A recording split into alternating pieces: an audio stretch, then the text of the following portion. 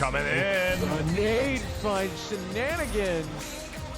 Wow, the res could come out from this. Another one. No, another one. These two are doing a little bit of a merry-go-round. Wookie's going to jump up, pops up through the stairs, and finds the backside. A fantastic move. A massive push from Scorpio, runs himself onto objective. Spoilty has to go into a race. He's out on objective. No one is there to prevent the cap. Scorpio could easily run away with 2 points here, and he ties it up. And now Spoil's the last one remaining. He's going to deal with the shield as the man rotates through. He pushes down. He pushes the shield. He finds one. He finds two. Zach Fontaine going down, and Spoils will clean that round up for beginners. Nades landing just too short to find Miracle Dev. Ooh, but that one! Spot on! Miracle Dev down. Mano's crossing. He's on OBJ. This could be a 2-point kickoff for Silent Purge. Yeah, he's tabling out. This is not very good for Vikings now. They've given up a second cap.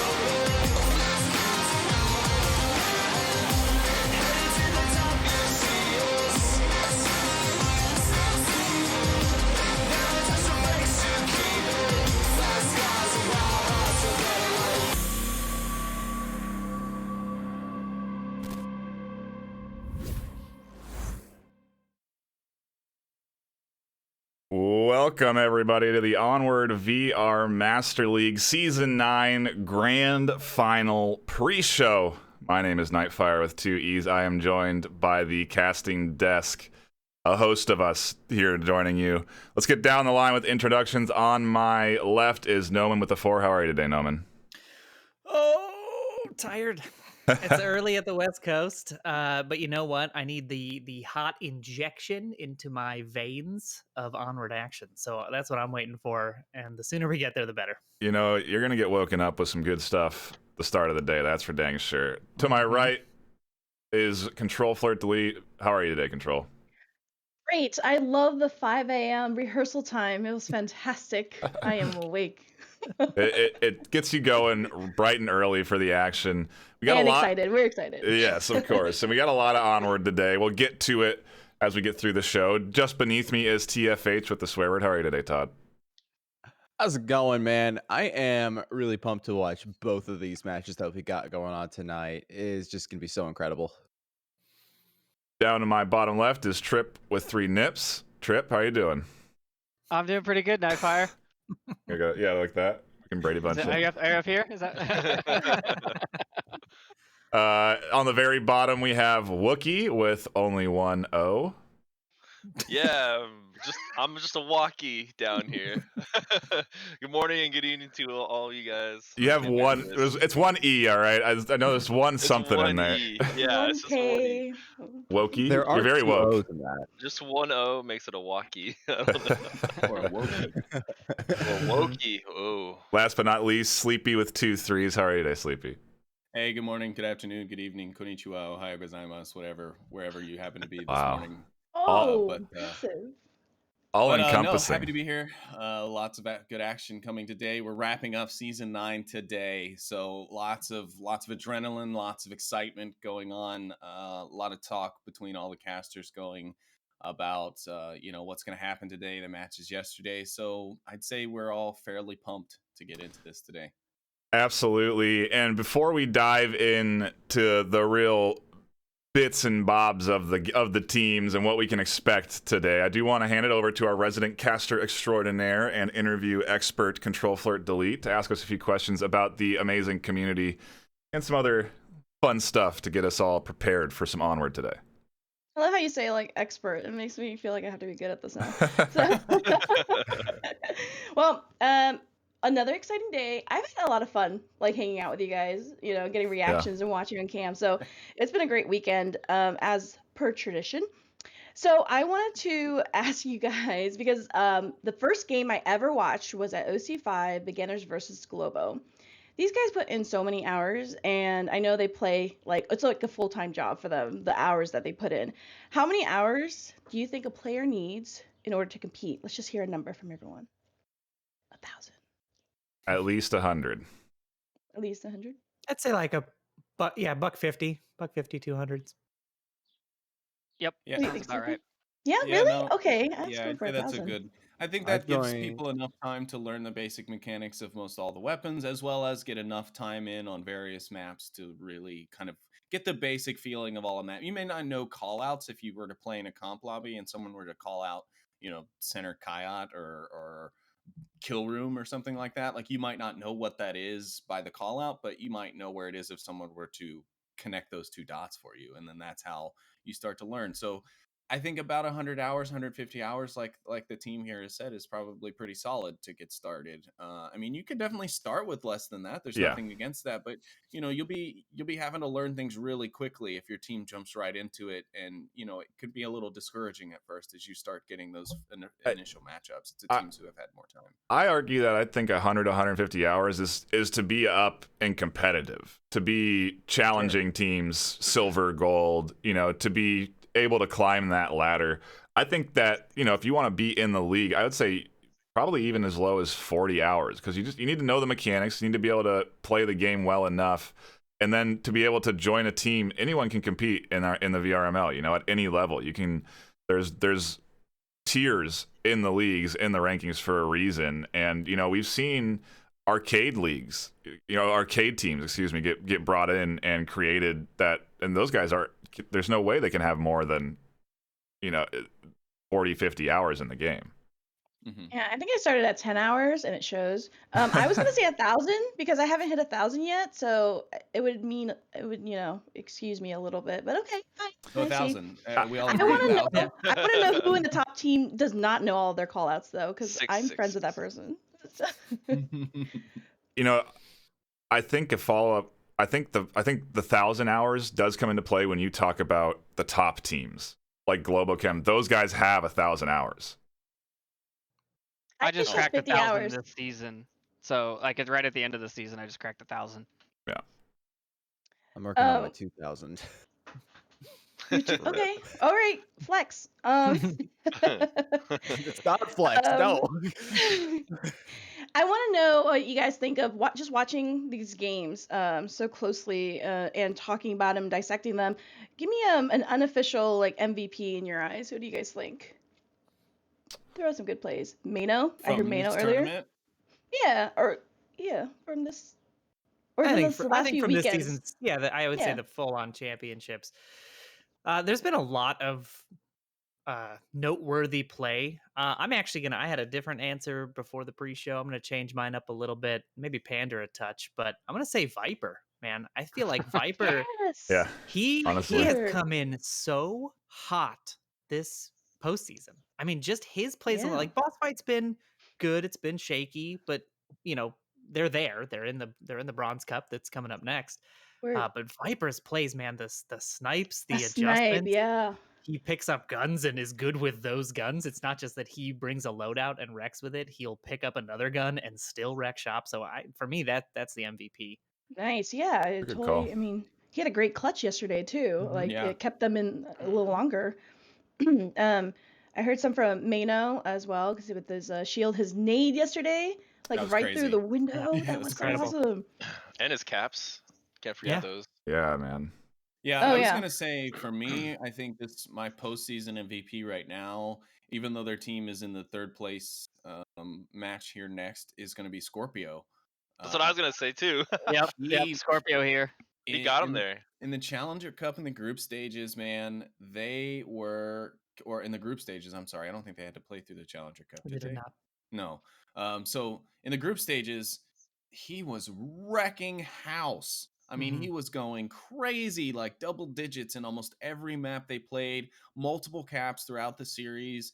And then I believe he also got a few caps in yesterday in a few of in those series. So For me, I'm saying Scorpio's the MVP. Silent Purge has got a lot of strong players right now. They were looking very strong They yesterday. do. So They're very so surprising to good. see both them and Boss Fight in that third place matchup because they've both been playing so well this postseason. But, Global Chem and Beginners aren't any slouches, especially in post-game time. So, they've obviously there's still a little bit more work that needs to be done, but the Giants are bleeding, and I like seeing that.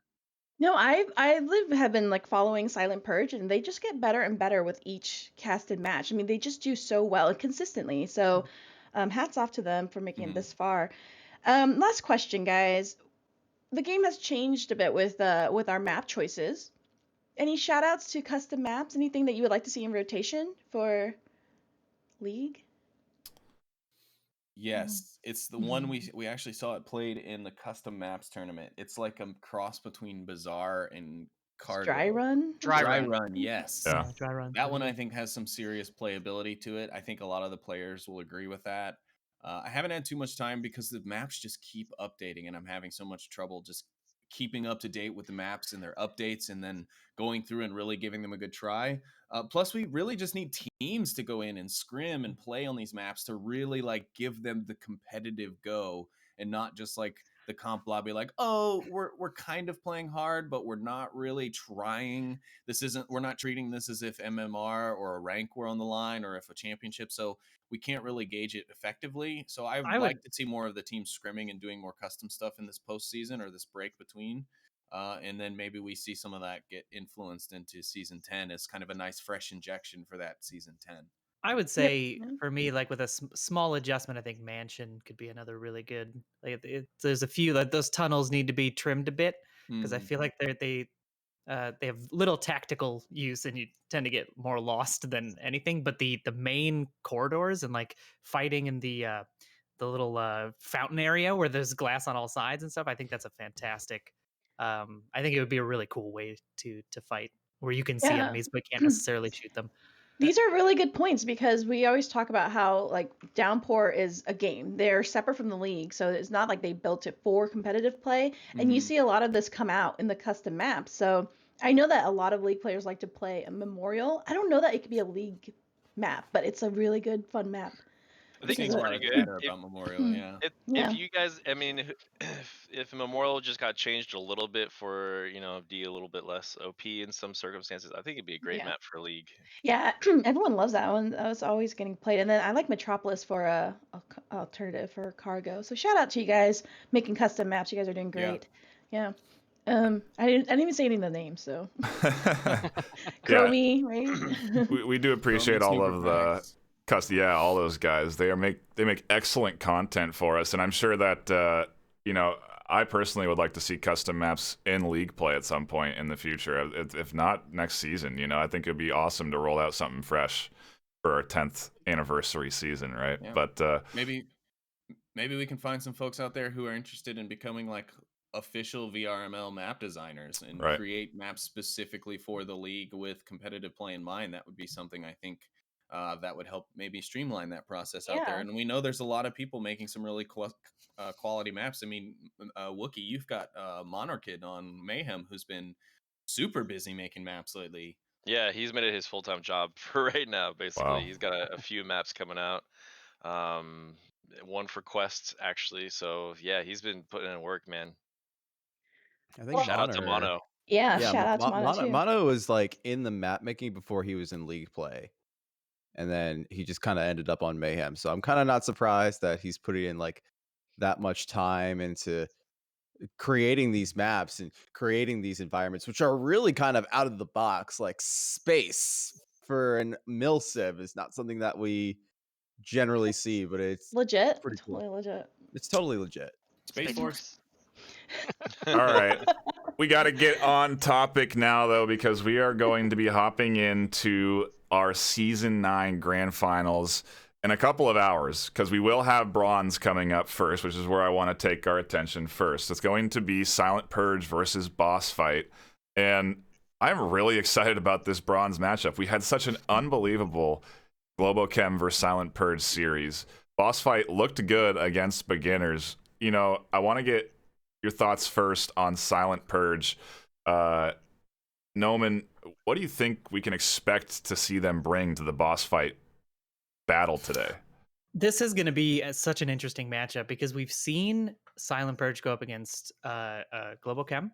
We've seen what they can do. We've seen the types of aggression and sort of outside of the box plays that they can bring. I'm going to be very interested to see how this stacks up against what Boss Fight brought yesterday to their match, right? Because I'm comparing them against their Globo performances, and both of those were top notch on both sides.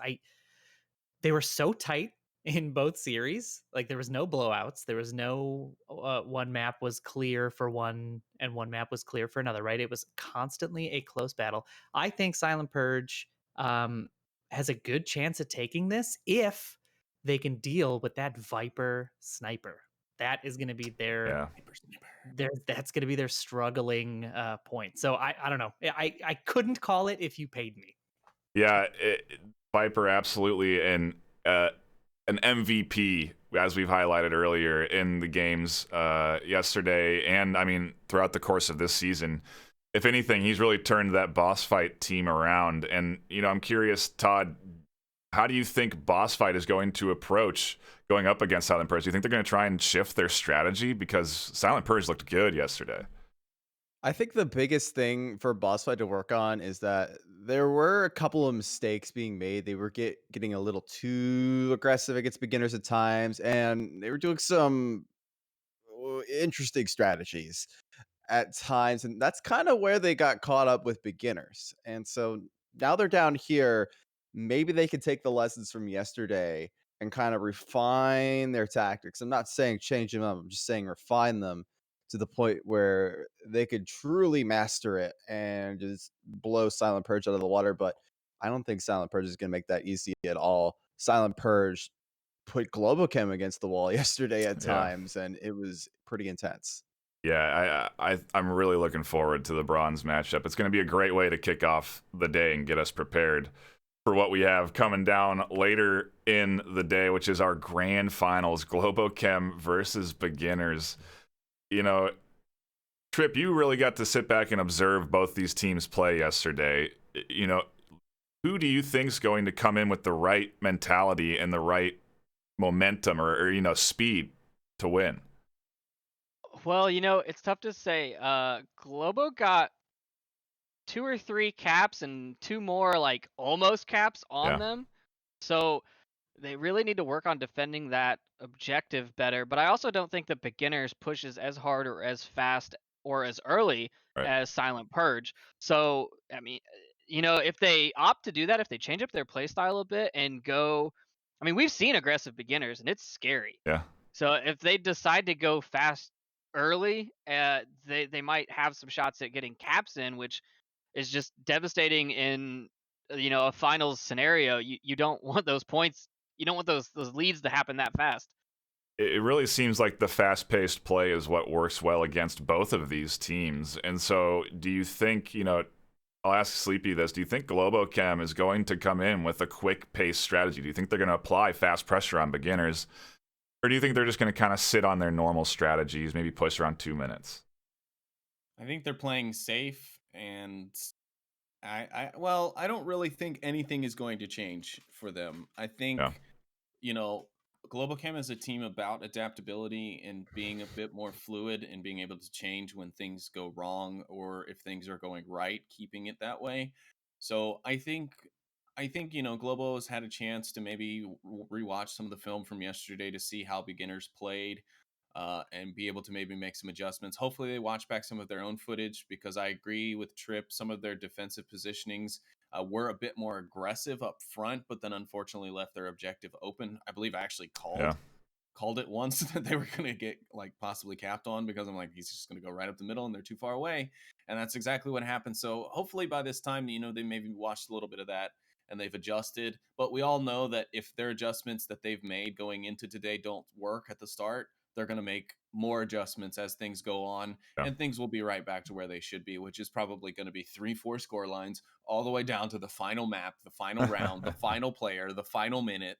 that's how it always ends up with these two teams, right? I mean, every finals we usually have with them, I don't think I've ever seen one end to the mercy rule, right? Like we've never seen anyone wipe 3 clean right off the bat and just end it. Like it's always gone to the final everything. So I'm not expecting to see anything different really here today.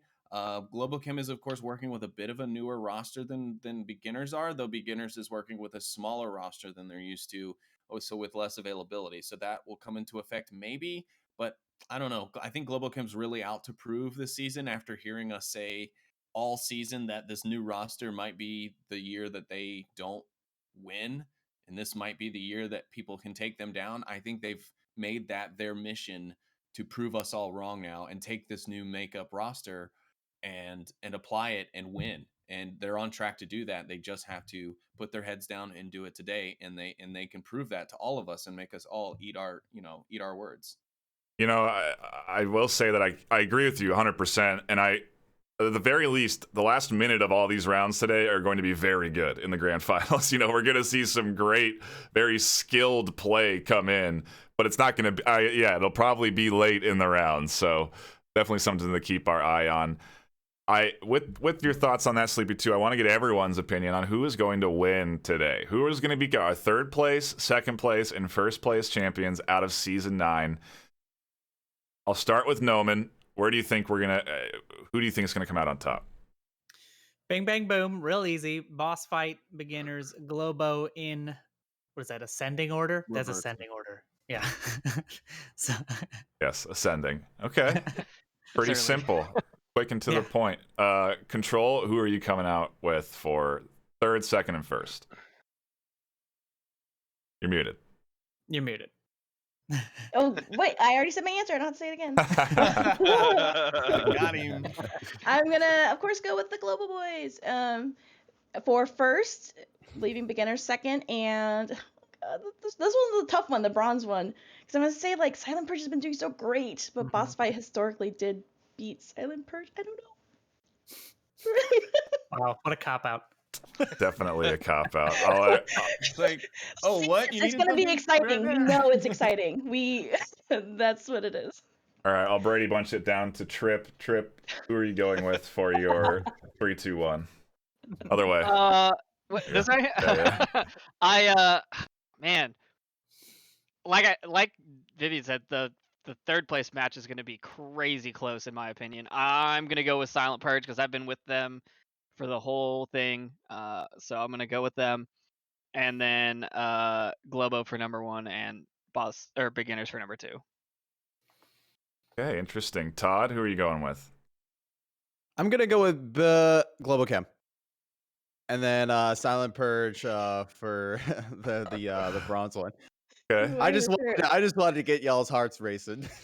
Sleepy, who are you picking? Yeah, I don't think it's going to be any different from most people. I'm going Global Chem, beginners, and boss fight for number 3, even though it's really tough to call, and I want to say Silent Purge, and I think it really could be Silent Purge. I chose boss fight yesterday, so I'm going to stick with them all the way through today. I think they'll come out on top in third, and then beginners and Global Chem in first, respectively. Okay, Wookie, who are you going with?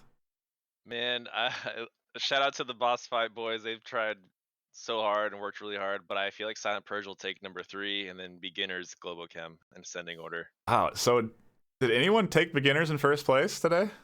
I don't think so. Sound like it. No. Wow, okay, a unanimous You never know. a unanimous Fine, right? desk decision for Globo Chem. That is I don't think Don't let us down, Globo. Yeah, That that's hasn't I don't think we've seen that before, but we'll see, right? Go ahead. Beginners have had a shaky play throughout this postseason. Like they didn't play so hot in the last stage. Like they played great yesterday, but the weekend before that in the group stages, they were getting capped on. They were getting beat out. They almost didn't make it through that stage. I mean, it got kind of tense for them, and I don't know. So if they don't play like they played yesterday, today, I don't know. They played good, but they kind of like started off rough. It took them a while to find their mojo every time. They kept running out of time on some of these rounds. So yeah, that's why I can't choose beginners as my number 1 pick. And Global's shakeup on their roster has not affected them. They've only lost 1 game this season. So far. I mean, in the regular season. Right. Very true. They, I will say they lost some rounds in the round robin. They did get beaten there, so it's important to Lost by beating remember. 2-0. Yep. They can lose, so we'll see what happens. Yes, they can. Either way, we are unanimously picking Globochem for our first place winners, and beginners coming out on second place. We'll see how everything unfolds in just a few minutes. We are about 5 to 10 minutes away from diving in to our bronze matchup to Silent Purge versus Boss Fight. We're going to kick it off with some high octane action. We are all thrilled on the desk to watch it. We will be back with more VRML action in just a few minutes. Do not go anywhere. The bronze is about to begin.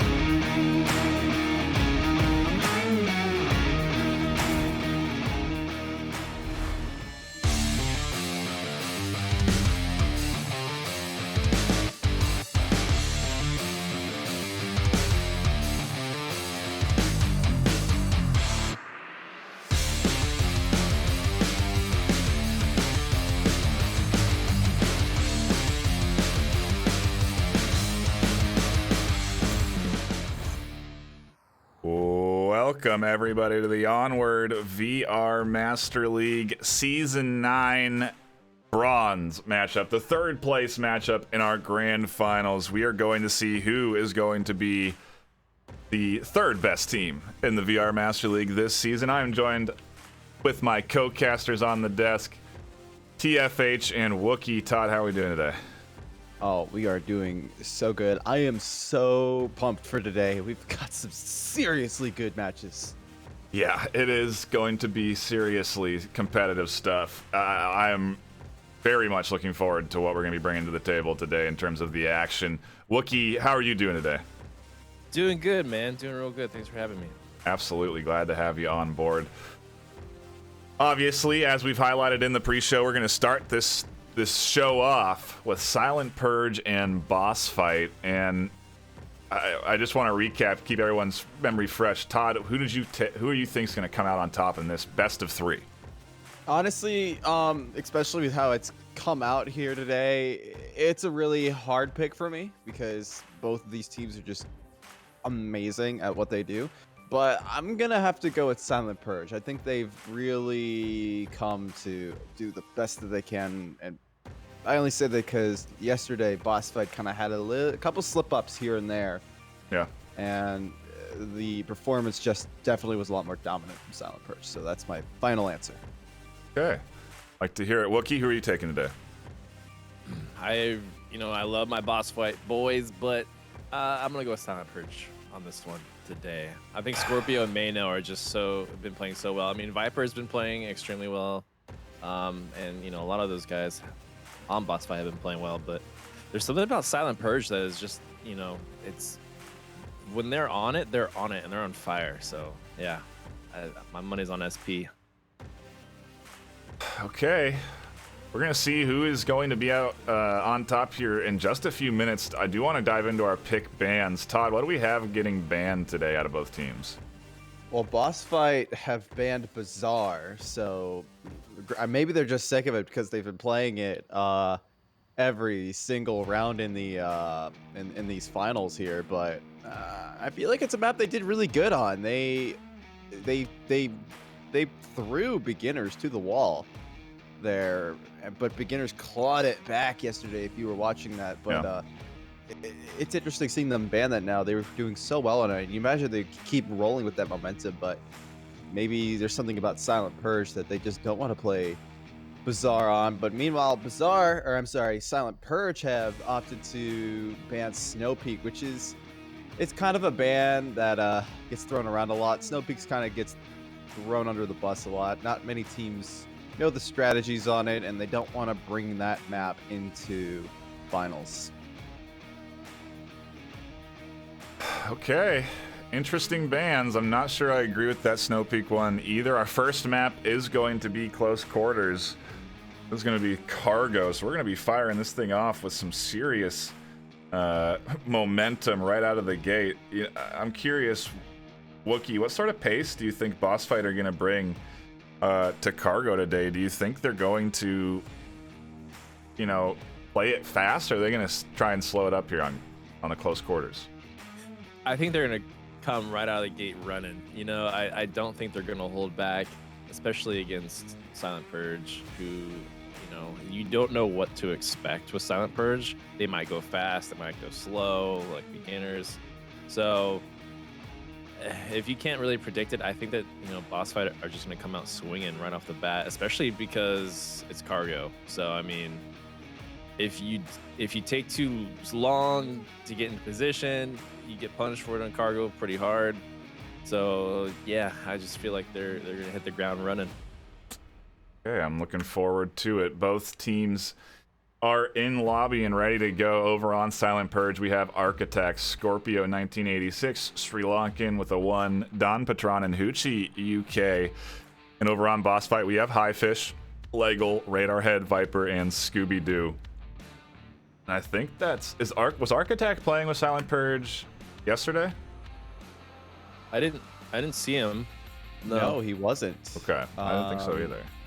I think he's filling in for Mayno, but yeah, you're right. Ark's a good player. I'm not surprised by that rotation. We might see Mayno later, but we talk about how on fire Mano is, but the truth is that's anyone on Silent Purge. They're all just some of the most skilled players in Onward, kind of on a team, and it's really awesome to see them get the groove on. We're about to get our groove on here on the VR Master League as we hop into round 1 of map 1. Silent Purge versus boss fight. The competition for 3rd place begins now. A highly anticipated match that I cannot wait to see how this shakes out. This is going to be fast, and fast indeed is what's in order. As Silent Purge dumping out smokes for a hard push up the middle. Yeah, and they are not stopping on that follow-up. Scorpio's charging on instant containers. The angle isn't there. He's unstoppable. He's already on the objective. He needs to find Lechel. He's free-firing toward it. He's able to find Lechel. Now he goes for Scooby-Doo. He's able to find that one. He's rotating around the backside, looking for high fish. Man, Silent Purge are just getting crazy with it right now. Scorpio is tablet out. No one is defending the objective except Viper, and he is distracted. He can't see the cap because of the smoke. And Silent Purge are already 2 points up. What? That's what I'm telling you, man. Wookie, what just happened? Right there. He's able to find pause. Now Smoils is very aware of the positioning, but Radar is able to finish that off. Boss fight once again will take the first point. That was really impressive play by Silent Purge. Seriously. Basically, what happened was Viper tried to kill everyone. Unfortunately, he couldn't kill the guy capping in time. And Scorpio just ran right up the middle, got 1 kill, and his team was right behind him. It was like a tsunami just washed over boss fight, completely just purged them of their positioning around the objective, and Scorpio just caps. That was insanity. It was I don't know who threw that red smoke, but that red smoke was in the middle, had complete coverage.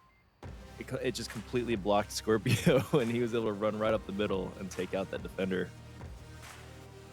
I don't feel like I need to say this, but boss fight, we're not anticipating that much aggression. No, they were not. I don't think I would be either. Like, it would be in the back of my mind, but that was impressive, man. I cannot believe what just happened.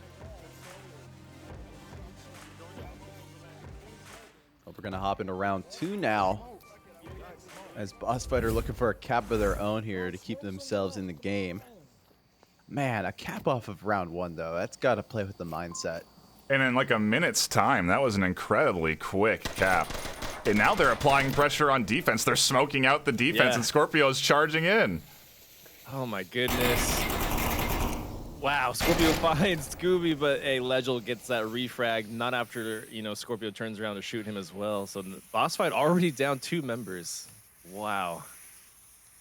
It's too early for me to be this blown away. If you were to ask me if we were going to see this much aggression from these teams, I would have said no. There is no way, but I'm being proven wrong right now. You would think, right? With so much on the line, they would go a little slower, but nah, they're going straight in. I'm seeing some comp lobby level aggression coming out of Silent Purge. It's absolutely incredible to see them be a force to be reckoned with at this velocity that they're going at, but boss fight, we're able to reclaim some of the momentum, like now it's a 3v3, and they're being very timid on their approach against Silent Purge. Understandably so, but they have those 3 defenders that have a pretty tight coverage over the objective. And we're seeing kind of the standard strategy coming out of boss right now, pausing up at the middle, waiting for a while. Ooh, that nade triggers that C4. That'll make boss fight approach a little bit easier. That was an accident. You hate to see it. Well, a couple pre-fire shots going out, but Silent Purge are now shifting mentality mid-game here. They were starting out very aggressive, but now they've hunkered down. They're waiting for the attack to happen. And just as I say that, Architect begins peeking. Yeah. Maybe boss fight have got to really take the memo from this first round here that they're going to be playing, or Silent Purge are going to be playing really loose right now. They're going to be very aggressive. They're not going to play as conservatively as teams like Beginners will. Architect peeks out there, but he is not ready for Highfish. Highfish will now clear up the objective just that little bit more, now into a 2v3. 3 minutes and 40 seconds remaining. Dompatron's able to find Highfish, now into a 2v2. 3 minutes and 30 seconds remaining. It's really upsetting that C4 got taken out by a teammate, you know, because like as a C4 placing player myself, oh, that grenade! The grenade was just within the limits, but Sri Lankan is carrying a molly, and that took him down as well. Viper's able to find Dompatron in the end there. Boss Fight will get a point of their own. That aggression's paid off at the beginning of the round, but then, you know, Boss Fight, you know, congrats to Boss Fight getting it back together and bringing it back. I mean, that was a lot of momentum to overcome in the beginning, especially with Scorpio flanking so like early with that quick push. It was, yeah, good job, Boss Fight.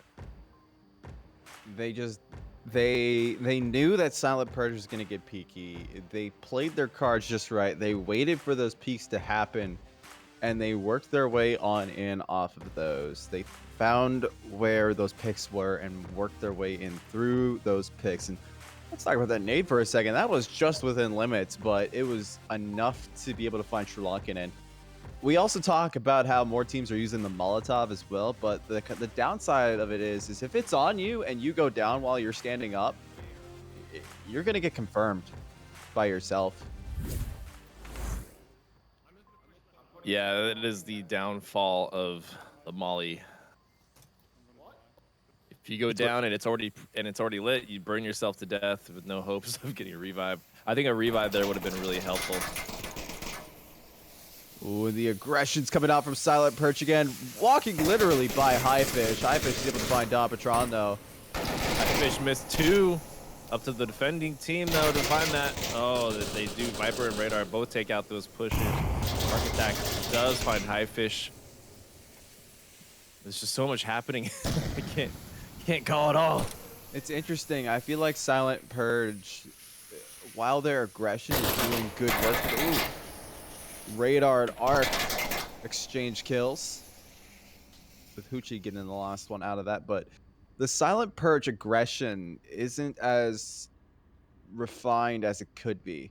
We're seeing just one person, Sri Lankan in that case, pushing up. And while Scorpio was able to do wonders with it last time, it wasn't as powerful as it was the first round. And I think Boss Fight are really coming to when it comes to this kind of aggression. Yeah, I think yeah, they found Hoochie, and you know, now it's a 2-2. But I think what happened was Boss Fight were keen and they were expecting that push. I think if Silent Purge mixed it up a bit and just completely played it slow. Literally by Highfish. Highfish didn't find Dompatron though. A little bit. Highfish missed 2. Ready for that push. Up to the defending team though to find that. 2 defenders that do. Viper and Radar both take. Highfish was able to walk by, you know, that group of Marsoc and was able to pick off the one that was on the tail end. So, you know, congrats to Highfish going in and throwing a monkey wrench into that Marsoc push.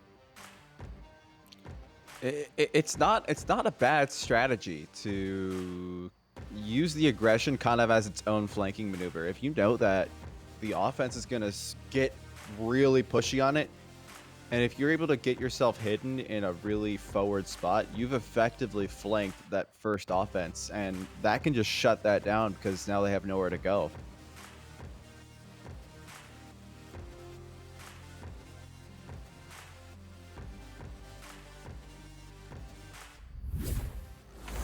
Been a good few rounds to start things off. Take a look at the overall KDs. Silent Purge definitely finding kills, you know, and it is even across the board. We're going to look at Viper here, 6-0. You want to talk about the MVP of Boss Fight? He is certainly proving the words of the analyst desk true today. Right now, he is doing very well in these cargo matches. I think he does well in any match he gets thrown on into. It's why Boss Fight were so happy to pick him back up once he returned to playing and streaming the game again. And he's really proven that, you know, even if you do take an LOA from the game, the nice thing about Onward is it's not like CSGO or, you know, like those major competitive esports where the meta shifts every day. You have to be on top of it. Onward is a little bit slower, so it kind of allows a little bit more leniency. Personally, that's why I like playing in it, is because it's not consuming my whole life. Well, not only that, but I think you have that existing meta, and then there's like you can tweak it a little bit here and there. Like it's still, you know, sort of meta, but with your own spin, your own flair added to it. So I think that's what is one of the things that makes Onward a bit more defining. Like people will begin to recognize you based on your loadout. Not only loadout, but also your physique as well. Keep in mind, True. the genetic traits that you are born with, namely height, come into play. It actually decides where you can go. We talk about like players like Edna Chang. She can hide in places that are pretty unconventional because, well, she's a shorter person. She's like a moving, a roaming turtle, an angry turtle.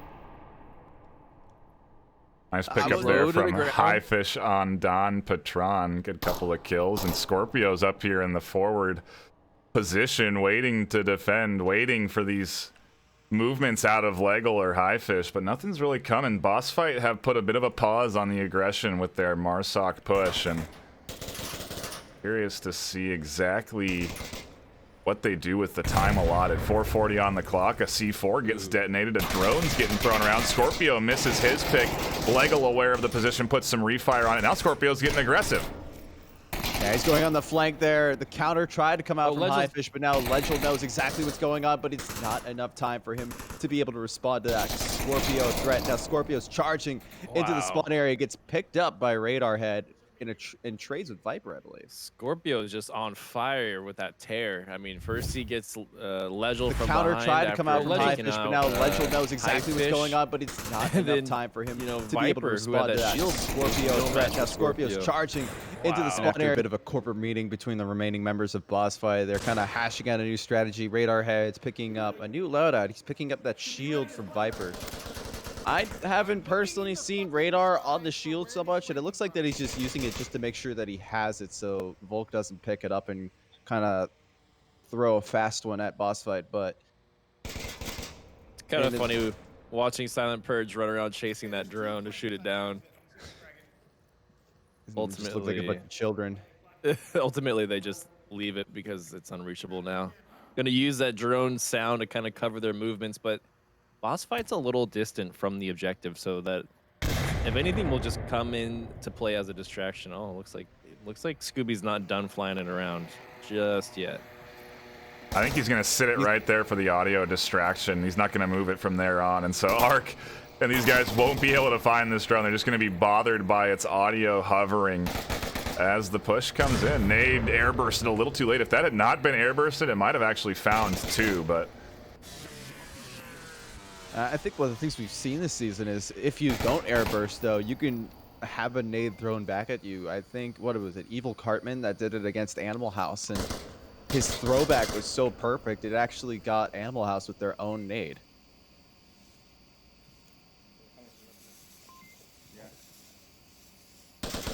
Now pushing in, the drone has been taken down, so that audio distraction is no longer there. Scooby-Doo identifies one of the Silent Purge members, Hoochie namely, but the latter will get the better of that. Now we're into a 1v3. Silent Purge are looking pretty strong on the defense. Boss Fight are a little far back right now. Hoochie gets his confirm in, but now it's all up to Radar Head. And we talk about Viper, but I think, you know, in any sport, whatever there's a great person in a sport, he has someone there supporting him kind of in the background. And Radar Head does exactly that. The Radar Viper duo is just an amazing combo. Yeah, it really is. Now, Boss Fight down to the last remaining member with Radar. He's pulling a, you know, little Teenage Mutant Ninja Turtle with that shield on his back that, of course, does protect his rear from bullets, but the second he turns around, he'll be exposed. I mean, it is nice to have the shield on your back, and when you do have it on your back, it legitimately does provide a good amount of cover. I've been saved by it a couple times, namely when I was on objective or like capping, and maybe someone's coming up from behind, and it gives me those few extra seconds to secure that code. So Radar just having the shield on the back, not even playing with it, is such a good thing to have. He's able to find Hoochie now, but his position has been given away. Sri Lankan is trying to go for that kill, but now we're into a game of ring around the rosy but ooh, he tries to rotate away, but Radar played his cards right and is able to get that pick. Now we're into the final minute of play here. It's 1v1. Radar Head's trying to get Boss Fight the lead here. It's him Radar. versus Architect. Yeah, Radar Head doing a fantastic job evening this up. It went from 3 people to 1. Yeah, no, he is playing his cards like perfectly right now. He's waiting at the midpoint, waiting for Silent Purge to get peeky because that's what they've been doing all day. He identifies Architect. Architect, I think, took a hit there. He had to use his syringe. Radar Head's not exactly happy with that shot. And now, ooh, Arc almost gets He's out of ammo. a pick of his own. Radar's thrown away his old gun. He's Picks got up a a new one. 15. 10 seconds on the clock. He doesn't have a lot of time. He has to apply the pressure. He has to push. Arc is aware of this. And Radar is going to be out of time. 5 seconds. All Arc has to do is high, and that's what he's going to do. Oh, man. Oh. Nice attempt by Radar. Oh, and he does actually fight him in the after round ends. But, hey, you know, Radar, maybe he felt inspired by Viper's clutch yesterday because that was incredible. Radar almost today pulled off an amazing clutch himself. If only he had another 10 seconds on the clock. Just Boss Fight's ability to fight man down is an absolutely incredible feat. It doesn't matter who they're going against. It could be beginners, it could be this team, but even if they're down to one person, they are not out of the game just yet. They're going to try for that point.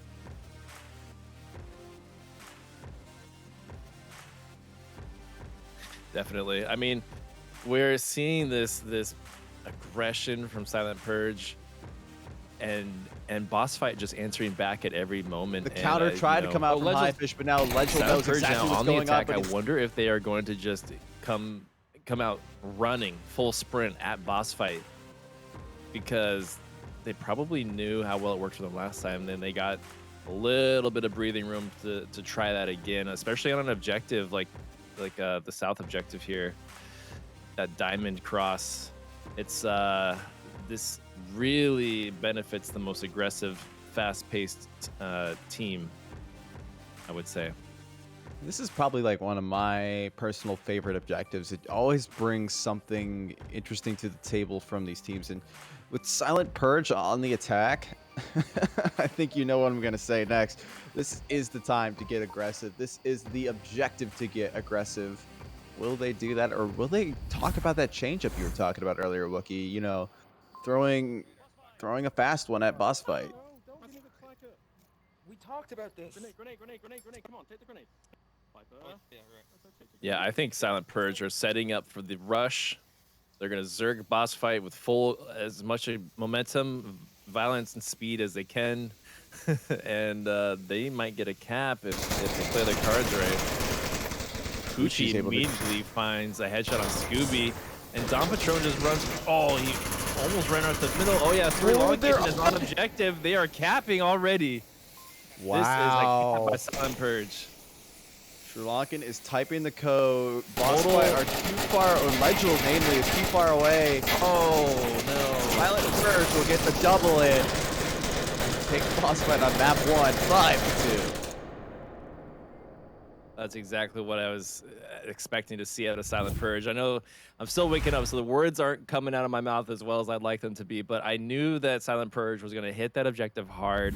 They weren't going to ease up. Like, I mean, they had nothing to really lose, per se. Like, if anything, they'll just defend it and win, you know, ideally in the round afterwards. But so might as well hit that objective hard without Boss Fight being prepared for it. Hey, I was talking about this earlier, you know, I think Boss Fight can pull it off, but they've been making like really small mistakes lately. They have good strategy, they have good players, but when it comes down to it, there's like one little crack that always emerges in the strategy that makes the whole thing just fall apart. So they are, at least from this map 1 performance, they are just on the verge of greatness, but Silent Purge with the aggression is just, they are in the groove right now. Yeah, they definitely are. And I mean, like, Cargo is one of those maps where individual skill shines more so than I would say teamwork, especially on maps like quarantine where teamwork can kind of overcome the individual skill set of the players. But man, Cargo is all about, violence, speed, and momentum, right? You got to get in there, kill your enemy quick, and it all comes down to individual skill. We mentioned earlier how many hours it takes to get to this kind of level of play, and I would say minimum 1,000 for the members of Silent Purge to all. It's not really a matter of known strats. It's just more of a feeling of playing Cargo enough to the point where you know what people are going to do and what to expect out of them. Map number 2 has been decided. We are going to Quarantine. This one's been a fan favorite and honestly a team favorite for most of these squads that have been playing it over the course of the semis and round robin and Challenger Cup. It's a very common picked map that we've been seeing out of these top teams, and I'm curious how Bossfight and Silent Purge are going to go out against it. Bossfight did not do very well on this map against beginners, but they have picked it here today. Yeah, they did put up a very gallant fight against the top EU team as of right now. Or actually, as the top EU team, I should say. But you are right. They did have a couple moments where they struggled for a bit, but Viper was kind of able to wrangle some rounds in for the Bossfight crew and get themselves in a pretty competitive stance against beginners, but it just wasn't quite enough. But maybe they just felt really good on that map and now feel like that, let's play a larger map so Silent Purge can't do these incredible rushes. Let's force them to have to hold angles. Let's force them to have to hold positionings and wait for the opportunity to arise for the push. And maybe we could play better than them on that. Still waiting on a 5th for Silent Purge. Who do you think we're going to see come in as that 5th man? Arc Attack still there on the roster, so who are they subbing in if they are going to do a sub right now? I'd imagine right now, given his performance yesterday, it has to be Mayno. We were talking about him even being the MVP of yesterday's matches, and rightfully so. He was just on fire. The skill was there, and his perception of the battlefield was perfect, and it really helped Silent Purge stick it to Globocav, even though they weren't able to do it in the end. But they might be able to secure that 3rd spot now as we are in map 2, and they have that 1st point to begin with. I wonder if they bring in Mayno personally. Yeah, I wonder if they are bringing in Mayno or if they're just having some connectivity issues. But either way, I think Silent Purge chose this map, right? Didn't they? No, they are on Volk right now, which means that they did not choose it. This is Bossfight map. Okay. And they are subbing out Sherlockin, which makes sense. Sherlockin is kind of their, for the most part, designated shield user, and he's really good at it, but he also really likes to play those short-range maps because Sherlockin likes to bring that aggression, which works marvelously for that Silent Purge strategy that we just saw. But Mayno's really good at those long-range maps. We saw him do extremely well on Bazaar, and he also did extremely well on this map yesterday against Globocam, so I wouldn't be surprised. That is my bet.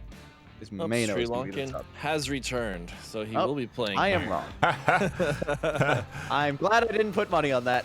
Well, I was about to say that it would be weird, in my opinion, to not go with the roster that you just 5-2'd boss fight with. Everyone's feeling good on there. Everyone got kills. Everyone did well on Cargo. Just ride that momentum into the Quarantine map, and it'll be interesting because Silent Purge definitely aren't going to mimic the beginner's style of play, which I do think would work against boss fight, as we saw it work yesterday. But it certainly is something that I could see being effective.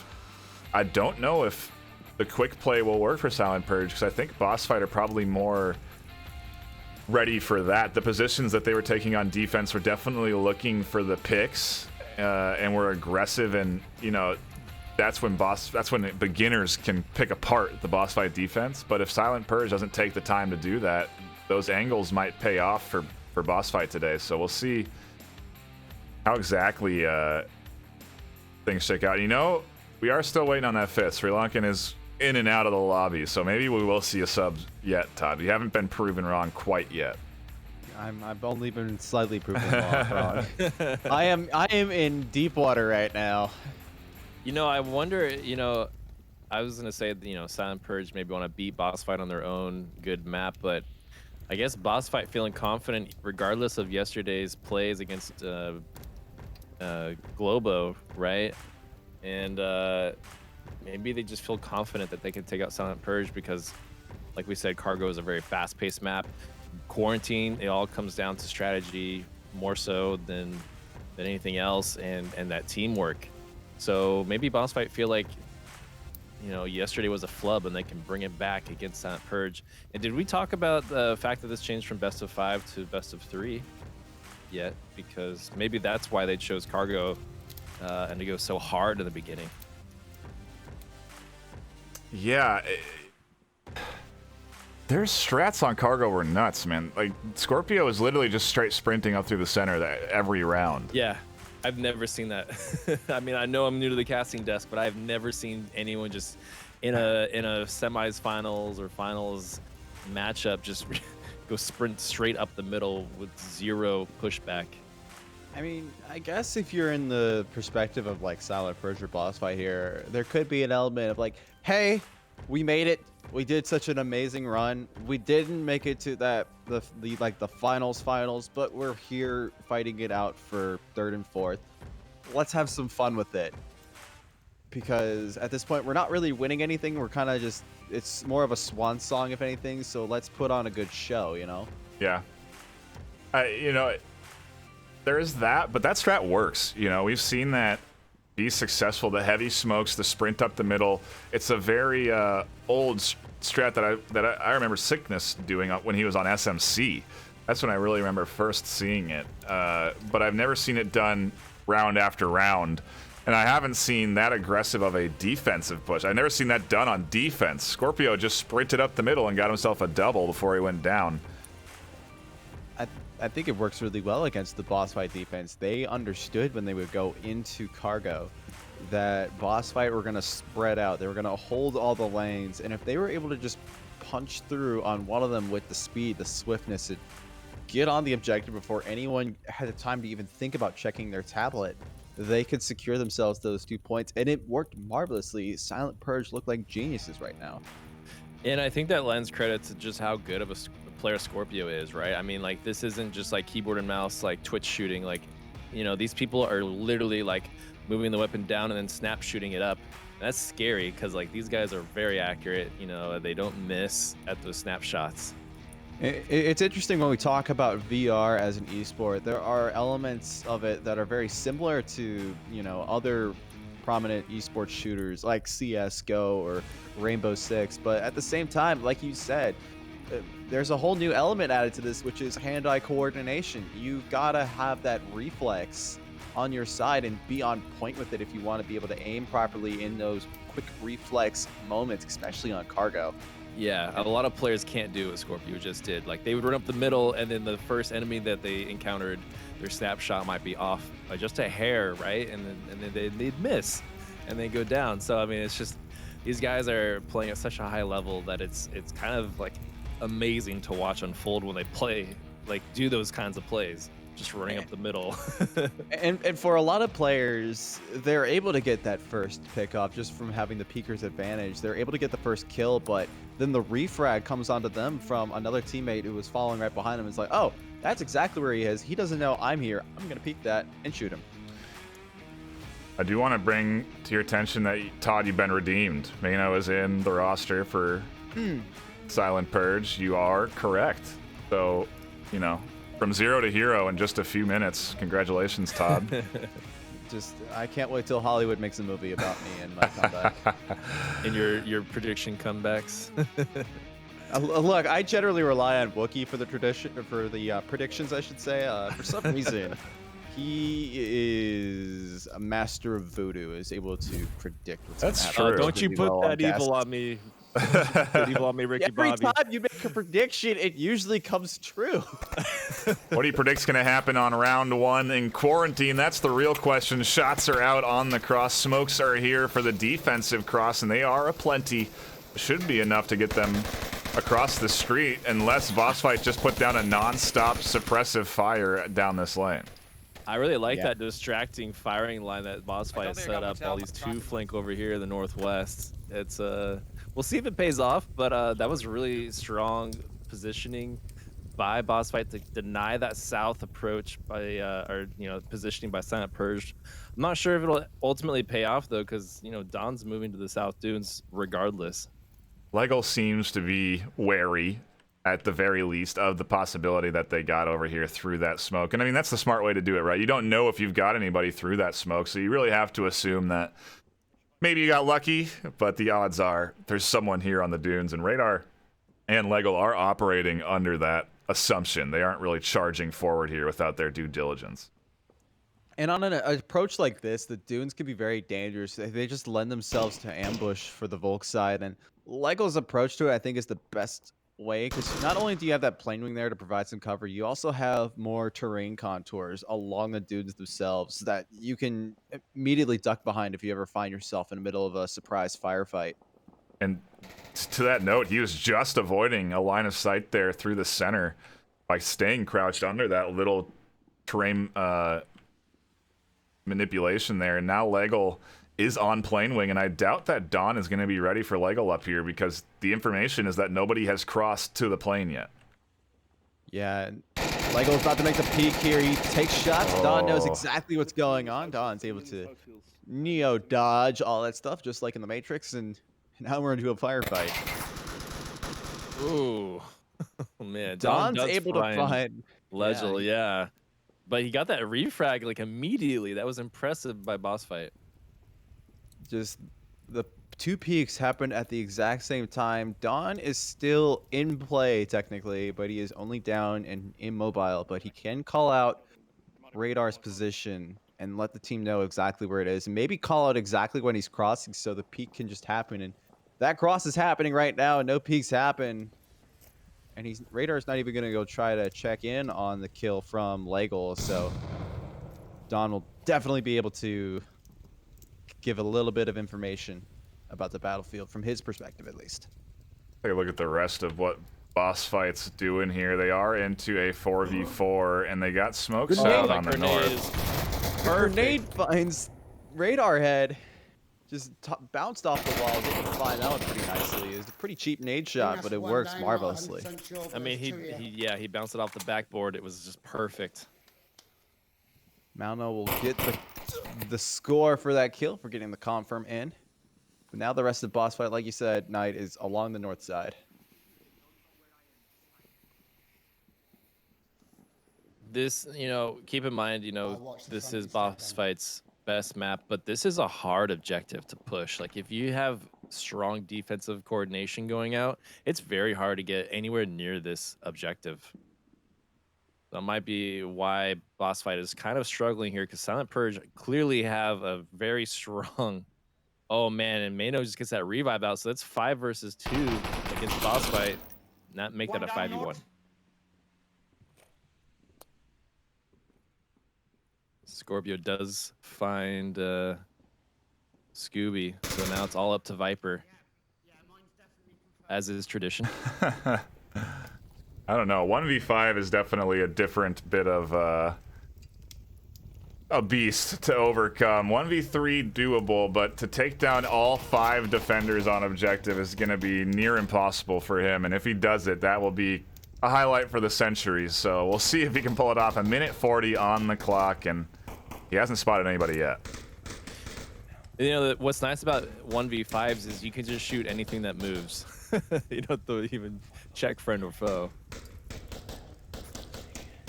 And the Boss Fight defense right now has been on point. I'm sorry, the Silent Purge defense has been on point. They haven't lost a single member. They were able to get that res on the Dawn, and Boss Fight have just been making small mistakes and kind of trickling their offense in rather than coming in as a team. And Silent Purge are just defending really well against that.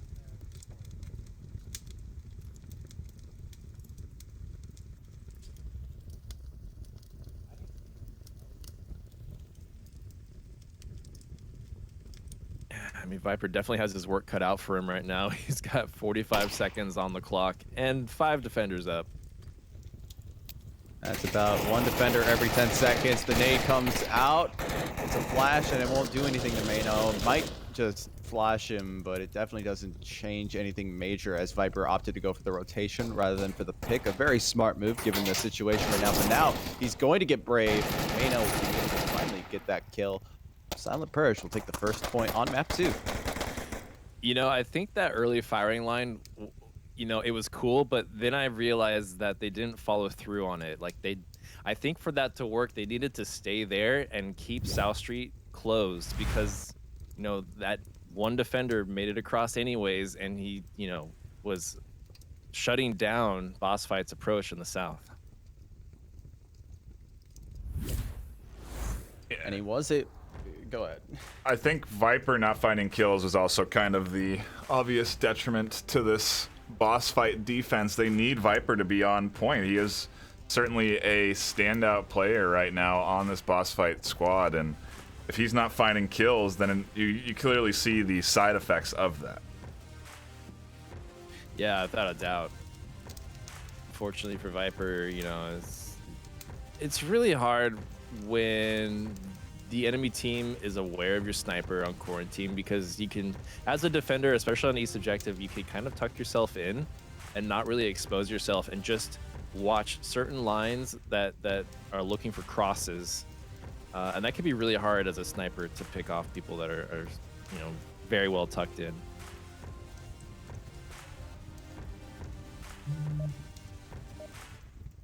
Round number 2 of map 2 is underway. Silent Purge leading the charge. They've secured themselves map 1 5-2. And that was their map pick. Now we go into round 2 of Boss Fight's map choice, and you know, you gotta wonder if Boss Fight are gonna be able to defend against the Silent Purge offense. A little longer range map may give them a little bit more time to position their defense and get set up before the attack from Silent Purge, but I can't imagine that they're gonna pull the brakes on any of this right now. Scorpio is really full sprinted, hasn't not been sprinting since spawn.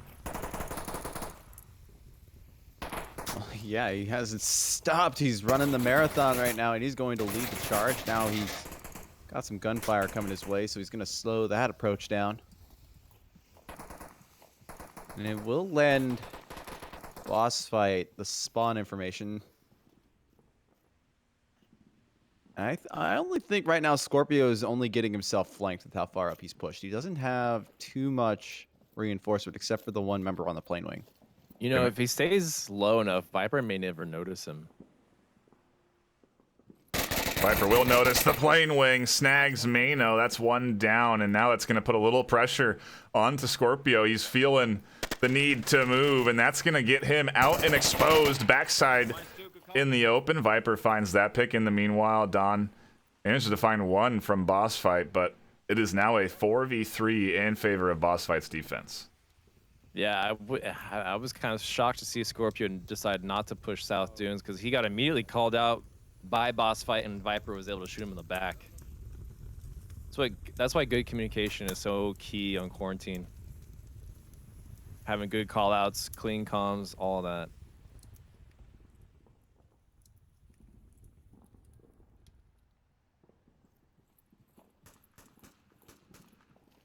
We lost too. Hoochie in a bit of disbelief that 2 hard dead right now. He just kind of called out to his team that they got 2 down, and at least now they are aware of the count of their team, you know, because that can give you false confidence. That can make you push up an angle that maybe you shouldn't be pushing. Don Patron looking for a picks here on the north side.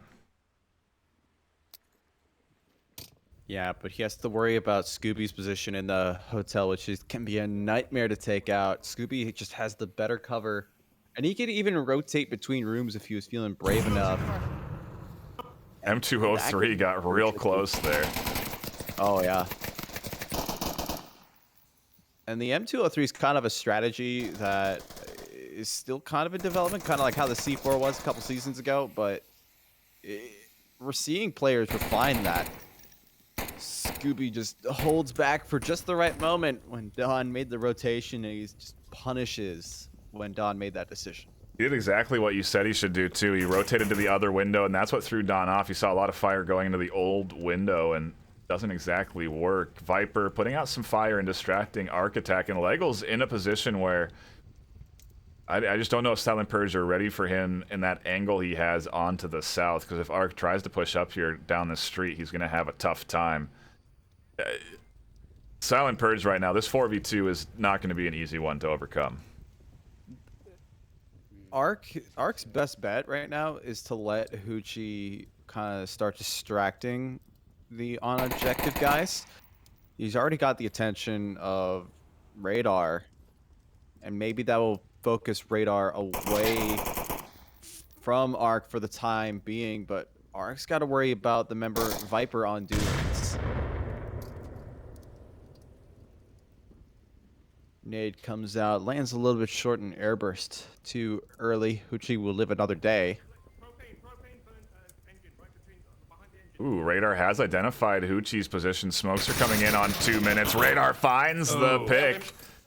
Nice little bit of shooting, and now it's all up to Arc Attack behind the Humvee. Yeah, and he's completely surrounded right now. There is not much that he can do. Ideally, if he had more time, I would say that he should rotate back and maybe try to find a different approach to the objective, but with 1 minute and 45 seconds remaining, that is just not an available option. He's got to make do with what he's got and see what he can push in. He should be worrying about the dunes because he knows that someone's out there, and he's looking that way, but the slow rotation will ultimately get him caught out by Viper, and Bossway will get a point of their own. I think it just goes to show how difficult this objective is to push. Like, if your team has strong defensive strats on this objective, it's going to be so hard to get anywhere near it. Viper with the sniper on the south was certainly a nice position for him to get into early, and, you know, obviously pays off. I don't think he had a kill until those rounds, so I'm pretty sure he picked up 3 there, if I'm not mistaken. 1 on the plane wing, and he got Scorpio, and then he got that final kill, so certainly a vital position for him, and that's my point, right? Last round, he didn't have any kills on the board. They struggled. Here, he finds 3, and Boss Fight come away with a win. Yeah, and those dunes are just such a powerful position for someone with the playstyle Viper. It allows for so much visibility, and, you know, Viper likes to talk a lot, and with that much visibility, he's going to paint or verbally paint a picture of the battlefield for his team to work off of. And when he held that position, Boss Fight were so strong there. I think they still had the 5-0 or the 5-man squad still up when they got that win. Round 3 underway. Silent Purge versus Boss Fight. Map number 2 in the best of 3. So right now, Silent Purge are looking at a potential 3rd place position overall. Rank 7 worldwide, the lowest you could be going in to these finals, unless you came out of the wild card. And they have been able to continuously punch up. They've nearly beat Globochem. They're beating Boss Fight 1-0 right now in maps. I'm interested to see if they can keep the trend. Well, a lot of smoke's coming out there covering rotations. It looks like Silent Purge is going to opt to rotate very far out, but they forget the fact that Viper is darn good on that sniper rifle. At least Don did. I can't remember who said this was a contingency for Silent Purge to win, but as long as they didn't peek, they would be fine. Viper is such a good sniper that if you expose yourself, you're going to get hit, and I think that's what's been hurting Silent Purge right now when they get into these disadvantages, is that they are exposing themselves to these long angles. Yeah, Silent Purge has been playing very aggressively, and like you said, they do expose themselves to those long angles. They don't want to wait. They don't want to hold angles. They just want to be there, be in the action, bring the action to Boss Fight. And Boss Fight, I think, on this map are very ready for that kind of a push. They get the information beforehand of where the push is coming from because they can see those angles as they get peeked.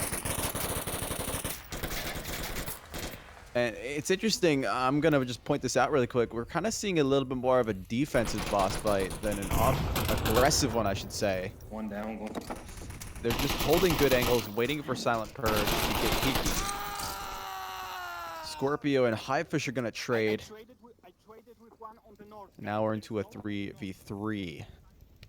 He is resible, so I wonder if that's going to call for a rotation out of Mano. It does look like he might be dropping back to get this res, and I think he has the option to do so. As long as Boss Fight don't apply the pressure, Architect's able to shut it down regardless. Finds 2 with a double and a hard push, and now he's all alone dealing with Viper, the last one alive. That was such a good push by Architect. He was just sitting there at that down Humvee, just waiting for them to get into position, using his ears, and then the smokes came out, and he just got him. Wow. Viper is on top of it and takes out Architect from behind. That was a beautiful flash. What a great job pushing that. He knew right where he was and snags the kill right away. Very savvy move, and he's whittling away at the 1v4 that he had in front of him. Now it's a 1v3.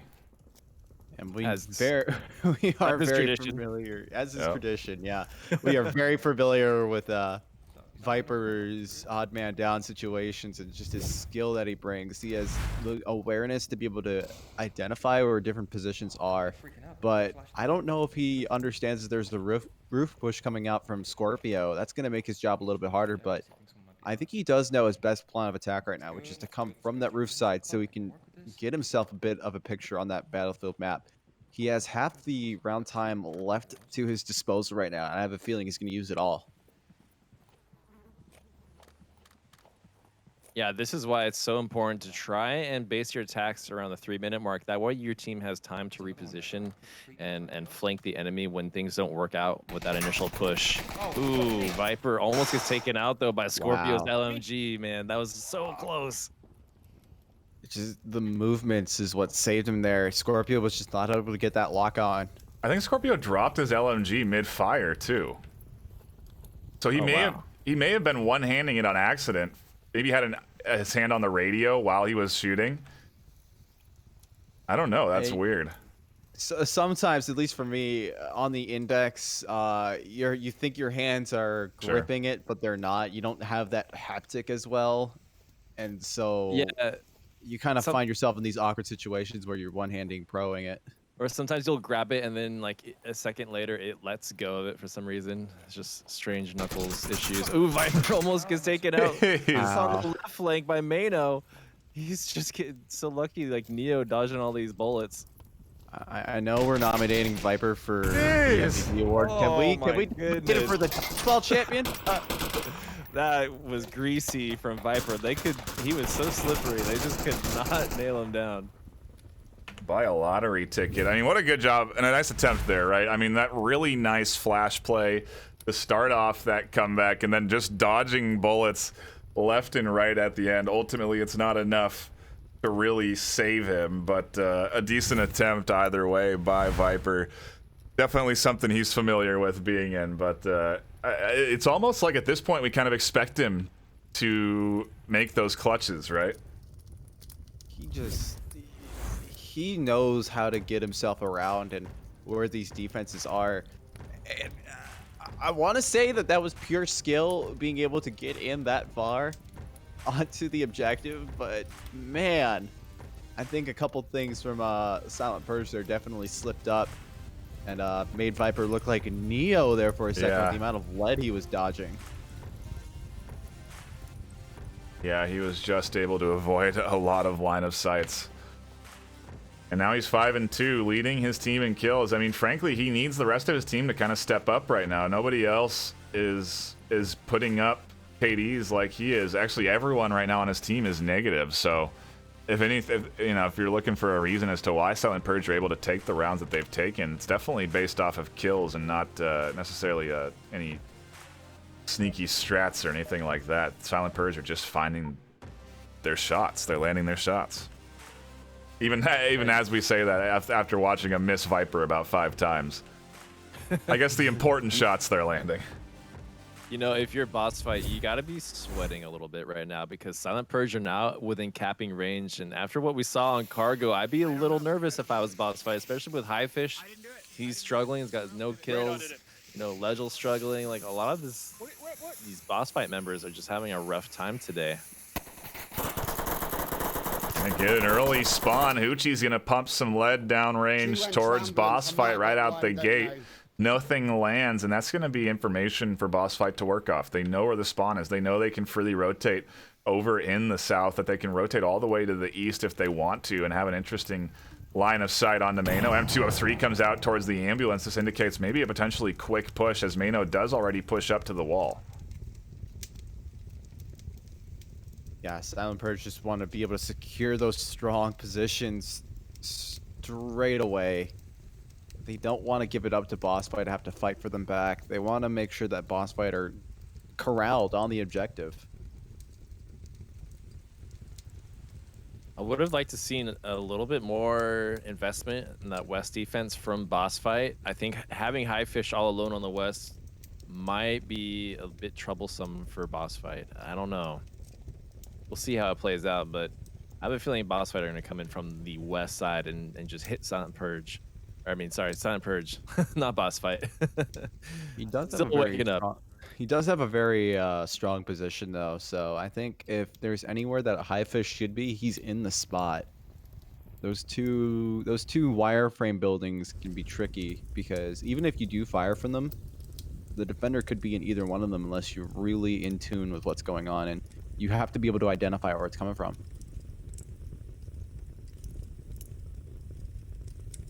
Yeah, it's such a tight line by HiFish right now. Very, very tight. And he's not even focusing on trying to catch out Don Patron or Arc on a weird rotation. He's trying to catch him out whenever they feel confident that that area is secure. They're gonna, coming from the perspective of Don and Arc, they're gonna try to peek or, check that first wireframe building. And after they see that, they're gonna, relax a little. They're gonna think that, oh, we have this courtyard. But then, nope. HiFish is there. Yeah, I have a feeling that's what's gonna happen. Todd with the good old predictions. I think that's gonna happen. We'll see if it does unfold. Scorpio here in the center, slowly inching his way up through the rubble, as is Mano. They're gonna be running into Legal in no time. I'm wondering what the Silent Purge cadence is for this push. If anything, I'm willing to guess it's maybe around a 2.5 minute mark that they're looking to make their charge in, but they're playing it pretty slow over on the east or the west. Yeah, they are, and this play looks familiar. I believe we saw this against Globo by Silent Purge. This is kind of when Scorpio just prone walked right up the middle towards ambulance and almost got a cap out. He just wasn't quite ready for that code. So I have a feeling Silent Purge are going to try and pick off a few defenders, and then maybe Scorpio will do that similar play where he goes right up the middle and pushes for a cap. I feel like boss fight are a little bit more present on objective than Globo was in that play that you're talking about. I think the only person who had real eyes on the objective was Izzy, who got taken out by Scorpio, and then it was Thunder, I believe, who was on those dunes. And ultimately in that, it was Thunder who clutched it and saved Globochem from having to fight a map 3, but... Well, Scorpio's about to be on top of Lego in the middle. Lego does spot him out. C4 gets detonated, and down he goes. Scorpio went for the pick and gets shut down. Now Mano's going to look for the refrag. He's looking for Lego inside that burning building. He knows that someone is in there. Something happened to his good friend. They're about to run right into each other. Don't mean to cut you off, Knight, but I just had to call attention to this because they're just playing Ring Around the Rosie right now. They are indeed. Don Patron might find himself with an angle soon enough onto the HiFish back. He doesn't peek it far enough. HiFish able to get Arc. The refrag not coming in from Don, and HiFish is still here exposed to Don's angle. Finally, Don does stand up, finds himself the shots, and a bit of a back and forth on the west side of things goes in favor of boss fight overall. They're into the 4v3. Hoochie taking that down to a 3v3. He gets scooped up by Lego. Lego also finds Mano in the center with a double, and just like that, Silent Purge into a 1v3. The res can come out though, and it might be Silent Purge's best bet right now. It's a little exposed. Not quite. Yeah, Don can't. Don doesn't have a means of getting over there without charging through several boss fight defenders, and at that point you might as well be capping. So yeah, I'm probably gonna call it for boss fight right now. Just the numbers are not there for Silent Purge unless something truly incredible happens. So brave of you to call it for boss fight. They end up getting their defense, tying it up 2-2. A solid hold there from them on quarantine. They are hanging in there for their third place. If they lose this map, it's done. Silent Purge come away with that third place rank overall in Season 9. And, you know, it's prestige. Boss fight want to at least be up there in the 3-2-1 for Season 9. You know, that's something that you can use to recruit. You can use as advertising. It's a nice little accolade to be able to attach to your team. I don't, well, it is true. Yes, you are right. You know, being able to say that you went to the finals is such a huge accolade. But Boss Fight are just one of those teams that, pretty sure if they asked, anyone would be happy to join them. They just have good vibes and they are performing extremely well. Even though we are pointing a bunch of weaknesses out in the plan, like compared to a lot of league teams, they can dominate the battlefield. So it's absolutely incredible to watch these guys work. And this is Boss Fight's objective. Like, they're very good at getting in there, out from under the nose of the defenders, with, you know, under the cover of smoke and just getting a cap out. So, I mean, we can't count Boss Fight out of the fight just yet. This is definitely, I've seen them pull off some really great plays on this exact location.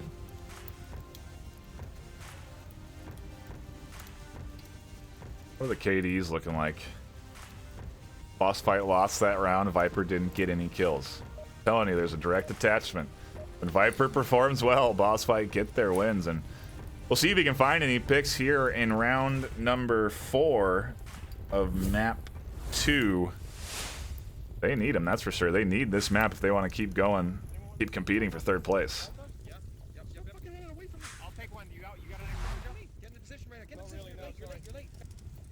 Isn't it round 5? Is that what I said? Yeah, no caps. No caps have come out. What did I say, round 4? You said round 4.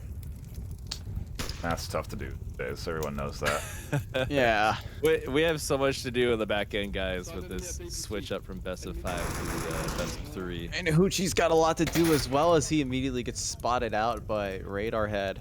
And he's going for that pick. But now I think he's in a situation where he himself might be flanked just from his extremely forward position. Wow, Hoochie just got right up there so quick. I can't believe that. I almost want to say that he understood how forward he was and tried to rotate back, but now he's going for an even stronger position that's even more forward, I want to say. He's going for that rooftop, but if he gets flanked off, he has no support. It's going to be all up to him.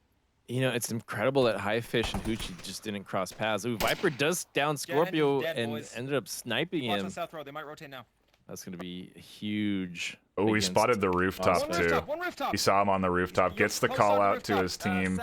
Now they're aware of that rotation. And, you know, they have someone behind Hoochie there. They have, I think it's Mano on the backside of Hoochie, and Hoochie didn't see that. So there's certainly a means for them to attack Hoochie on the roof. If anything, Scooby could also assist in this. It's Highfish, excuse me, that's on the back here. And they don't get him in time. Radar still able to, exposing himself there, even though they knew Hoochie was on the roof. Hoochie gets himself a pick, and now Silent Purge into a 4v4. Hoochie's time is currently limited right now as Highfish begins to work his way on, and he is almost there.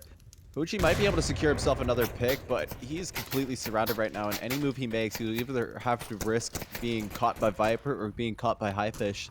It's kind of a really tough situation right now. I'm kind of shocked to see how much time Highfish is taking to get to this position. There we go. He finally gets the headshot on Hoochie. But man, it wasn't soon enough. They lost Radar Head because of the amount of time that took. Just goes to show you that they're being very careful right now. They want to take these wins. Viper not careful enough as Don Patron finds the pick from the South Dunes, and a huge pickup for Silent Purge. Viper was able to get a few snipes. He was able to suppress the roof, and for him to be gone, it weakens their south approach quite a bit. Lego's really all alone here now if he wants to deal with this South Dunes defense. And just like you said before, you know, Boss Fight perform at their best when Viper is up, and now they don't have that option, and everyone else in the team has got to really step up the game now. Yep. I'm confused with the comms off because Scooby thinks that there's still a guy on the roof. Did Highfish just not Called it out. I heard him. Yeah, Scooby seems like there's. I could have used that intel like 2 minutes ago. Yeah, he didn't call it out. Yeah, it would have allowed Scooby to be up on that rooftop for quite a bit longer. He could have been assessing certain angles earlier. It would have given them more time to push, but I like the approach that Boss Fight are taking in this 3v3. Highfish is going to be most likely a distraction over on that north side. Scooby can come up through the middle, and Lego can rotate in from the south. The drone immediately goes down. But it's information. That's tradition. Tank L shape. That's right. Let's see if I can tube him. Oh, Scooby's going to try an M203 down onto the tank here. I think Mano is also... Yeah, I think they're both aware of the position. It just... We're going into a standoff here, and whoever has the quickest shot is going to do better, but Scooby's got that AoE. Yeah, I wonder what Scooby is thinking right now.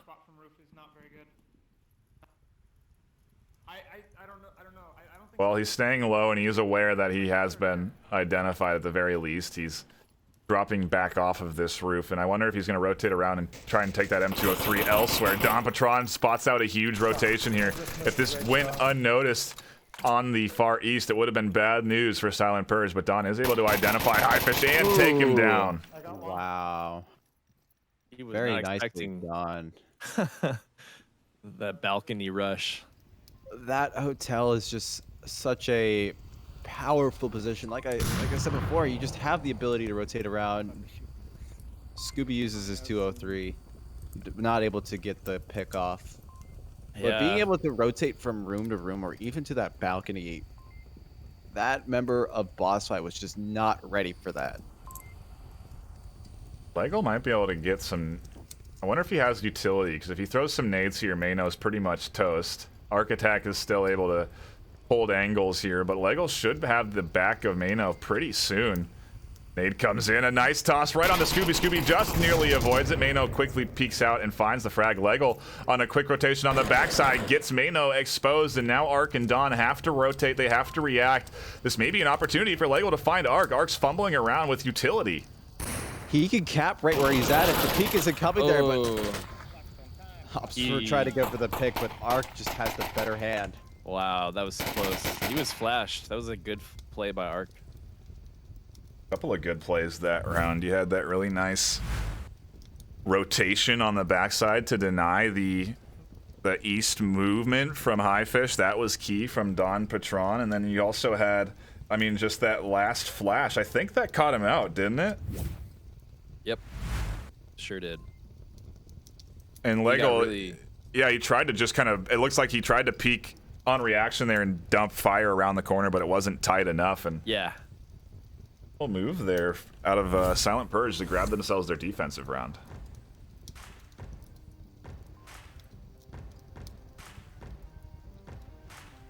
Silent Purge is just 1 point away from securing that third place spot like we were talking about. It is best of 3, so, and they do have map 1. The momentum is there, but Boss Fight have been putting... Ooh, a ground reset, okay. Yes, and continue. Well, yeah, I was sorry. I was thrown off a little bit from that, but like the momentum is there. Silent Purge are just so close to being able to secure a definite third place spot. I think that is going to be huge for them. I think the only thing missing from this so far has been a good C4 kill. We haven't got one of those yet. Although we did get one against Scorpio when he was crawling up against I think it was Legel. But you know, other than that though, a little low on the C4 kills. Let's pick it up, people. They are taking some time between rounds, though. I was surprised that we would be diving into that one so quickly after a close round on round 5, and it does look like we've gotten a bit of a pause. There doesn't seem to be any technical difficulties, so this is just the teams wanting to take their time between rounds, and I think it's about 1.5 minutes that teams are allotted to sort of devise strategies and figure out how they want to approach the objective. I think Radar may have dropped because he's currently zeroed out on the scoreboard. Oh, okay, so maybe there was a tech. Maybe that is why boss fight reset. He's back in the lobby either way, and so we should be hopping into what could be the final round of this third place matchup. Silent Purge versus boss fight. It's been a good one so far. So Silent Purge certainly surprised me on Cargo, going 5-2 on map 1. That aggression was unreal. This objective, certainly an opportunity to apply that level of aggression. True, but I do hope this goes into a map 3 decider. I really would like to see 3 maps played between these two teams. But hey, you know, if Silent Purge take this, then they've earned it. One thing I do want to point out here really quick, a lot of members of Silent Purge were on boss fight for a time being, namely Scorpio and Hoochie. And so maybe they're a little bit more familiar with the playstyle, but boss fight are just not able to adapt to how the new Silent Purge plays. 'Cause keep in mind, Silent Purge's face has changed a lot over the years. They've gone through a lot of players, but now they're in a lineup that are gelling. Viper looking for the early pick out of spawn as usual, doesn't find any purchase, and Silent Purge are able to rotate accordingly. They do ID Scooby on by the roof, but they don't ID Highfish on the other far north side. Now Scooby's up here reinforcing, and they're pinching the trash truck push over on the north side. A nice little tag team over here on the north does at least get them one for now. And they took out Scorpio. That's huge, you know, right off the bat. Could be in the garden. I didn't see if he kept pushing. Dawn gets picked off by a Highfish again. That rotation is huge, and Dawn was not ready for that. I think he was a little bit more worried about Scooby holding that very narrow angle, and Mano came too late to help out his team captain. This has certainly shut down Silent Purge's ability to get aggressive, though. They're now into a 5v3. Scooby's up here defending from a pretty tough spot to deal with, and I wonder if Mano's going to be trying to peek this, and I don't think he can even peek it. He'd have to go all the way to the corner of the roof to look down onto Scooby. Viper freaking out, ducking down, avoiding those bullets from Hoochie. Fortunately, they just fell a little short. And you know, now that you mentioned it, the other bad news for Silent Purge right now is Viper has those dunes. He works those dunes like no other. I would argue up there with Mike Crook, and he could just shut down approaches even from the other side of the map with that sniper rifle. I wonder if he's going to stay in the south, though. It looks like he's on a rotation, maybe up at least to this south wall, and I wonder why, you know, because I agree, Todd. I think he's the most effective way down there in the south on the dunes. He can cover all sorts of angles. Silent Purge is not pushed up far enough for that to be a concern where he needed to rotate, and so we'll see if this rotation does pay off. I guess he's a little worried that if they do lose their on-objective defenders, that he'll be too far away to crash in and prevent a cap from coming in. Because Silent Purge have capped when they were up 3-2 before. They did on Cargo.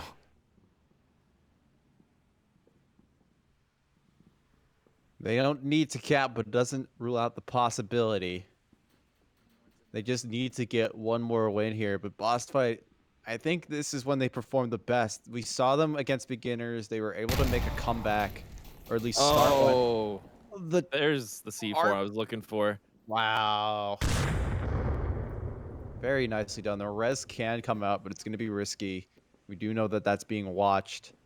And I'd imagine boss fight want to get up there to make sure that Confirm is in and be able to remove the shield from Silent Purge's arsenal. Yeah, Scooby tried to get an airburst so that grenade to confirm it, but it was too cooked. Didn't make it. Seen a lot of overcooked nades in this set of matches so far already. Bunch of airbursts just not quite landing, and I feel like we stopped seeing airbursts for a while. Hoochie able to find Scooby up through the center. That's going to make things a little worrisome for the boss fight defense. It could kick off a chain reaction where they could potentially get a res on the roof, turn it into a 3v4. And if Hoochie can find another pick here in the center, that's a 3v3 and right in time for 2.5 left. Oh, man. That is a huge pickup, though. He found Viper. Yep. The double headshot trade. Mark's going to get this res, too. Yeah, with the res coming out, it's into a 2v3. Mark's got to make sure he does this perfectly, though. Highfish can hear everything that's going on. I don't know. I just seen the body running up. My shit. Wow. Highfish is just right there. If a nade comes out, he could kick both of them and tie it up for boss fight. Arc ducks down from the covering fire. Oh, Mano heard him. Mano identifies the position. Arc attack rotates around. He is taking the information into heart, but wow, man. The double kill from boss fight's able to get that point, and now we're into a 3v3 on or 3-3 on map 2. Wow, that grenade I thought for sure was gonna get it, but they were so well coordinated to get those kills and just take him out regardless of that grenade. If it had gone off or not, they still would have lost that round. Couple of nice plays overall from the boss fight defense there. Some good C4s getting thrown, some good north aggression being applied there that does pay off for them. And, you know, I'm interested to see what kind of offense they go with. Where is our next map going, or our next objective going to be? It is going to be burning building in the center. This is definitely a tough one to defend if you're going to look at all of the objectives here that you have to watch. There's all sorts of little interesting capping angles that do get utilized here. So boss fight do have some sort of chance here. Even though they are going Marsoc, they are going against Silent Purge, who has been winning their Volk rounds. I guess anything's possible right now as we get to 3-3 for map 2, what could be the last one of this third place matchup.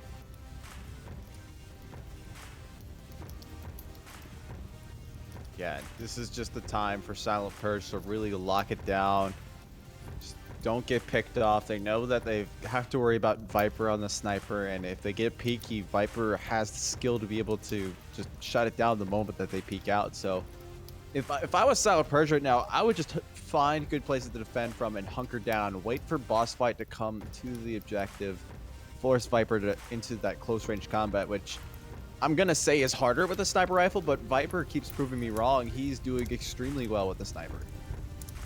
It's not easy, too. You know, we talked about it yesterday in the pre-show. We talked about it in the post-show a bit. These teams, it's so hard to snipe in this game. It requires a real level of stabilization. The Pro Tube helps a lot on that department, and even in moments of pressure, it's impressive to see Viper landing these shots because the sniper is just not an easy tool to utilize in Onward.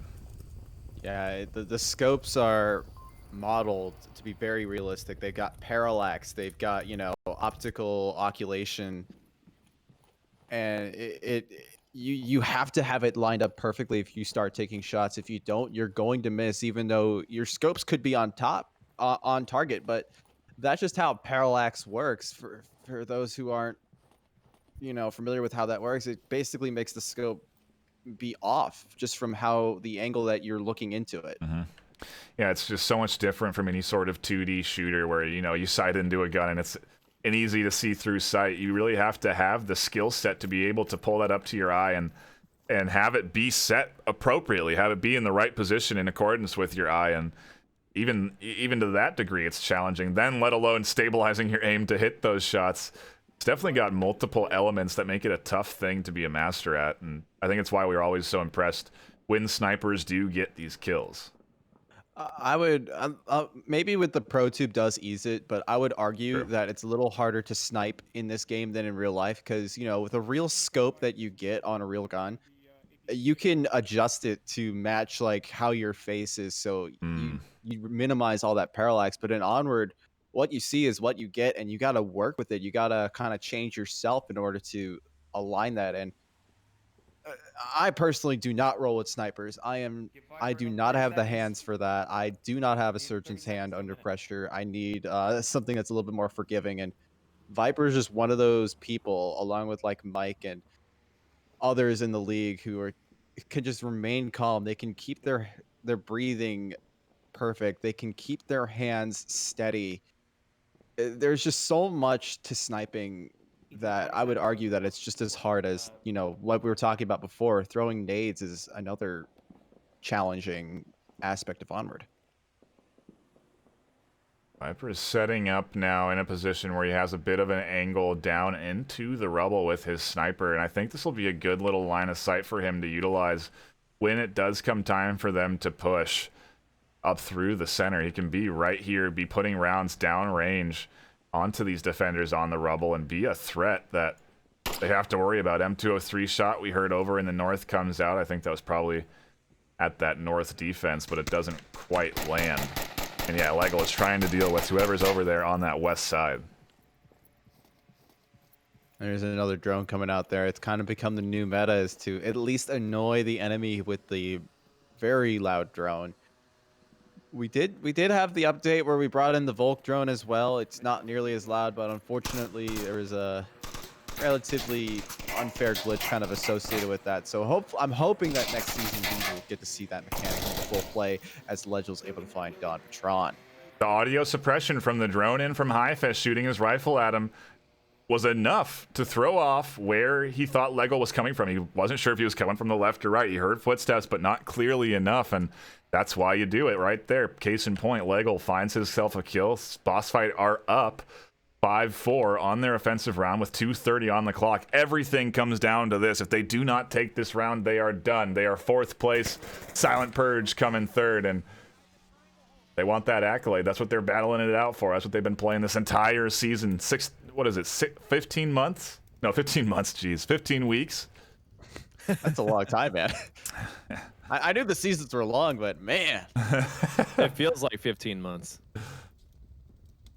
Certainly does. Either way, it is a close one right now as we get down to the wire. Smokes coming in. A nice toss. Honestly, a perfect toss, really. You can't get a better blocking of view. And Mano does find Viper looking to get aggressive over on the south side.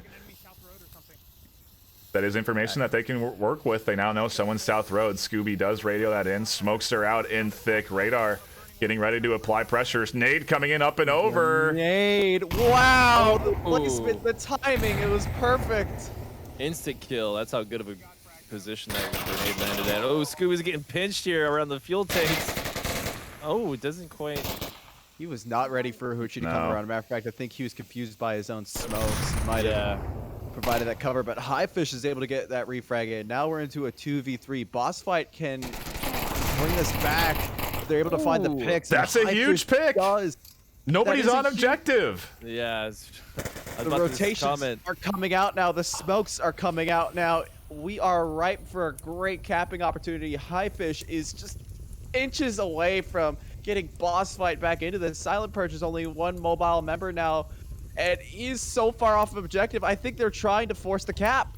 Yeah, I think they are. HiFish has to move, though. Scorpio's going to be able to cross the street. He's pillaging his teammate. Lego's not watching the angle. Scorpio's now inside burning. 30 seconds on the clock. He's going to check for HiFish. HiFish goes down. Now Lego has to react. Mano might get res. Scorpio could turn this into a 2v1 right now, and Mano's going to get on this rotation. He's going to spot out Lego, and he picks it up. Silent Purge with map 2 take 3rd place. Holy cow, dude. HiFish was almost on objective. That was so close. I would have almost argued that he should have ran for that, but there's no sense in dwelling on the past. Silent Purge are our definite 3rd place. What's the term for that? Seat? Champion? No. 3rd place. Yeah, they are the season 9 3rd place champion, sure. Question, Todd. Yeah, you know, HiFish is taking too long to get into position. I mean, he threw all those smokes and just, you know, crab walked his way up. It took way too much time. I understand caster vision's 20/20, but I mean that, like, if you throw smokes, you gotta take every second and utilize it when it's on objective like that.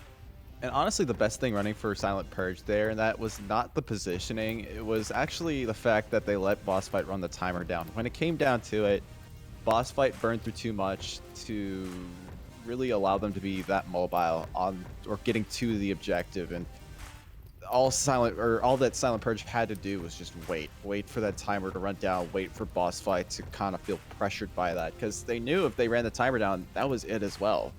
They had to find a win, and Silent Purge just kind of rolled with that advantage. A very nice job from them either way. I gotta wonder what is going through Silent Purge's mind right now, because they have done so well in the later half of this season. You gotta be feeling good looking at season 10, and you know, you gotta be feeling confident in your roster after performing so well right here in these finals. You know, I'm really excited to see them come in for season 10. I want to see what they're going to bring to the table, because they've set a bit of a standard for themselves after playing so well here in the round robin, in the semifinals, in this third place match.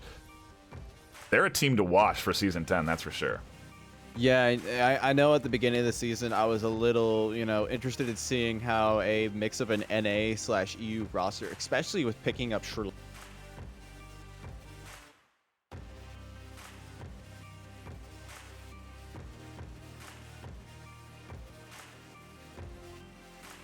work out that well either, but I'm glad to see them kind of find a real, groove with Mano and Sri Lankan on the roster.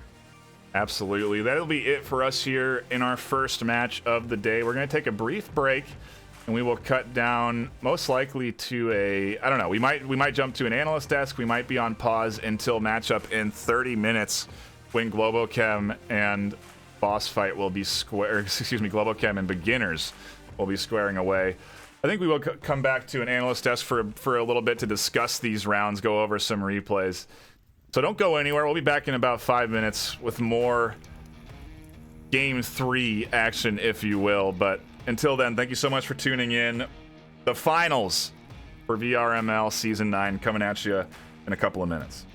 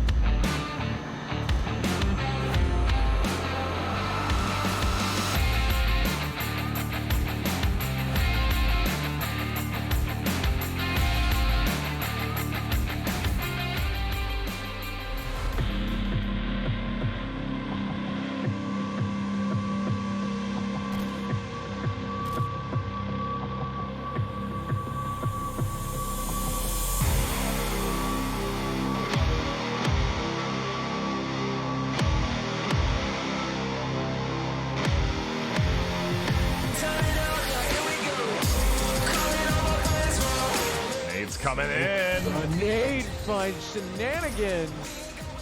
Wow, the res could come out from blue. Another one. No, another one. These two are doing a little bit of a merry-go-round. Wookie's going to jump up, pops up through the stairs, and finds the backside. A fantastic move.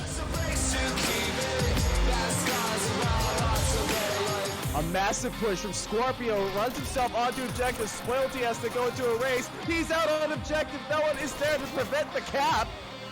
Scorpio can easily run away with 2 points here, and he ties it up. And now Spoils the last one remaining. He's got to deal with the shield as the man rotates through. He pushes down.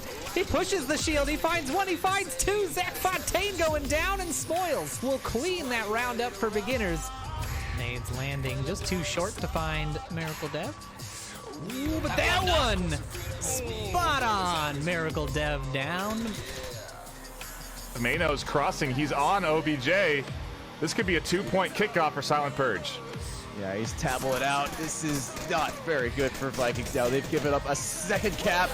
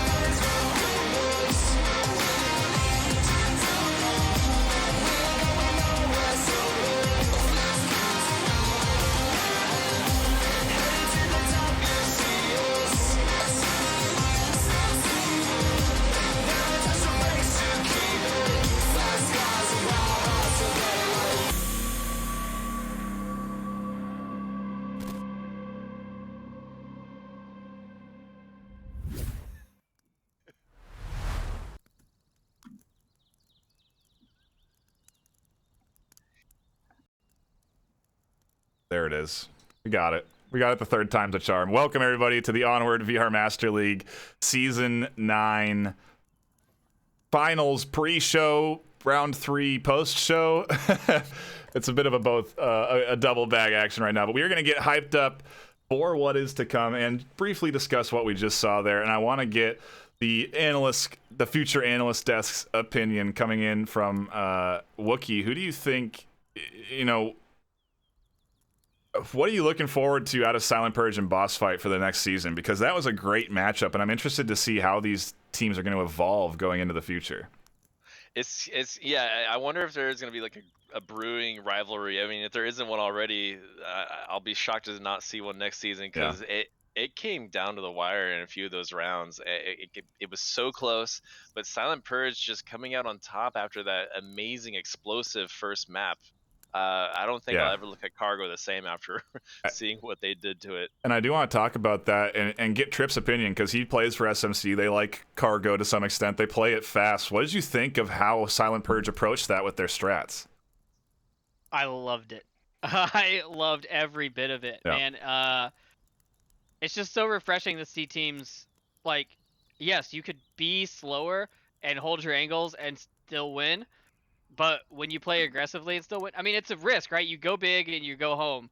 So I like it, though. It certainly is a different play style than what we will be seeing in our grand finals, at least from one of the teams. I think Globochem usually try to push around 2.5, 3 minutes. They're a bit more aggressive, but beginners definitely like to take their time and wait for that final push. They like to hold their angles. And I'm curious. We talked a little bit about the new strategies that are going to need to come out here today for one of these teams, either one of these teams, to win. Sleepy, do you think we're going to see beginners come in with any sort of quick play? Do you think they're going to apply that to Globochem?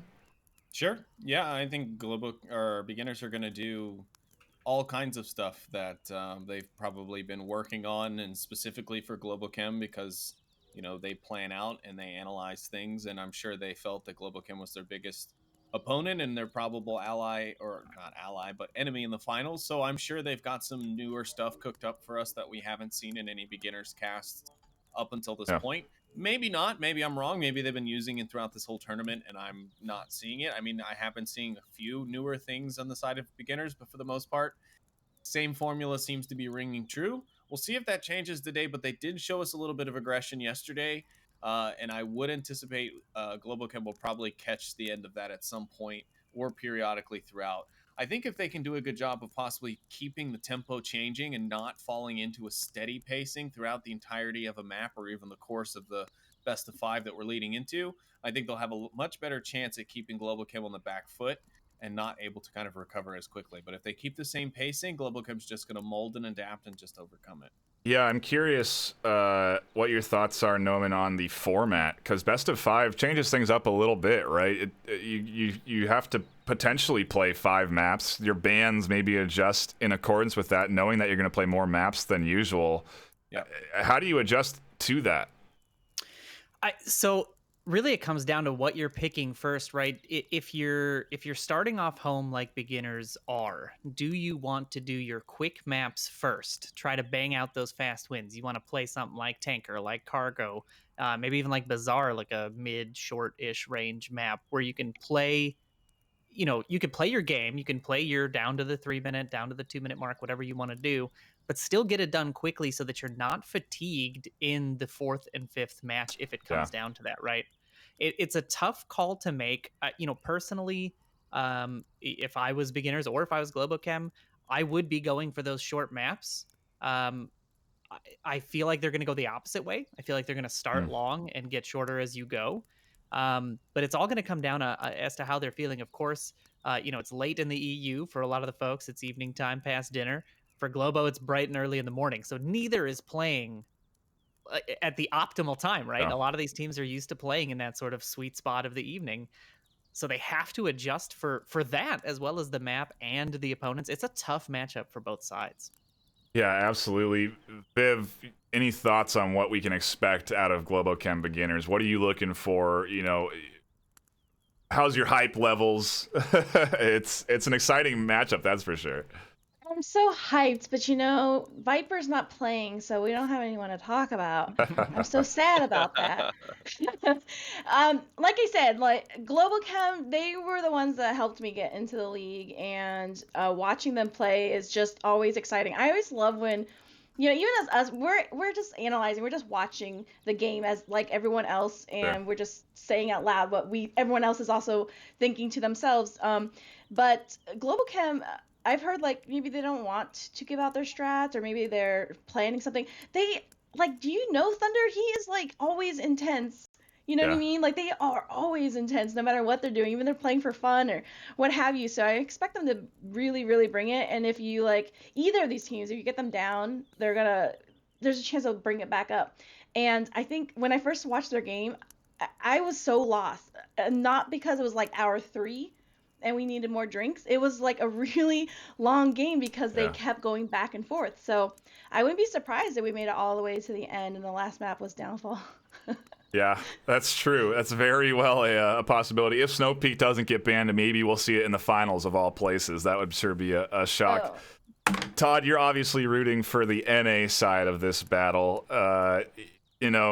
Do you think Globochem is going to bring any sort of new strats? Vivian says that, I agree with Viv. They really do plan a lot. Thunder is a very competitive player in this league. He takes it very seriously. Do you think they've got new stuff in the playbook today? I mean, considering the matchup, we got beginners on the other side. They are a very to the books kind of team. They always have this iconic play style that they always stick to, and it works really well for them. Their play style is probably one of the most methodical plays and strategies we've seen. But on the Globochem side, they have a bit of a different kind of perspective when it comes to strategizing. They are a very fluid team. They are able to throw mixers into this and kind of change it up on the spot. I think that's what really makes Globochem what they are today, is because they have wild cards. They've got Izzy, who I think is a great analog to Pants in the early days, of just her ability to be aggressive and just be battlefield aware and kind of be a wild card in the whole mix. So you can't really hone in on Izzy's going to be at bust because that's where she always is. No, she isn't like that. She's going to be everywhere. She's going to be a headache for beginners. And I think that's what really gives the Globochem a good advantage. Absolutely. And, this is such a historic matchup, right? Globochem and beginners, they have been facing off in these finals. I need the numbers. I think it's season 1, 2, 3, 5, 6 and 8. I don't think they've both been in there every time, but we always see this matchup either in the semis or in the finals, and it's always good. It is always comes down to a good back and forth. I cannot wait to see how this all shakes up, and we're only 15 minutes away from hopping into our first round of the day. What kind of what kind of maps do you think we can expect today? Do you think we're going to see close quarters? Do you think they're going to break out some? Do you think Snow Peak is going to be on the table? Viv, I know you're a Snow Peak entrepreneur. I don't know, connoisseur, I think would be the correct word. I know you like to see that map get played. Entrepreneurs. Do you have their shoes? Do you think we're going to see it today? Do you think either one of these teams are going to pull it out of their playbook? Well, Global Chem likes Snow Peak, I think, right? I mean, they would play it. I think they'll play any map. I'm not sure about beginners, but I would love to see them both say no bans, actually. And I would actually really, really love to see Tanker with these two. So with Snow Peak, I would, of course, always love to see Snow Peak. Why are you just playing it? I mean, come on. It's a great map. So... It is a solid map, and we just don't get to see it played very often. It's often more so banned, so that might be something that we actually do see get taken off the table, because your map pool is very limited. You know, you do have to play potentially 5 maps, and so the odds, if you don't ban Snow Peak, of you getting to it are kind of high. So I'm interested to see if we'll see bans there or not. All night maps. That's true too. We do have the night maps option. If you ban a map, you ban the day and night map of that map. Important to remind everyone. Trip, what kind of map are you excited to see these two teams play out against? A Tanker, I think, is going to be exciting to see strategies. I'm thinking maybe Subway. You know, it's going to be fun. Yeah, Tanker for sure. Subway's been getting more aggressive, and like we've seen newer and newer strats coming out this season for Subway. Yeah. But it hadn't even crossed my mind until Viv just said night maps. I would be 100% down with watching night maps, like, back and forth. They changed so much. I mean, you lose loadout points to take night vision. They change your approaches. Sometimes even the maps, like, the actual stuff on the maps change. So, you know, they definitely throw in a little bit of uniqueness. Yeah, absolutely. And, yeah... It's probably something that one of these teams. I can't wait. I know we're going to get some unique strategies to come out of these teams today. I know it's going to be down to the wire. And I mean, this is it. This is for the #1 spot in Season 9. One of our longer seasons, I think 15 weeks coming in overall, if I'm not mistaken. So no one's corrected me on that yet. Well, VRML, for VRML history at least, it's 4 champions each. So this is a tiebreaker. Wow. Yeah. That is good to know. Yeah, that just adds on to the overall NA-EU argument, I guess you could say, right? Now that we are actually tied in champions. Yeah, this truly is the Button Cup finals that everyone wants to see, right? This is NA versus EU. We are battling it out for who is going to have the best record overall between the top NA and EU teams. The community hype is definitely here. It's hyped here on the caster desk. I cannot wait for it, and we're not going to have to wait much longer. Just about 12 minutes away from hopping into this first match. I think we're going to go to a brief intermission. We're going to prepare ourselves for this series. We're going to get everything in order so there's 0 technical difficulties. Everything runs smooth and hits you. There's no sponsored smokes like we saw in the first few rounds today. Everything will be clean coming at you in just a few minutes. Don't go anywhere. We are going to be going to the VRML Season 9 Grand Finals in just a few minutes.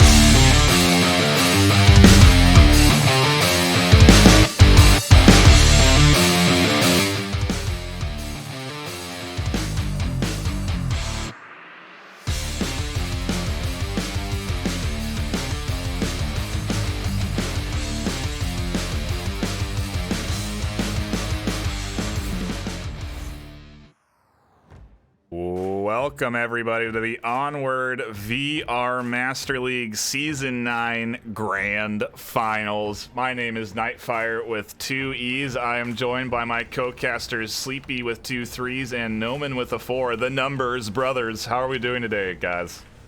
Doing really well, NightFiree. Thank you so much for having us. Really excited to get this underway. Yeah, I know you don't like sound effects, NightFiree, but I'm going to make one with my mouth. Meow, meow, meow, meow, meow. We're freaking excited. Let's get this grand final going. Of all the times when we need an air horn in these casts, now is definitely one of them. It is Beginners versus Globochem, a match as old as time. And just before we dive into it, if you are tuning in and you're new to Onward, what Onward is a 5 versus 5 military simulator. It is a search and destroy style objective where one team attacks an objective in order to essentially punch in a 7-digit code on an iPad to secure themselves with a capture of that objective. It gets them 2 points. The defending team can only kill their enemy to score a point. And so basically what happens is you get a bit of a back and forth. Is it worth the risk to invest in caps? Is it worth the risk to not go for kills? It's a good dichotomy that we really see exemplified with the Beginners Globochem teams, because Beginners like to use all their time and converge on the objective at the last minute. Globochem tend to leave themselves a little bit more time to react if their attack doesn't go successful. What kind of style of gameplay are we going to see today, guys? Is it going to be... I don't know. I've posed the question a bunch of times, but it's just because I keep going over it in my head. Is it going to be fast-paced? Are Beginners going to change things up? Is Globochem going to slow it up? On Beginners, they've played each other so much, they should both know how they play. And so, what do you guys think? Are we going to see brand new strats we haven't seen all season? Is that a thing that's going to happen, Noman? I think that the possibility is there. I think the differences in roster, right? Every season, so that game as old as time, but the rosters have shifted. The rosters have changed throughout the season. So that's going to lend itself to new styles of play. That's going to lend itself to, excuse me, all kinds of mistakes, potential mistakes, I should say, that the teams could make just because they're not quite in sync yet. You know, Globochem is a great example. They've got three or four new players on that roster. And I think that's going to lend itself to some really interesting changes in the way that we've seen them play. And we have seen them play a little slower and get punished for it. Yeah. So I don't know. I on the beginner side, to me, they're a wild card. I know we always talk about, you know, they wait down to the 2 or 3, but it's not as consistent that they do that anymore, right? They've got the fast plays in the back pocket. It's clearly practiced, and I can't imagine that they wouldn't want to pressure Globochem early and force out those mistakes from the newer players and try to capitalize on that. I think that's a big possibility. Sleepy, pressure is such a huge thing in here, and we have new teammates on Beginners. Do you think that the pressure is going to affect how they play today? It's quite possible, and I'd say that goes for both sides. Both teams have got teammates who have not been in this kind of situation before. They've not been in this finals situation with everything on the line. It is go big or go home, quite literally, for this round of play. And you know, I don't really see it as being a problem because both of these teams are high-level teams, so I'd expect nothing but high-level play from them. I'm sure, you know, everyone has a bad day, and that includes the pros. But I am wondering the same thing. Will the pressure, if it goes to, you know, a 2-2 map series and we're on map 5 and it's 3-3, will that pressure start to get to folks? Will just the overall stamina of 5 consecutive maps played out throughout the rest of the day, will that get to people? Will having to play maps that they know they're not well practiced in because they've been banned out from the long best of 5 series, will that come into play? I mean, pretty much every map is going to be on the board today, whether it be banned out or be played. So there's a lot of ifs in these finals games, especially with the best of 5 series. So we'll have to see, but we could also see a walkout and just see a 3-0 map series win, and it could be over and done quickly. Anything is possible, but there are some key factors that I want to keep my eyes on for these first few matches. And you know, if you are unfamiliar with how this format works, we have each team ban a map. Beginners are home based off of their performance over the course of the round robin and semifinals. So they get to ban a map first, and then GloboChem ban a map, and then beginners get first map pick. So if it does come down to 5 total maps, beginners will get to pick 3 of those. And when they get to pick maps, they can either pick to be on Volk or choose to choose the map that they want to play on, and then the side gets determined by the opposite team. So very interested to see what we get today in terms of all of that. Sleepy, what are the bans coming in for our grand finals in Season 9? He's sleeping on us. Classic Sleepy. Classic Sleepy living up to the situation. I take like half a second too long to respond, and they're just freaking out over here, ladies and gentlemen. Anyways, back to the bans. The ban coming out from the home team beginners is going to be Snow Peak. Not quite sure. I mean, I know GloboChem a bit strong there. They play that map kind of well. Then again, they play most all maps pretty well. And then on the side of GloboChem, we actually have, I think, the first time in this series history where Downfall is the ban. We are not going to be seeing a Downfall in our best of 5 series. Map 1 is going to be Subway, and we are going to hop right into the action for round 1. This is it. This is the grand finals. This is for all the marbles. This is for $1,500 in total prize pool. There's a good bit on the line right now, and both of these teams are going to be bringing it. GloboChem on the defensive, beginners on the offensive. Let's dive into round 1. Yeah, that's it. GloboChem, or beginners, already bringing super heavy stacked offense here. They've got 2 LMGs in the back, Icy Woods and Smoils, both rocking the M249 with their box ammunition. They're going to be putting a lot of rounds down range. I have a feeling they're pushing a 5-man team directly through the subway. Pause charges across an open gap there that Otto was covering, and I think Otto tagged him with some shots. I don't know if Pause has to heal from those or not, but it does give away Otto's position, and he instantly rotates off of there. He's not going to sit and linger on that stairwell. He knows he's vulnerable to nades. All sorts of possible utility can come flying at him, so he's instead decided to tuck himself back up and wait for the audio cues, and it looks like beginners are just going to ignore it. The objective isn't back there. They don't need to focus their attention on the upstairs. This very well could be a 5-man push out of the basement. Well, it's definitely looking that way. I mean, Killinger seems to be the point man, but Woods is backing him up from the secondary angle of this hallway. I think, is that Killinger rocking a shield down here in the basement? Yes, yeah, it is. Yes. Killinger with the shield taking point here. Looks like he's scanning around, making sure there's no C4 in any surprise locations. I know we've seen some pretty cheeky spots here over the course of these last few weekends here in the tournament, so definitely smart of him to be checking all of these ceilings and walls and crevices to make sure there's nothing sitting in there waiting to blow his whole team up. A little bit of pre-fire through those boxes. Those are all penetrable, so just clearing the way. No one there. I was wondering if that's what it was or if it was bait shots, but the follow-ups do come out definitely penetration checkers. I think they're trying to get C4 on the opposite side of these crates. I don't think you can. I don't think you can shoot the back of a C4 and disable it. I believe it has to be shot right on the little circuit board, the printed circuit board right on the top of it, or knife it, of course, to disable it. But a tough shot, it seems to be you have to shoot it straight on as well. It doesn't take well to angled shots. Never really knew the nuance of hitting the C4 all this time. Either way, they do pump rounds through those crates, and that would be a really aggressive defensive spot. You would really have to get tucked in to go unnoticed behind this crate, wouldn't you? Yeah, and that's not a very common position, not for Globo, not for a lot of teams, because they know the risk of pushing that hallway. They know that you can come around that corner and be staring down the barrel of an SA-80 behind a shield, and you can kiss your dreams of getting a frag goodbye. So it's a smart play here by Mike Crook to just tuck in and wait for all this utility to get used. And we were seeing, there it is, the Killinger nade coming out as well. They're being extra cautious, and GloboChem, as we said, are ready for this kind of play. They know what beginners like to do.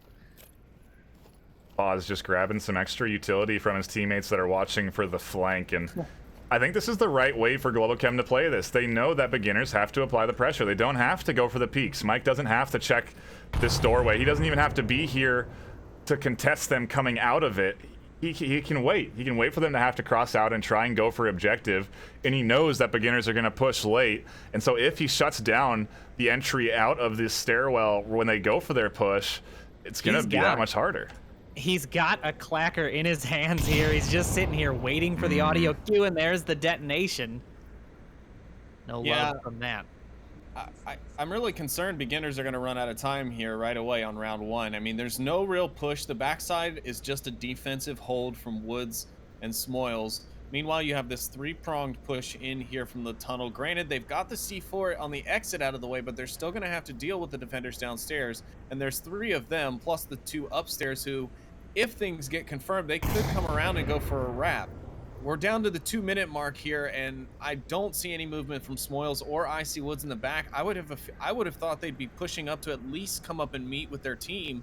They could still keep a reverse watch and keep their 6 covered without being so detached from the push, unless, of course, it's their plan to run through a different route and come at it from a different angle. But for right now, I'm just not seeing how this works without beginners running out of time. If they get all 5 there and they all push out at the same time, it will work. There's only 3 down here in the basement, so if Mike goes down, Izzy goes down, and Mix goes down, they have to rotate from up top, and it's pretty long rotations for them to get down here. So I'm curious how this is going to shake out. It does look like it's going to stay a 3v3. Smoils is going to finally come back here and reinforce with an LMG, so expect the sound suppression to be coming in thick and heavy in just a few moments.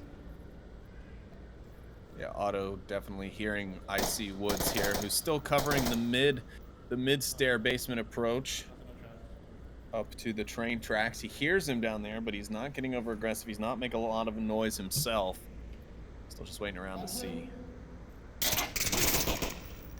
Very nice little protection there by Woods 43 as Dr. Killinger IDs the position of Mike.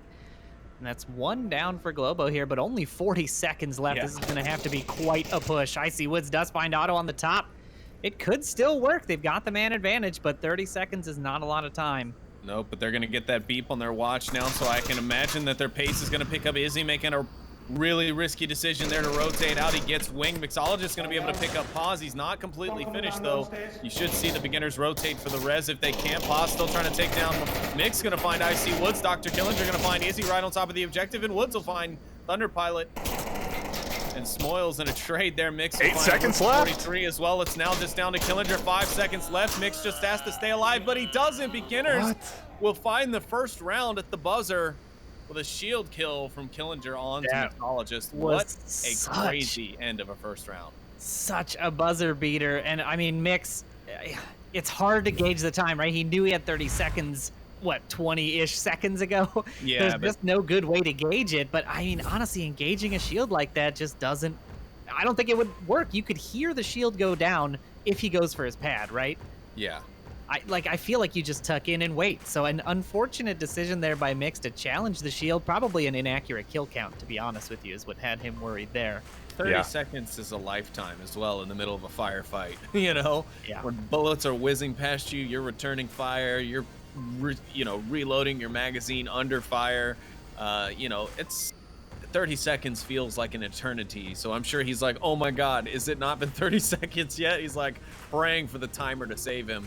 And unfortunately it just did.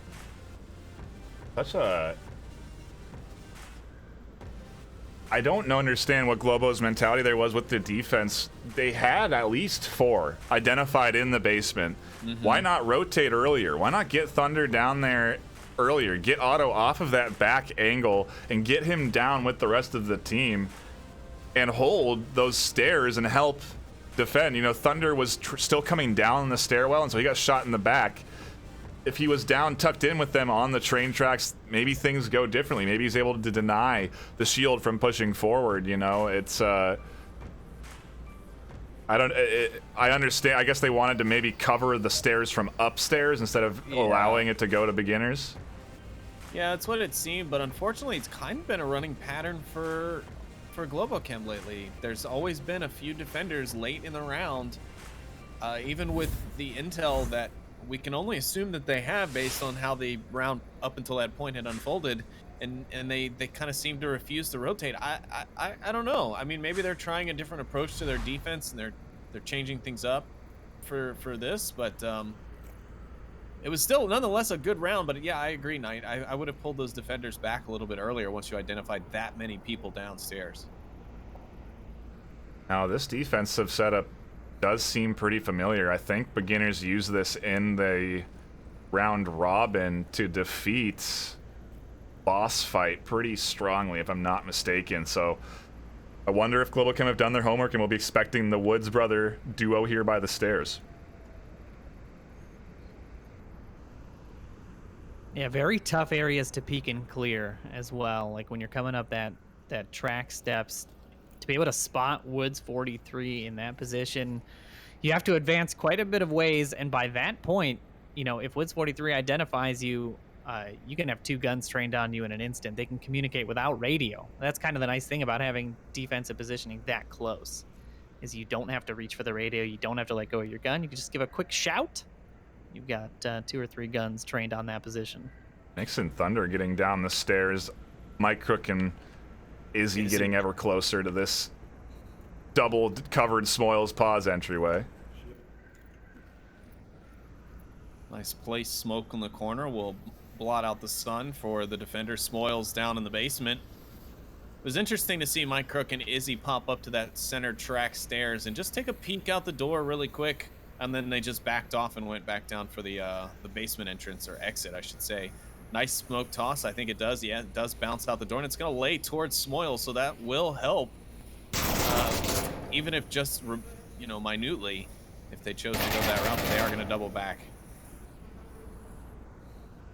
Look at Mix. He's in the middle of this defense right now. Woods 43 does identify him, and the rest of Globochem is now charging in close towards the upstairs central area. Woods 43 identifies them, so no shots landing on either one of the Woods brothers off of that rotation, but what almost went unnoticed does get identified. Now Mike and Izzy are in a bit of an awkward spot for this objective. It is a basement objective, even though they're attacking it like it's upstairs and defending it like it's upstairs.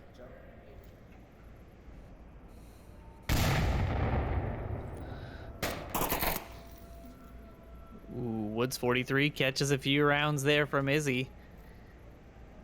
That botch nade, that nade could have been really damaging to that push, but him looking out here, Mike Crook pushing through, keeping Woods 43 suppressed, but they still have to remember Icy Woods is still here. He's still waiting.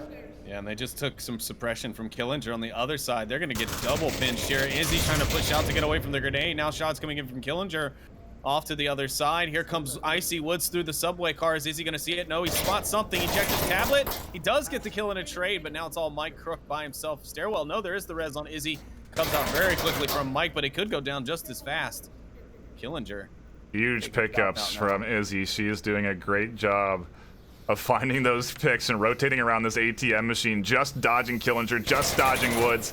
Mike Crook using a good job of being a shield distraction here, denying them from entering up these stairs and threatening Izzy. It's a good little duo here. They also have Otto on the Overwatch. He's going to try and find an alternate angle onto Killinger, and this 3v3 is looking pretty good right now for Globo. They still have to enter downstairs, and they are using utilities, so the chances of them getting through this basement entry point safely are minimal. Izzy charging in, finds one. The nade comes out, does catch Izzy. Nice pickup at the bottom of the stairs for Izzy, but ultimately fruitless as he goes down with that nade, but impressive nonetheless. And now I think this is exactly how this needs to happen. I think they need a two-pronged approach, or actually maybe this is the way to do it, because the defense is split both sides. Mike Crook and Otto go down together. Mike Crook can at least identify the targets. Otto can clean them up, and if they catch it correctly, they'll get pause on the rotation, blindly sprinting towards the OBJ, and it should be open season for him, but we'll just have to see. Killinger tucked in nicely behind this bench here. Smoke now laid and placed, and Globochem gonna back off the stairwell. They've still got plenty of time, minute and 30 seconds left. I don't like pushing 2 down this corridor because they don't know C4 placements, if any. They don't know the position of that second defender, right? They never ID'd pause. So they're working on limited intel. I think the two-pronged approach It's a little bit better, right? You're splitting your chances 50-50 of winning one of those engagements and potentially being alive for the second one, rather than losing both. So I'm not a big fan of committing 2 here, but they've only got 60 seconds, and the time to decide is now. You want to talk about running down the clock? They are running out of time. Globochem using up all of their time allotted. They made their push at 2:30. It got denied. They lost 2, and they've been crawling back ever since. Now the clock slowly ticks down to 40 seconds, and Mike makes his exit out. Good to have the shield first. Killinger can't do anything about it, but if Mike exposes his back, he's going to go down. And he's going to do exactly that. Maybe not. Otto going to peek the corner first. Mike not see it? Oh, he does see it. He takes down Killinger. Otto's on the objective. Now Paw's going to be rotating back for the cap. And Globochem going to take him down. Happened pretty much just how we described it there. He was out in the open, totally exposed. Then Globochem pick up their point on Marsoc as well. We're trading Marsoc rounds right off the bat. Paz's position, I feel like at that late stage of the game, was unnecessary.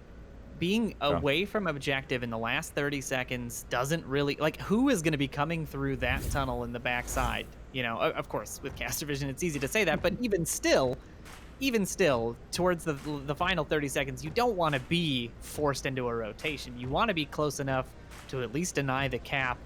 And I think there, if Paz had just formed up on Killinger, I don't know if Killinger clicked his radio to tell Paz there's people on his stairwell. I know he heard Mike Crook, you know, messing around with the shield a bit. I feel like that could have gone a different way had they just formed up and been able to take that 2-pronged approach to the push off the stairs. But Globochem able to secure it there and keep things nice and tied up. Exactly the kind of series I think we're all expecting in this first map.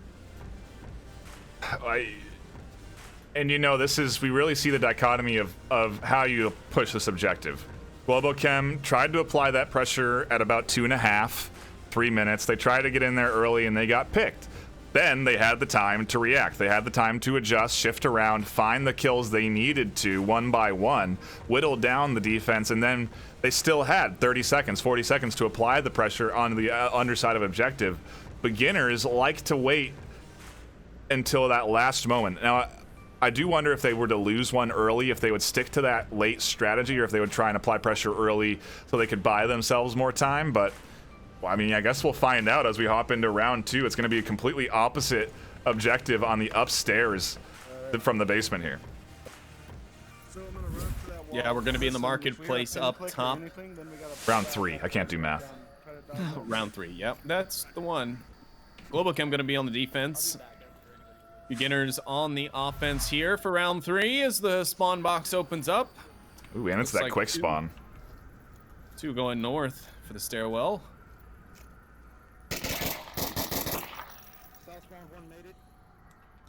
As 4 beginners go south. Yeah, Mix's peak is just so standard. You don't... I find a lot of people in this season in particular have stopped challenging this hallway, right? They just pop out, they look for how many are coming, right? What do we got? What do we got coming to us? And then they back off like Mix did, tuck in and wait with that extra knowledge that they can pass on to the team. So now the rest of your defense knows exactly what they've got coming up that way. And I kind of like that approach better. Globochem is playing this defense super tight, though. I don't know that I've ever seen them play. I mean, if you just look at that overhead map, the defense here on this objective is absurdly tight from Globochem. I don't think I've ever seen them play this objective this tightly before. I could pan across their entire defensive setup in one half moon. You know, they're all here on this objective. They're all waiting. Izzy or Bart and Mike are actually going to get a little bit more aggressive up on the north, and I wonder if it's so they can defend objective from there. That would certainly be an interesting defensive strategy to be able to have that line of sight down onto objective from long alleyway. I guess if you know that north stairwell is clear and not a single attacker has gone that way, you could use it as a kind of a forward reverse look.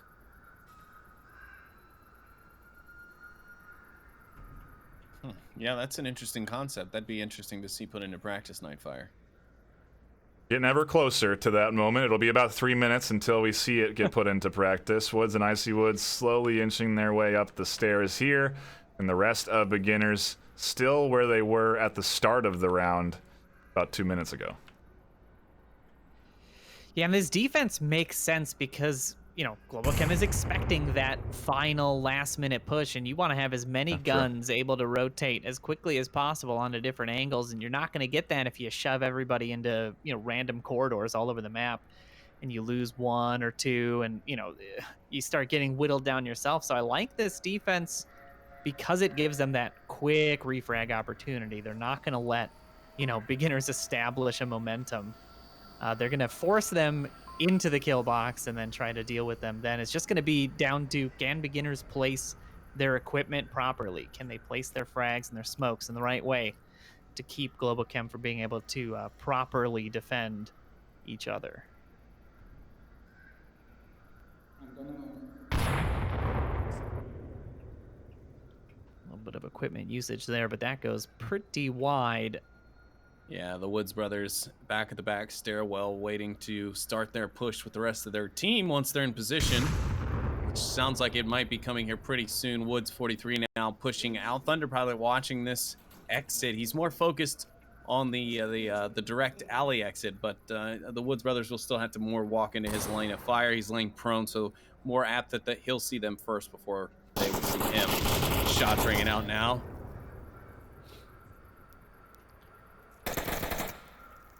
2:20 on the clock, and Killinger and Small is actually rotating off of what would have been a push over on that east side, but it looks like a very heavy presence here. Thunder gets picked up by Woods. He's available to be res. If this res comes in, Izzy is vulnerable to getting killed.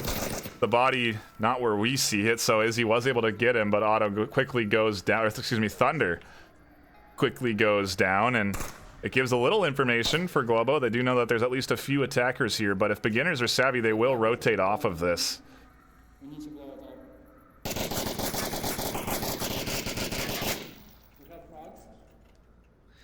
That fire was going out specifically for the C4 there, laying at Thunder's feet, but it looks like the clacker's on his body. I don't think it's going to be a threat, but they're going for the disable anyway. You never want to chance a C4. No, never risk it. And we've seen C4 go on 2 people and they trade clackers too, so it doesn't always exclude that from being detonated. Smoyle's able to find Mix watching that main hallway. He did a long rotation underground to come up to that hallway and find that angle, and now it comes down to a 3v4 with beginners beginning to apply the pressure. 1:09 on the clock. They have all the utility they need, and they're even pillaging some off of the body of Thunder, so Globochem are in a tough bind. Mike's got C4 in his hand. He's getting a little antsy there. It sounds like he's waiting for it. He's going for the toss now. The C4 goes around. It gets stuck on the corner, though. Pause finds Otto in the meantime. Izzy or Bart's now going to be under pressure. Dr. Killinger's out in the corner. Izzy narrowly escapes a grenade. Pause finds Izzy on the backside. Mike Crook's going to get into it, and Smoyles will find the kill on the Mike Crook to close things out, and beginners to take another point lead, trading yet another Marsoc round here on Subway. Almost called it Suburbia. Yeah, they definitely did exactly what they drew up. Like, that felt like the reason that beginners do these kinds of plays is for that specific reason. You're catching out these little sort of peaky defenders, guys who are looking to try to catch you unawares, but you're not going to catch beginners unawares. You know, it's pretty rare you're going to come around a corner and beginners won't know that you're there. So they're able to find Thunder nice and early, cause a little bit of havoc, and then keep suppressing that angle, and then bringing the other 2 members of the offense around with Smoyles and Killinger rotating to that eastern side, and then pushing in from both at the same time. I would have liked to have seen how it would have shaken out had that C4 not been unfortunately placed, because I feel like if you'd have shut down, you know, that more western approach, it could have been a little easier to defend. But a fantastic push by beginners in those in that final minute does net them that Marsoc round. We'll see if Globochem can continue to convert on Marsoc as well. You know, Globo tried something that we don't really see too often, is that super tight D on this objective inside this courtyard. And I just don't know if it was ultimately the right. It didn't really work out, and it's curious because at this point I wonder what's the proper strategy against beginners. Is it apply that aggression, get out there early, inevitably be picked and play into the beginner's hand, or is it sit here on your objective and wait for them to all converge on you, because they are very good at synchronizing, converging on the objective. Again, though, Globo don't lose those early picks. They don't lose Mix. They don't lose Thunder. Things are a lot different, and the push from beginners maybe doesn't come in time. So I just don't know what the proper way to counter the beginners' push is on that objective in particular. We'll see if Globochem are able to bring in a strat that works against beginners with the opposite side spawn. Yeah, well, we'll find out as we delve into round number 4. Globochem on the offense this side, and 3 gonna come up the north stairwell here with Mike Crook in the lead on shield. They're being very cautious, as we know a lot of teams liking to throw flashes and grenades over this wall fairly early, and Mike's gonna choose to do the same flash over the wall. No effect, but it will let the beginners know of their approach, so we will probably see more defense starting in on this north side. Interesting use of utility right here. I think this is supposed to be bait to try and draw out an aggressive rotation along this north corner. Some teams have C4 in hand, nades on the body. They'll apply a lot of pressure right around this corner early, and that is what Thunder and Mike are waiting for. But beginners are not going to be the ones to do that. They're not going to get over aggressive on the defense.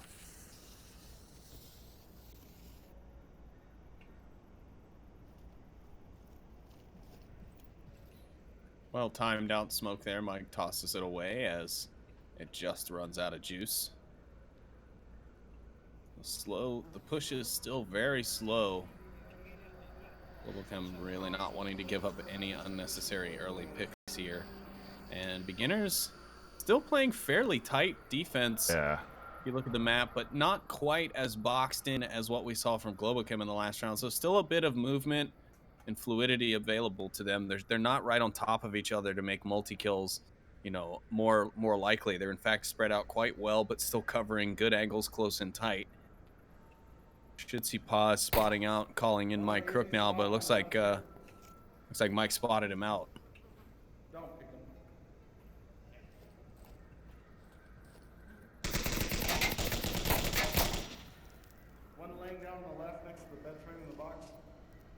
Couple of identifications coming in here from Mike. They're picking out a few defenders. Utility should be coming in here at any time from this beginner's defense. Yeah, you would really think. I would have thought Smoils or Paz would have tossed the grenade down there. And Mike backed off an angled shield looking for it, waiting for it, in fact. But nothing's come out, and I think it's kind of confusing him. I'll tell you one thing, it is definitely stalling them.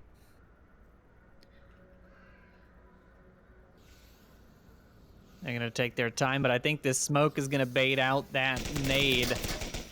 Yep, here it comes. Over the wall, it's going to catch Thunder. It's going to catch both, I think, and there it is. The down will come out, but Izzy quick on the refrags, and the smoke will give them just enough coverage to be able to get both of those reses up. A little bit of action going on between Mix as well. Oh, that's the smoke. Saw the arc, but I couldn't see what it was through the smoke. This is the push. 2:30 on the clock, 3 minutes. They're trying to apply the pressure. Another nade comes in, a nice flash. Blinds Mike here, and Paz and Smoils can't really do much about this shield. They got to be worried about the shots over the shoulder, and that's what Paz is looking for. Finds both of them down. Now Mike's all alone on this lane. Mix pushing through smokes on the opposite end. He's not going to be ready for Woods in this corner. At least he's not looking at it. Nice nade airburst. Catches out the shield. Absolutely perfect nade there. Heads up play by Paz. I mean, just a fantastic set of utility usage right there. And now it's all down to Mix, who is pretty close to some action here. Oh yeah, they definitely hear him. They're calling him out. Woods is getting anxious to peek the corner, but Dr. Killinger will be the one to find the final kill. And a 5-man defense stands as beginners go 3-1 on Globochem. I mean, that airburst nade, huh? That was a stellar toss up over that corner. Perfectly timed to blast on the other side of the shield so that he couldn't rotate around. A very nice way to get themselves that round. And, I mean, a 3-1 advantage What a great way for beginners to start off what was their map pick. Yeah, you really couldn't ask for anything better, and that's the first Marsoc round to not convert. I wonder if it would have also almost been better to not push that angle. It seems like Globochem just did not come equipped with the utility required for that. We didn't see any frags going out into that courtyard from the offensive side, and that's just so strange. Like, I would never approach that hallway without having a nade in hand, right? There's just no way you're going to win with some of those defensive positions over the top of the dumpster and sort of low behind the fence where Smoils was. Just so tough to unseat with regular old gunfire. And right there, it worked out perfectly for beginners. Now Globochem on the back foot, but going into a defensive round. So still an opportunity for them to hold on a little bit and then try to convert that next Marsoc for the tie. And you know, I think we talked about this in the pre-show. Globochem playing slow hasn't really worked for them. And they have tried to make their pushes at 230. They did win the round at the end of that last one, but I just wonder if their pace maybe isn't quite as aggressive as it could be. You know, maybe a little bit faster movement on that north side when they have that quick spawn would have paid off. It might have thrown them into chaos. I think at least what we were seeing was a new attempt at a strategy, right? I think they were trying to smoke that street instead of nade it. Trying to bring something that hasn't been seen generally to the table there, and it just didn't really pay off for them. Well, we'll see what kind of smoke utilization and utility utilization we see on this objective, because this is going to be the north turnstiles objective, and this is going to be chaos on both sides. I mean, I don't know what to expect here. I couldn't call the defense or offensive win here because it's such a good offensive objective, but if your defense is on point, you've got the right C4 placement, and your communication goes off well, it's not too terribly difficult to try and shut down an offensive push. So we will see what happens here as Globochem is on the defense. The drone coming out to try to ID some of these spots on the north stairs.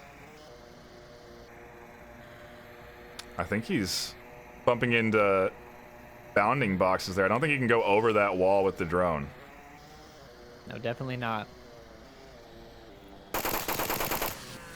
And that's interesting because you would think if you're going to use the drone here that you would be aware of those different angles, how it can maneuver there on the wall. Maybe he was just trying to peek up over it. I don't know what the intention was there, but it does get quickly shut down and doesn't really get much information. Nothing they didn't already know at the very least, and the little check nades will come out, but find no love as Globochem stay tucked on those north stairs. Standard beginner's affair here, and we've called it out. We know how they like to play, and they're not afraid to play it. They know that teams have a tough time defending against this style of pushing at the last minute, at least against them. They do a good job of coordinating when it comes time for them to push, so they certainly honed in the strategy to be as effective as it is.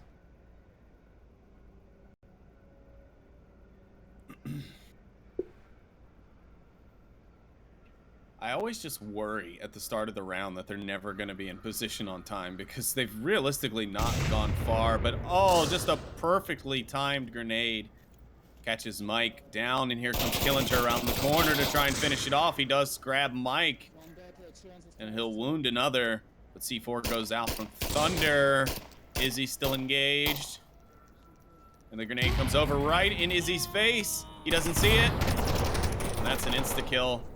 Thunder grabs pause, but in the meantime, the res comes out. He grabs two, then he grabs another. No, he gets shut down. Icy Woods taking down Thunder, but not before Thunder can really just tear apart that Marsoc offense.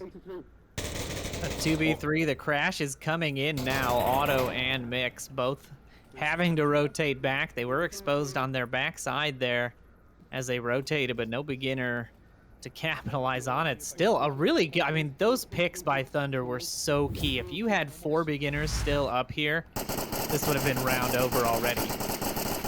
Now it's a little bit more even, a little bit more possibility for the defense to try and work it back. No easy feat when you're pinned in this hallway.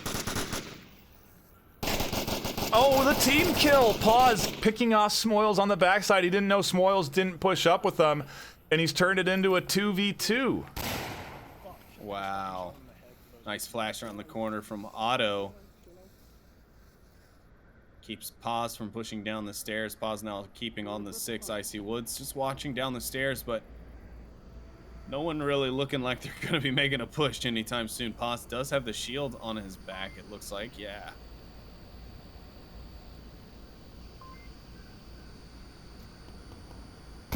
Just a little too far on that toss. Could have been so dangerous. If Otto goes down there, there's really no chance of a revive coming out. Oh, and here's the... Oh, just too short to have any effect. And this position's going to be compromised. If there's any more explosive utility left on the offensive side, it's going to be coming down now. And here comes a grenade down, and it's going to grab Otto. He's laying out in the open. That'll be a pick-off from Paz, more than likely. And Mix reacting to Otto's being downed. And I mean, this is it for Globo. They are down to their what could be last round of map 1. Beginners in the 2v1. They have stair control. It's very hard for Mix to effectively defend because he's not sure if there's sound suppression, if this push is coming, if there's a cap going on around the corner. It's always the question in your mind, and there goes the confirm. Otto can't radio in any more information, so now Mix is really in the dark. In the dark, 90 seconds, and both defenders, or both offensive members, are within striking distance of this objective. Paz gonna let some shots ring out, and Mix is gonna kind of not really abandon his other sight line, but he's gonna give up on it and focus in on where the true attack is coming in. Now he's locked in with Paz. He's got to be really careful he doesn't poke himself out of that corner, because Icy Woods is just waiting for that opportunity to take the shots that he needs, and Paz is gonna try and corner himself in, make sure he doesn't get shot in the hip, but Mix is getting a little greedy. 48 seconds left. He's got to just try and hold it back as much as he can. The backup is there. If Mix can somehow rid himself of the pressure from Woods, it might happen. He finds Paz, but not enough. Woods kills Mix. Oh, I'm sorry. Woods actually kills Paz as well. So very close one there for the beginners, but they do pull it off and take map 1 away from GloboChem. Couple of good nades get them a nice little approach down underneath, and you know, that toss was key. It shut down Otto's defense. It allowed them to push down underneath in that basement angle, and a very nice methodical approach from beginners. Even though it comes down to the last few seconds, they thrive on that. They excel when it's chaotic in the last 30 seconds, and time and time again, we wonder if it'll work, and it does. Beginners take map 1 4-1. Yeah, speaking of Otto there, I mean, unfortunately for him, it looks like he was having a bit of a tough map. He went 0-4, unfortunately, while the rest of his team just kind of spreading those kills out quite evenly. And the same can be said for the beginners, spreading those kills out very evenly. But Otto just having a tough time getting warmed up, it seems, in this first map. So hopefully for them, he comes alive, because that could make or break the difference in this next map. I mean, you can imagine if there, if it said 2 or 3 next to Otto's name in kills, how some of those rounds might have worked out differently. But yeah, beginners do well to execute and take map 1 there away from GloboChem. And wow, like I said, we could see a washout. We could see it go all the way to map 7, round 7, last man standing with the 1 second left type of thing. But we'll see on our next map how things go out. When you talk Oh, sorry, go ahead. When you talk about like pick bands and stuff too, it almost, you gotta wonder if maybe this is sort of a gimme, right? Beginners, GloboChem, they know that they're not going to be able to do well enough to defend against beginners on this objective. Maybe they just sort of let this one go in their mind, right? And I wonder if this is something that they factored in when they were picking maps, when they were planning what they were going to play. Okay, let's ban Snow Peak. It might be on the list. We're probably not going to do great on these maps. We'll try and excel on these maps. So I'm really interested to see what happens when we go to Globo's map pick for map 2, and if we'll see a reversal in scoreline, a 4-1 in the favor of GloboChem, or if beginners, like Sleepy said, are going to continue to just apply the pressure, push the scoreline, and secure it in 3 maps. It's all about not getting in your head, right? Yeah. That's the key to the victories that Globo's had in the past, is not getting rattled. The only problem is they are working with these new players. I mean, Izzy is playing for the first time in a finals match, you know, and that's a big difference. It's not the same as a best of, I mean, it's obviously not the same as a best of 3, it's a best of 5, but the pressure of this many maps, this much stamina, having to play top form this whole time, it is no easy feat. I mean, they're here for a reason, but it's still, it's not a semifinals match. It's not a quarterfinals match. It is the finals, and you have to be playing, at finals level. And we saw Izzy getting caught out by a couple of nades, on some unfortunate rotations in this map. And you got to shore things like that up. You got to be ready to rotate.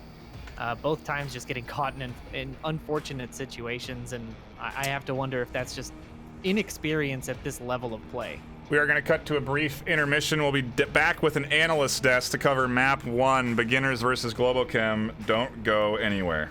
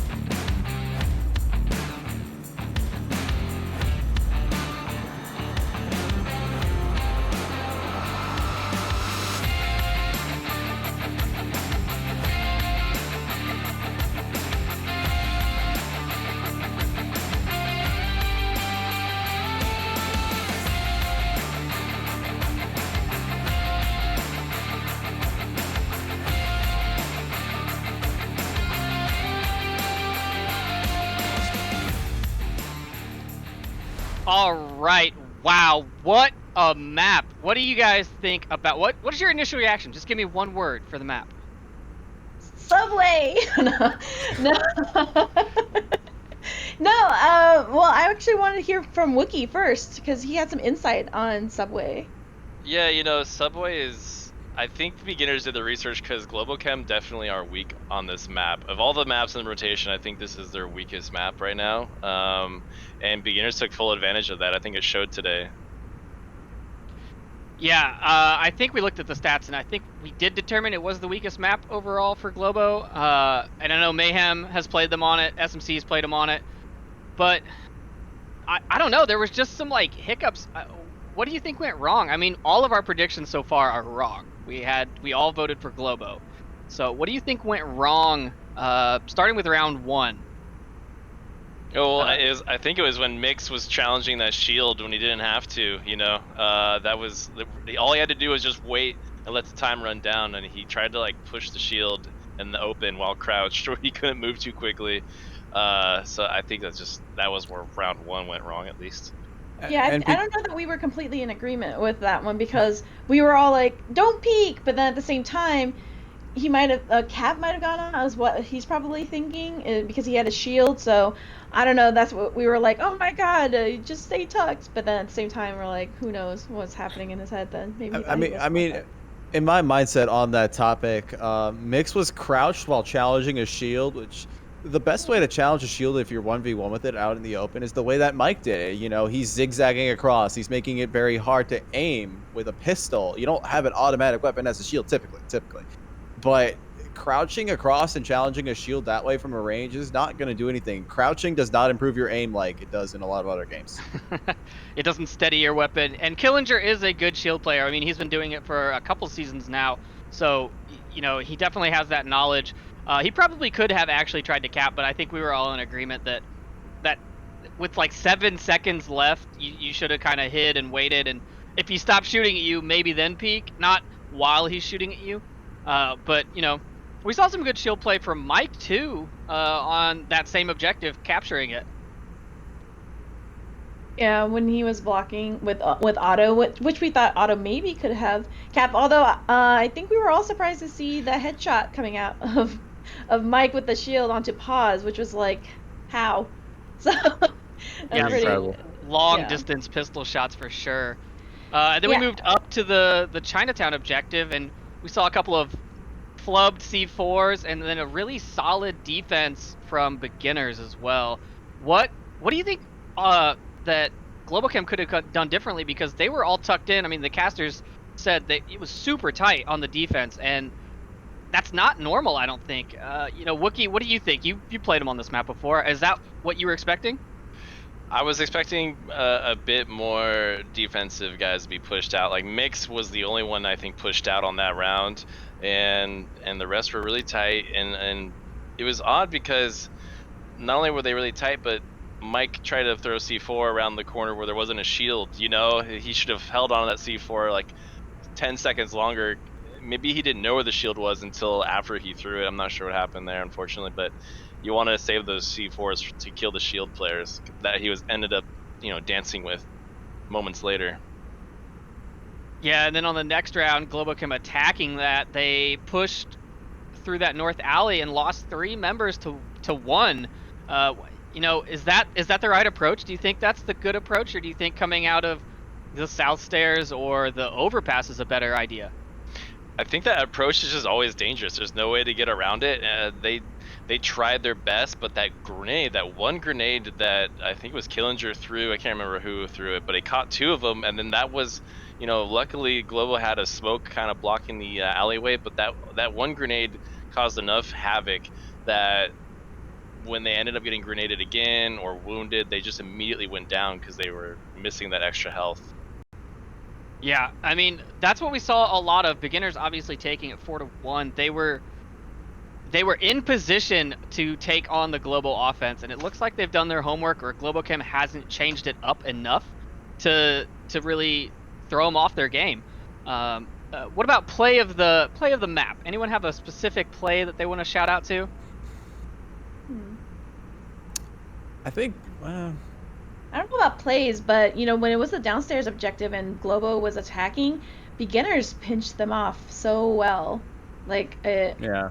To start with, I mean, for a minute there, we were like, they're gonna get stuck there. They're just right. And I mean, it was good of them how they pushed out of that, but the beginners had that really, that was set really well for their defense, and I really was surprised how they got out of there. So that was a good play on beginners trying to pinch and then Globo getting out of it.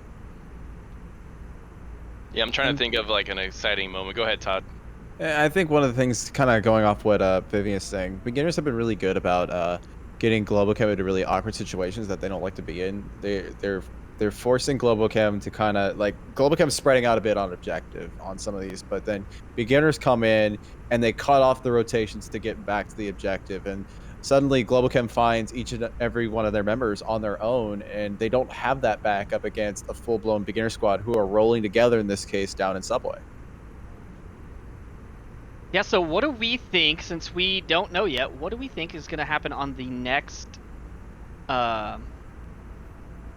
What map are we thinking is going to happen? Let's see, the bans were Downfall from GlobalChem and Snow Peak from beginners. So where are we going next? Are we going to go smaller, larger? What's the plan?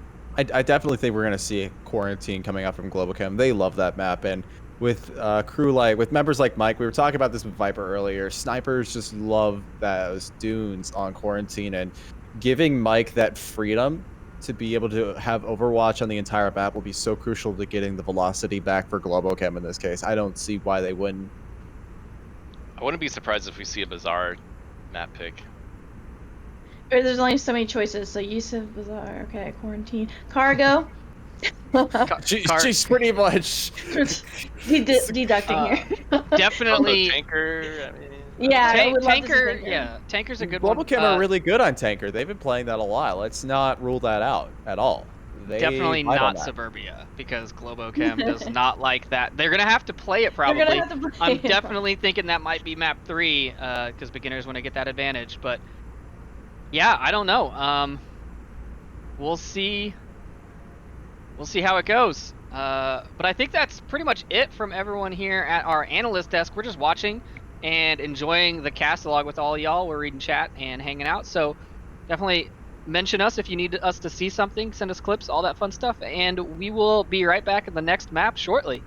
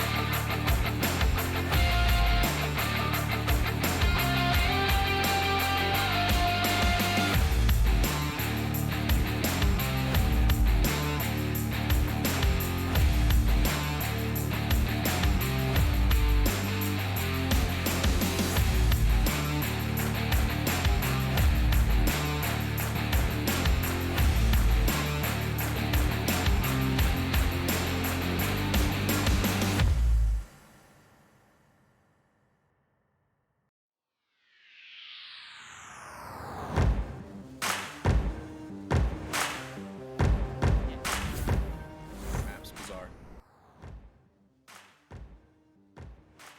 We are back here at the Onward VRML Grand Finals. Map 2 is coming at you, and it's looking like it's going to be bizarre. Sleepy, your thoughts on Map 2 of the day? Well, map 2 is a bit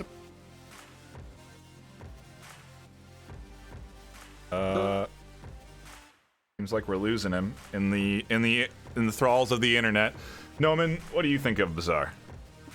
Yeah, Bizarre is that map that is a good mix, right, of different playstyles, right? It's got the close quarters sections, it's got the medium range, it's got the long range.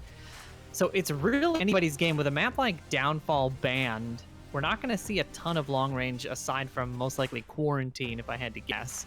I think I want to give this map early to Globochem because I feel like they've got sort of warmed up. They're feeling out the beginner's offense. Yeah. They're gonna have a slightly better setup. I don't think Globochem really loves Subway as a map either. So I feel like they're gonna come out a lot stronger on this one. It's still gonna be a tight series. Beginners are playing top level right now, and Globochem is catching up. But will they catch up in time is going to be the question. I think if they're picking Bizarre, they feel comfortable on it, and we'll see exactly what happens here in just a few moments. I don't know. What are your thoughts? Well, I think it's important to remember that this is Globochem's map pick, so they've been doing well on it over the course of the round robin. They've played it pretty consistently, and I wonder if that's maybe a reason why they've gone in and picked it here today, because it's something that they are confident on. They need a confident booster. They need to shift momentum back into their side. They need this map to really alleviate a lot of pressure, right? Because if they lose this, then it does come down to that third map. Then it is your backs against the wall. If they win this, they still maintain that cushion in the best of 5. They can still afford to lose another map before they're out. So you definitely want to secure this just for your overall team's mental well-being. Yeah, it's hard to not get discouraged. I know that's one of the things that Globochem talks about all the time, is that, hey, we come into it and we think about the next round. We don't think about the round that we just played. We think about the next round. And that may be true again, and I've been harping on this, but it's true for the veterans. But is it true for the Mike Crooks and the Izzies? You know, all of the new players. Do they have the mental fortitude to keep that sort of mindset throughout? Because if you even have one or two of your teammates, you know, running at 50% in a top level match like this, playing against beginners, that's a lot of pressure. It's a lot of lost ground that you have to make up. They have to be, you know, absolutely top form. You do not want to go down 2 maps this early and have to fight back in the last 2, because the pressure just keeps mounting and mounting the more we get into this series.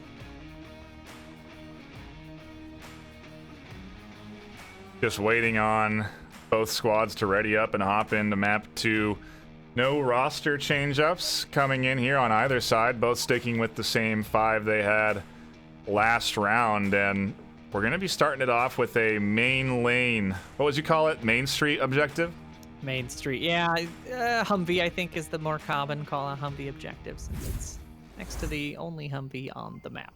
Oh, okay. Well, there you go. A little fun fact for you new players in there. Learn the map and callouts one callout at a time. Yeah. You're going to learn it from, you know, 6 different casters, 6 different callouts, but you're getting the Noman version this time, so that's a... Sleepy. Yeah, that's right. We got a couple of common callouts. Noman's like, oh yeah, I forgot, Sleepy's here. Sleepy is here, and just in time, because 20 seconds in, the smokes are out for Globochem. We saw them try this cross yesterday versus Silent Purge, and it did not work great. They got pinned in from Paz's position specifically. It looks like Paz will not apply the same level of pressure, and that's going to give Globochem basically a march across. They've already got 3 in. Paz has already been identified. Thunder Pilot calling out there. I can hear him halfway across the map on that call out. Yeah. As he gives that information to his team, but Paz, likely hearing that same call out, rotates out and goes down to South Street, finds a different angle. He gives up on the angle a little too early. Otto's allowed to cross far into the south. Otto almost sees the back of Paz, too. Crazy. Paz seems to be taking almost the exact same positions that Scorpio took yesterday in dealing with Globochem. The only difference I saw is I don't think Paz had the timing that Scorpio had in order to get that initial pick, so that's why Globochem appears to have had more success here, but Paz is going to rotate out after hearing Thunder Pilot's call-outs. They can hardly keep up with the rotation. Paz will find one. Thunder Pilot's now rotating in on him. He'll find a pick. C4's down from Paz. He's going to hold up in the corner. Here comes Thunder Pilot and clack. There goes Thunder Pilot with the C4, but Otto quick to come in and revenge his brother. What an amazing heads-up play there by Paz. That pick was so clean, and that to just think on your feet like that, and toss a C4 in a position it won't kill you. And, gorgeous, absolutely gorgeous play there by Paz. 4 beginners. Now they're up a man, 4-3. It's going to be a tough approach, man. They've got to clear south, and there's 3 still stacked on objective. They do not have an easy approach by any means. They need that final member in the west, Mixologist, to make his way down, but he has to be cautious, right? He has no idea where the rest of this defense is. Yeah, no, I mean, the Globochem approach is fairly uncontested here for the south, with the exception of Icy Woods, who's choosing a very long angle watch through a broken wall on the south side. He will be able to at least give some callouts if he does miss. The only concern is he'll need to be able to choose which situations he needs to shoot, which ones he should just let go and give the callout so that he doesn't give away his positioning.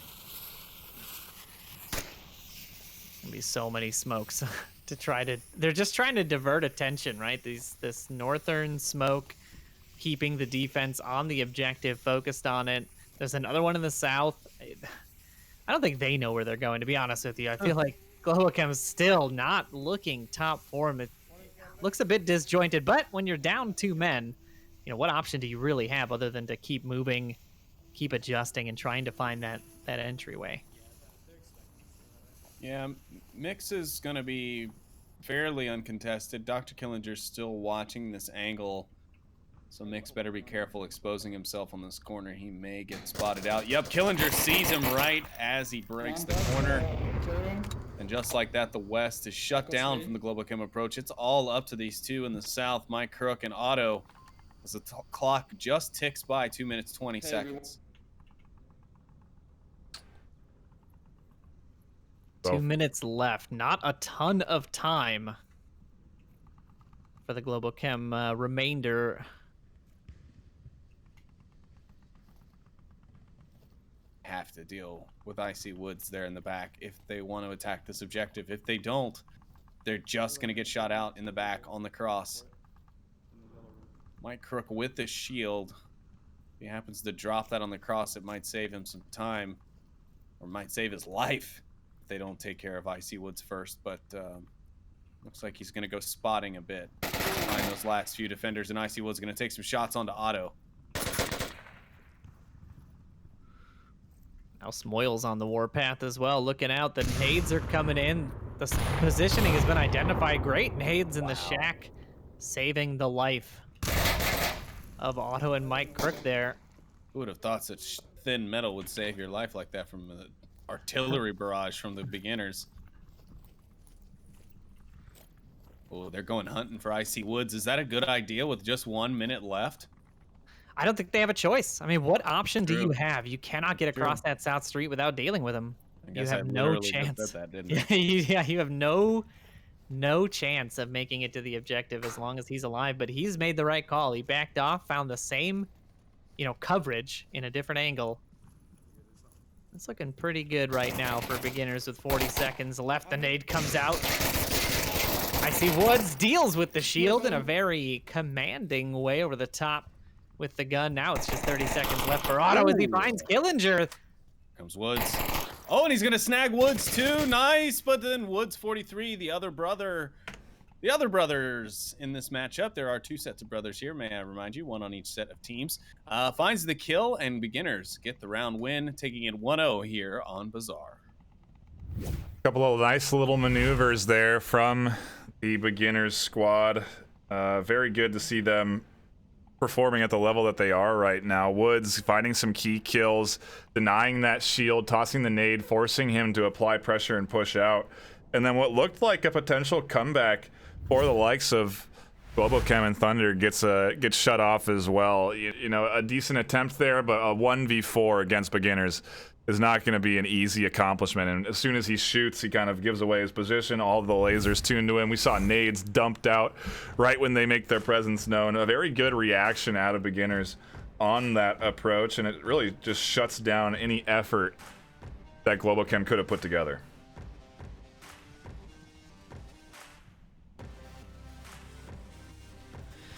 Yeah, well, I feel like leaving Mix alone up in that northwest was probably one of the major missteps for the Global Chem offense, right? Not having that refrag capability, not having a secondary angle, to help him make that approach. He didn't have a ton of utility. Obviously, you go up there by yourself, you've only got what you got on your chest.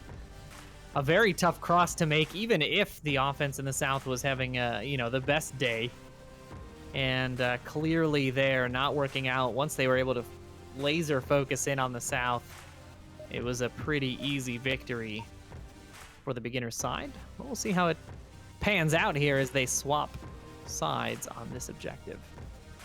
Yeah, interesting that I saw Global Chem running the exact same play they ran yesterday. You got to know the beginners watched that tape. You know they're ready for it, and they were. It didn't work out, and I thought it was going to there at the beginning with the quick identification of pause, but things just kind of went downhill very quickly. But we're off into round two. The spawn box is lifted, and the beginners have spread every which way on the map. They are not going to stay together in a bunched up squad like we saw from Global Chem. Not really bunched up on the Global Chem side last round, but all mostly going one route versus beginners here who have split off and spread the map, leaving one man on the backside to just kind of clear out and check for any intrusions. Pretty standard stuff. Beginners spreading out, looking for some early aggressive angles. Those aren't going to come in from Global Chem because Global Chem isn't applying any early pressure on defense, and basically going to be a waiting game for another 4 minutes before we get down to the action. Beginners will just be posturing, positioning, covering angles, and as long as Global Chem doesn't expose and stays tucked in, it's going to come down to a pretty chaotic push on objective, and I don't know if that's something you really want here. So I wonder if Globochem are going to try and find some peaks and try and find some early angles. I'm a bit concerned with the defense here from Globochem. They are very spread out right now. You know, it is in most cases, I'd agree with you, Sleepy, but I think they're playing into the hands of beginners. They know beginners aren't going to apply 5-man pressure on one side. You know, Right. They're well aware of what kind of play beginners have been putting in today and over the course of the round robin. Beginners clearly not going to shake up what has worked for them over the course of the season, as we've seen so far. They are sticking to their tried and true strategy, and so Globochem know what's going to happen. You know, they know that it's not going to be until a minute that the push is going to come, and I almost wonder if they're positioned for a bit of a retake style of defense. Maybe allow beginners to start to pinch in on objective, and then you converge from the backside. If Thunder stays hidden here for another 3 minutes, once they try and apply pressure up the middle of the street, he could potentially peek out there and have some exposed attackers. Sure, yeah, just kind of fold the wings in there on the Yeah. defense and try and wrap it around behind as you flank up. Yeah, I mean that makes sense, and it would definitely seem like it would work here. I mean, Mix or whoever that is in the far west would have some trouble pushing his way forward, as he's going to have to deal with 2 potential enemies ahead. But yeah, I mean, relatively speaking, that could be an effective strategy here. I like this lineup. I like this clean line across the top of the map there. If you take a look at the overhead, I mean that is textbook beginners. They know their positioning, they know the approach. But Globochem basically got the same thing, right? They've got the defensive version of that across the backside, and I think that could work out in their favor. It's gonna have to be one to 2 trades, right? Like one person will have to trade for 2 to make it effective. You know, I almost wonder if beginners' thought process is hold their angles for 2 minutes, 2.5 minutes, and they know that eventually somebody is going to have to peek for information, because you can't just be very dependent that nobody's pushing you because you don't see or hear anything. You have to get information somehow, and so as soon as Izzy went for a peek, Killinger had held the angle he'd been holding forever. Woods and Icy Woods applying pressure onto Mix, who was sitting in that corner. He goes down, and now beginners are going to be applying pressure and converging on objective with 2 minutes left, so uncharacteristic to their normal push timing right now. Wells grabs another, and just like that, it's a 5v3. Lots of work for the defense to do, and not likely to be successful with this much pressure coming. However, Thunderpilot, in a bid to prove me wrong, grabs Icy Woods, starts to even things out a little bit. Unfortunate that the rotation catches him out. Woods 43 ready for the change in positioning. Really nice push from beginners so far. They cross the street well, and they sort of put a pause on it while the rest of the offense begins their move in on objective. Pause and Smoils have taken down the wing fold that we talked about earlier. Now Pause is inside objective. He finds one. Otto has to rotate and react. Pause can potentially be punching in the code here. Otto's not going to let that happen. He'll sacrifice his life, but either way, beginners go up 2-0. Wow, beginners just looking super strong here on Bazaar. They are not worried about a thing. Things are just, I mean, it's just very smooth sailing right now for them. They're just kind of in running gear on the highway, cruising with the top down at the moment. Momentum very much in the palm of their hands right now, and even after a bit of a breather from map 1, Globochem just wasn't able to bounce back. You clearly saw them come in with a plan in mind. You know, they had that strategy that they wanted to apply for that first round. They knew what they wanted to do, and it just didn't work out, and they've allowed beginners now to secure a nice 2-0 lead, and they've put them on the back foot. Globochem, on their map choice, are really getting the bad side of the deal right now. They have to win this Marsoc round, and they're not really getting easy objectives. That Main Street Humvee objective, not exactly the easiest to defend. And this next one, I guess I'm a bit neutral on it. It has some easy cap spots, but it also has plenty of angles to hold entry points from. Sleepy, what are your thoughts on where we're going to be headed for round 3? I mean, the far western objective to me is, I personally like it. As a defender, it's not the easiest objective to defend, but it's definitely not the most difficult. There's some pretty standard positions you can take to cover approach angles fairly well. The thing I love about it is that we're starting to see a lot more teams getting in there and getting so close to the caps, whether or not they're actually getting them or not. The fact is we're starting to see them way more often from teams all across the spectrum, and that's been really exciting to see. At one point, you would rarely ever see teams on the Marsoc side getting anywhere close to this objective. Now we're seeing more teams getting close and getting tablet out and capping than we ever have. So I love to see the growth in all the teams. Either way you shake it, beginners are dominating the stage right now. 4-1 on map 1. They lead 2-0 here on Globochem's map pick. They are doing a great job of shutting down any Globochem early aggression that is getting put out here. Killinger does take some shots from Otto, but none of those find any purchase, and now Otto has to rotate off their spawn. A bit known, but Globo is going for a full spread. They're not applying any 5-man press. It's looking like they're positioning for a similar attack, but look at the overhead. Look at where beginners are. Nobody's actually back by objective. Yeah, it looks like they're putting out just like a full frontal defense. They just want to kind of greet it head on, and they can cover the southeast or the southwest approach across the road fairly easily. And if they kill them out in front of the objective, then they don't have to worry about them getting past.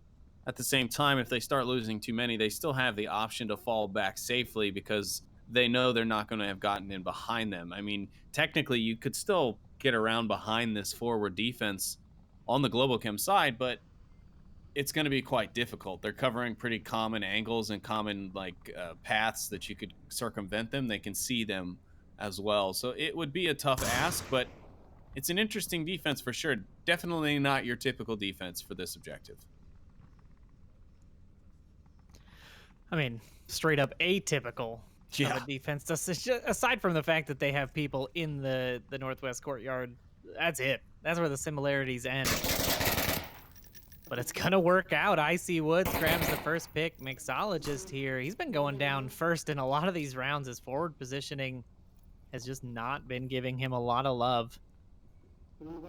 Beginners here with an aggressive defense. It's paying off. They're finding kills early, and that's what they excel in. When they get that early pick, their offense and defense really gels together, and I feel like beginners are slowly getting more and more confident going up against Globochem. Yeah, they definitely seem a little less nervous, a little less shaky against them. I am starting to wonder, though, if the pressure of being down like this on some of the newer members of Globochem is starting to rattle them a bit and have them second-guessing or making decisions that they might not normally make due to the gravity of this particular matchup. Yeah. Very much have a... and it only differs in 1 or 2 players, but there is very much a seasoned team here as Woods finds Thunder with a really long angle through multiple windows. A nice denial from Thunder getting in there off the side of beginners. And now Globochem into a quick 3v3. Izzyrbart able to turn that around. Killinger's looking for the frag here. He finds Mike Crook up top. Otto trying to peek out and find the refrag. A great rotation off of Killinger. Does end up catching him out. Smoils now one of the last remaining defenders as Otto rotates a bit to the backside. Smoils hears the audio cues. He looks for the shots. Otto dips inside kill room, avoids those. Should hear Smoils applying the pressure here. Doesn't seem like he's going to pick him up. Smoils should have an exposed back to Otto soon enough.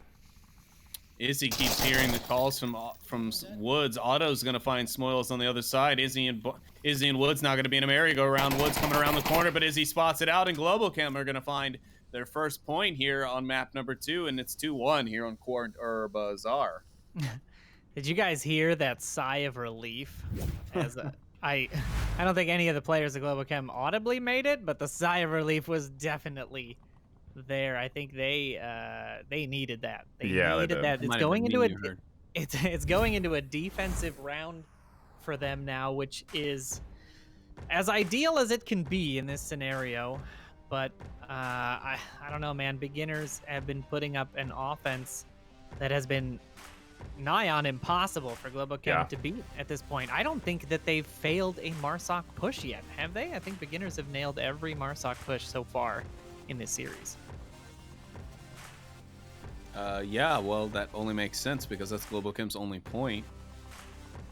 So yeah, I mean, we've only seen the one objective thus far before this one, so we would expect Globochem or Beginners, sorry, to bring something a little bit out of the ordinary again. They came in just now with some pretty seriousness, and once again, kind of last minute, just overwhelming that Globochem defense. Funny thing is, I don't see Globochem adapting to it. I'm used to seeing Globochem figure these things out and adapt by now, and it just doesn't seem to be clicking. The same sort of thing keeps happening. You know, the late push keeps coming, and they keep just getting overwhelmed by it late game. It's very clear that this style of offense works well against Globochem. The slow play, and I think it's a combo platter here. I think Globo is playing a defense into the hands of Beginners, and it's working for Beginners. Globochem's trying to stay tight. They're not trying to get picked early because that's what Beginners like to do.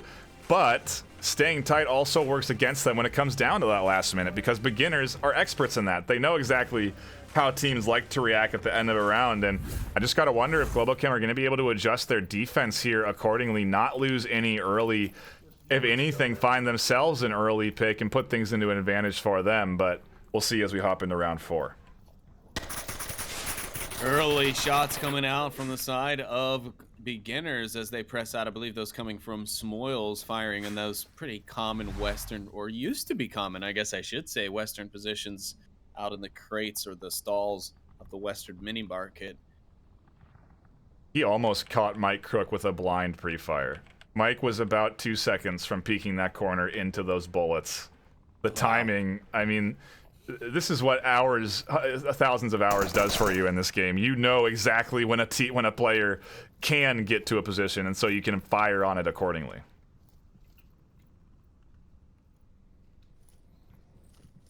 Yeah, the adjustments have been on point for Beginners. It feels like they've just got like a bug on the shoulders of Globochem sometimes with some of these plays. I mean, that last round notwithstanding, it's been a pretty dominant performance on Bazaar for them. We'll see. I can't believe you would lose a lot of steam just losing the one round like that if you're Beginners. So I can't imagine they're not going to come out 200% here and try to grab this offensive round. And I don't know, this defense is, if you take a look at the overhead map, it's odd, you know? These are odd defenses. I think that's because they're trying to avoid being in those, you know, stereotypical / common positions that, you know, most defenses will take in these objectives, especially in tight maps and in high intensity games. You normally play it safe, and safe is usually standard and common. And neither of these teams want to do that, so they're playing this very, very interestingly. Mike Crook's got a lot of audio to work with. Woods 43 close by.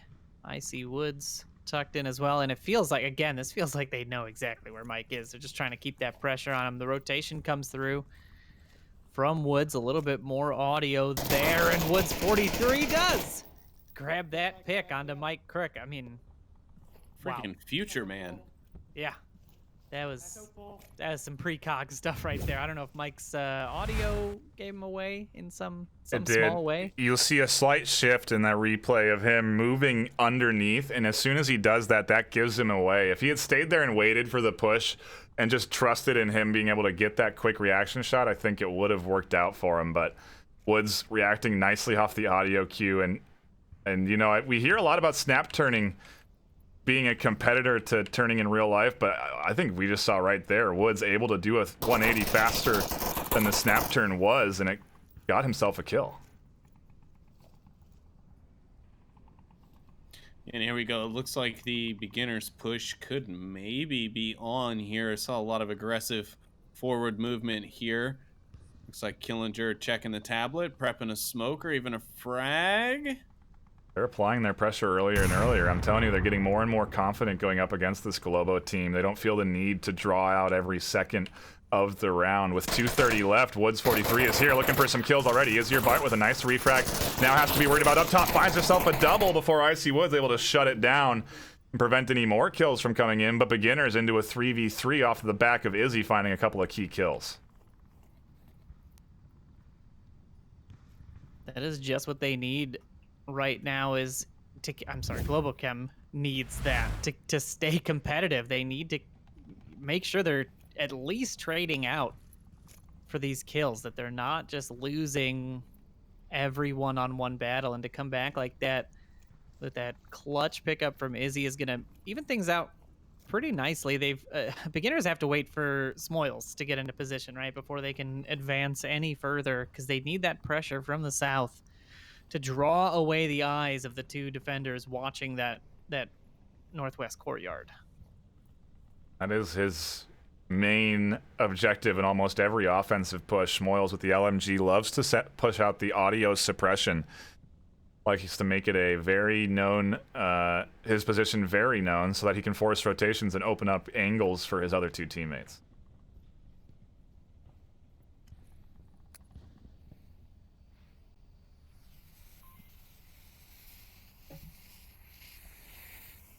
Smokes out through the walls.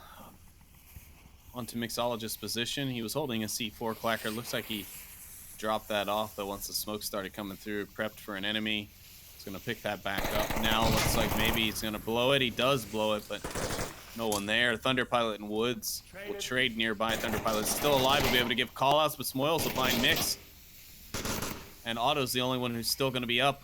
He'll have to rely on the comms coming out from Thunder to give him the best guide. Pause running across the road. Otto's going to find him. Smoils out in the open as well. Otto going to run through the building. He's going to catch him off the backside. Smoils is inside going for the cap. Will Otto make it to the window in time? Is Smoils going to be fast enough? Otto's going to find it and win the trade. Globochem will grab their second point and tie things up, also ending Beginners' unbroken Marsoc string here on this map so far. Yeah, that tablet was probably the wrong choice. I mean, he went back for the gun, but it only takes that amount of time. You know, Right. It only takes the fractions of seconds for somebody. He had the gun up, obviously, because he did end up trading, but he had to like sort of panic fire on the window with the gun up first. And had he just had the gun trained, I don't know if he was hearing Thunder Pilot's callouts or not, but either way, Otto making a fantastic rotation there and capitalizing on, and I can't even call it a mistake. It's just like a judgment call. Impulse. Yeah, on that judgment call by Smoils to try to go for pad, switch to gun, not quite ready for the engagement that they had there. And I mean, that was looking like Beginners all the way, right? It was lining up. They were knocking the pins down as they went, and just that tight in this series already. Beginners wanted to put the nail in the coffin there. They wanted to shut Globo down for the rest of this series, and if they had got that cap, the momentum is so hard to get around. You know, Beginners are a team that rides with that momentum. They've won this first map 4-1. They've done a great job getting a nice early lead here on Globochem's map pick 2-0, and now Globochem's trying desperately to claw back, but it has been Beginners for the most of this series. They have really been finding the kills and executing their last minute strategies very effectively. And as I say that, they've gotten, they've been pushing at 2.5, 3 minutes, almost akin to Globochem, and Globochem have been pushing later. It's like we're getting a bit of a role reversal as momentum shifts into the favor of each team. And now I wonder if Globochem are going to be applying pressure early with this spawn, or if they're going to play it slow like they have been.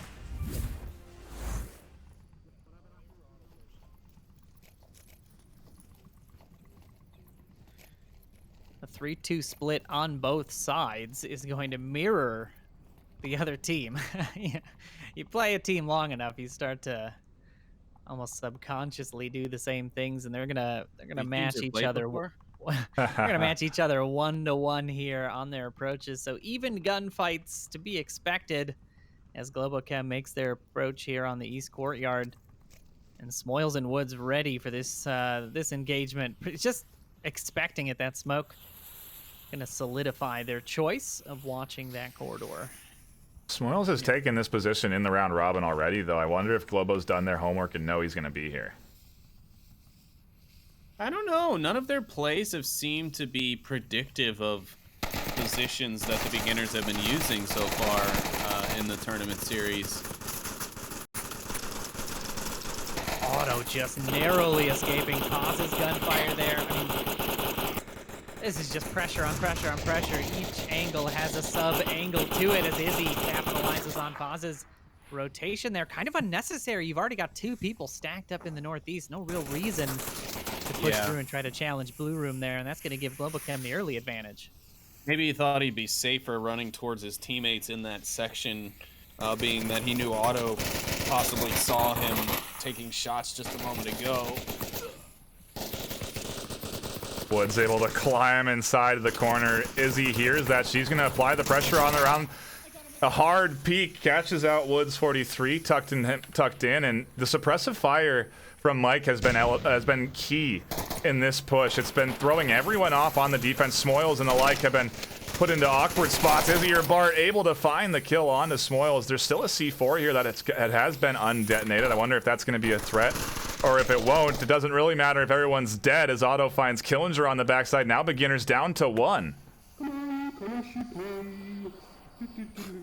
Well, he doesn't seem to be too bothered by it. I see Woods singing a nice little ditty to himself as he gets through to the objective area to defend as the last man standing. 3.5 minutes left. You got to know that that kill count is wrong, if even there. Most of those kills being trades. Woods is in a position I do not envy at this moment. Yeah, he knows what he has to guard, though. He has to protect entry into stairs. He doesn't have to worry about the backside. He's got to stay on objective. And, you know, he'd rather die than lose to a cap. Thunder would rather take the round, so Globo go up 3-2. Absolutely. Yeah, the smart play there by Woods. He knows the situation. He knows what's on the line. The whole map is on the line, and Globochem had plenty of time to get set up. I would have, you know, just for my own personal pleasure, I would have loved to have seen Globo try to sort of like continue baiting him around, you know, through various windows and then try to position somebody in for the cap. But in a situation like this, in the finals, you don't really go for those sort of, hey, let's try and be wacky and get him to look this way while we go, you know, the old Kansas City shuffle. Right. I think that was the right call there in finishing off that final defender and getting that point on the board, because now they go into a defensive advantage. Globochem having to defend this Coyote objective themselves, no easy feat, mind you. And with the strong beginners offense, I mean, beginners are, you, as Knight said earlier, are looking for this cap. There is no chance that their, you know, intent strategy right now isn't the word cap written on the board. Yeah. I mean, they've been putting oftentimes 4 to 5 attackers on an objective when they get to getting to that push. This is one where you can really get a lot of different people into capping spots. If you send 2 up the stairs, 1 downstairs, nearly impossible to prevent everybody from entering in unless you have everyone on objective. And we've seen how that goes for Globochem. It doesn't really work very well. So you gotta wonder what their strat's gonna be coming into this. Beginners certainly have an opportunity on their hands to snag map 2 with a cap here, and it's what they need, what they want. I'm sure they're fine going into a 3-3 and defending, but Globo has proven they can take Marsoc rounds. They sure have, but here we are in round number 6, kind of a place we'd have thought the first map would have gotten to, but it did not. And beginners are now on the offense. They're a point down, and Globochem just going to try and hold on to close out this map and tie the series back up.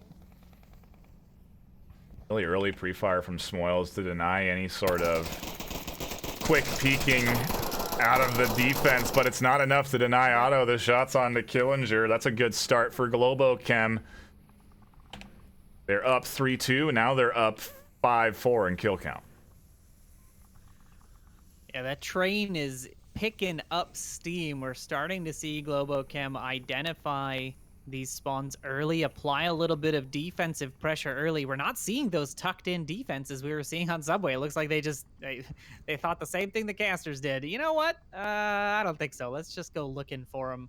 Try to win those trades whenever we can, and leave it up to 2 to 3 at the end with the possible trades. So I think I like this version of the Globochem defense more than what I've seen so far.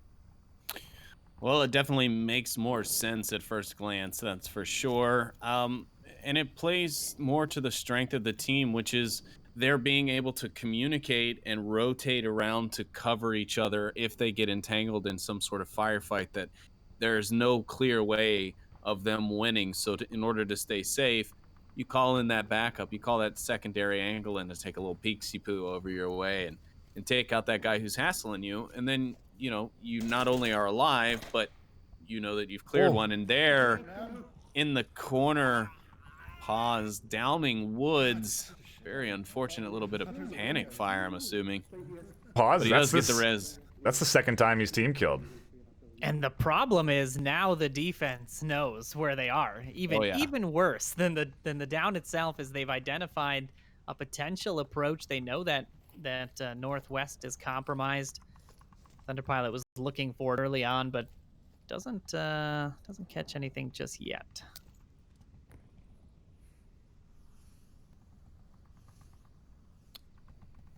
More smokes are out now on the Northwest as Woods and Pause going to be trying to push across there. The look still there. The pre-fire coming through the smoke. Not sure if he actually saw anything or if he's just making sure. Now they're up in the north side of the wall. Moyle's over on the east, getting ready to make his entry as well. Beginners are positioning for that pinch as they like to do, and this is something they also do. They throw the smoke, they cross the street, they draw attention, then they don't move along the north side. They go back behind the smoke and rotate around, and we saw them do it in the round robin, and I wonder, again, if Global will be prepared for something like this, if they'll be watching in the bazaar, if Mike is going to drop off of that angle, or if he's going to keep holding it. A lot of questions, but the time is ticking. 2:40 on the clock. Plenty of time, realistically, for beginners to get into position for a attack.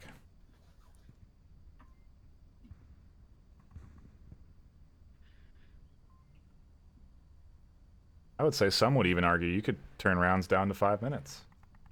Don't you start that right now, Nightfire. That is not the primary focus of our gathering here today. Haven't you done enough today, Nightfire? You're right, Mike you're right. Crook with a great pick there. Not an expected position from IC Woods, and Mike Crook capitalizes on it. But now Pause should have just enough. Oh, doesn't matter. Never mind. Otto will find that final pick on the western approach, and it's all down to the 2 in the east. Globochem looking good to secure map 2.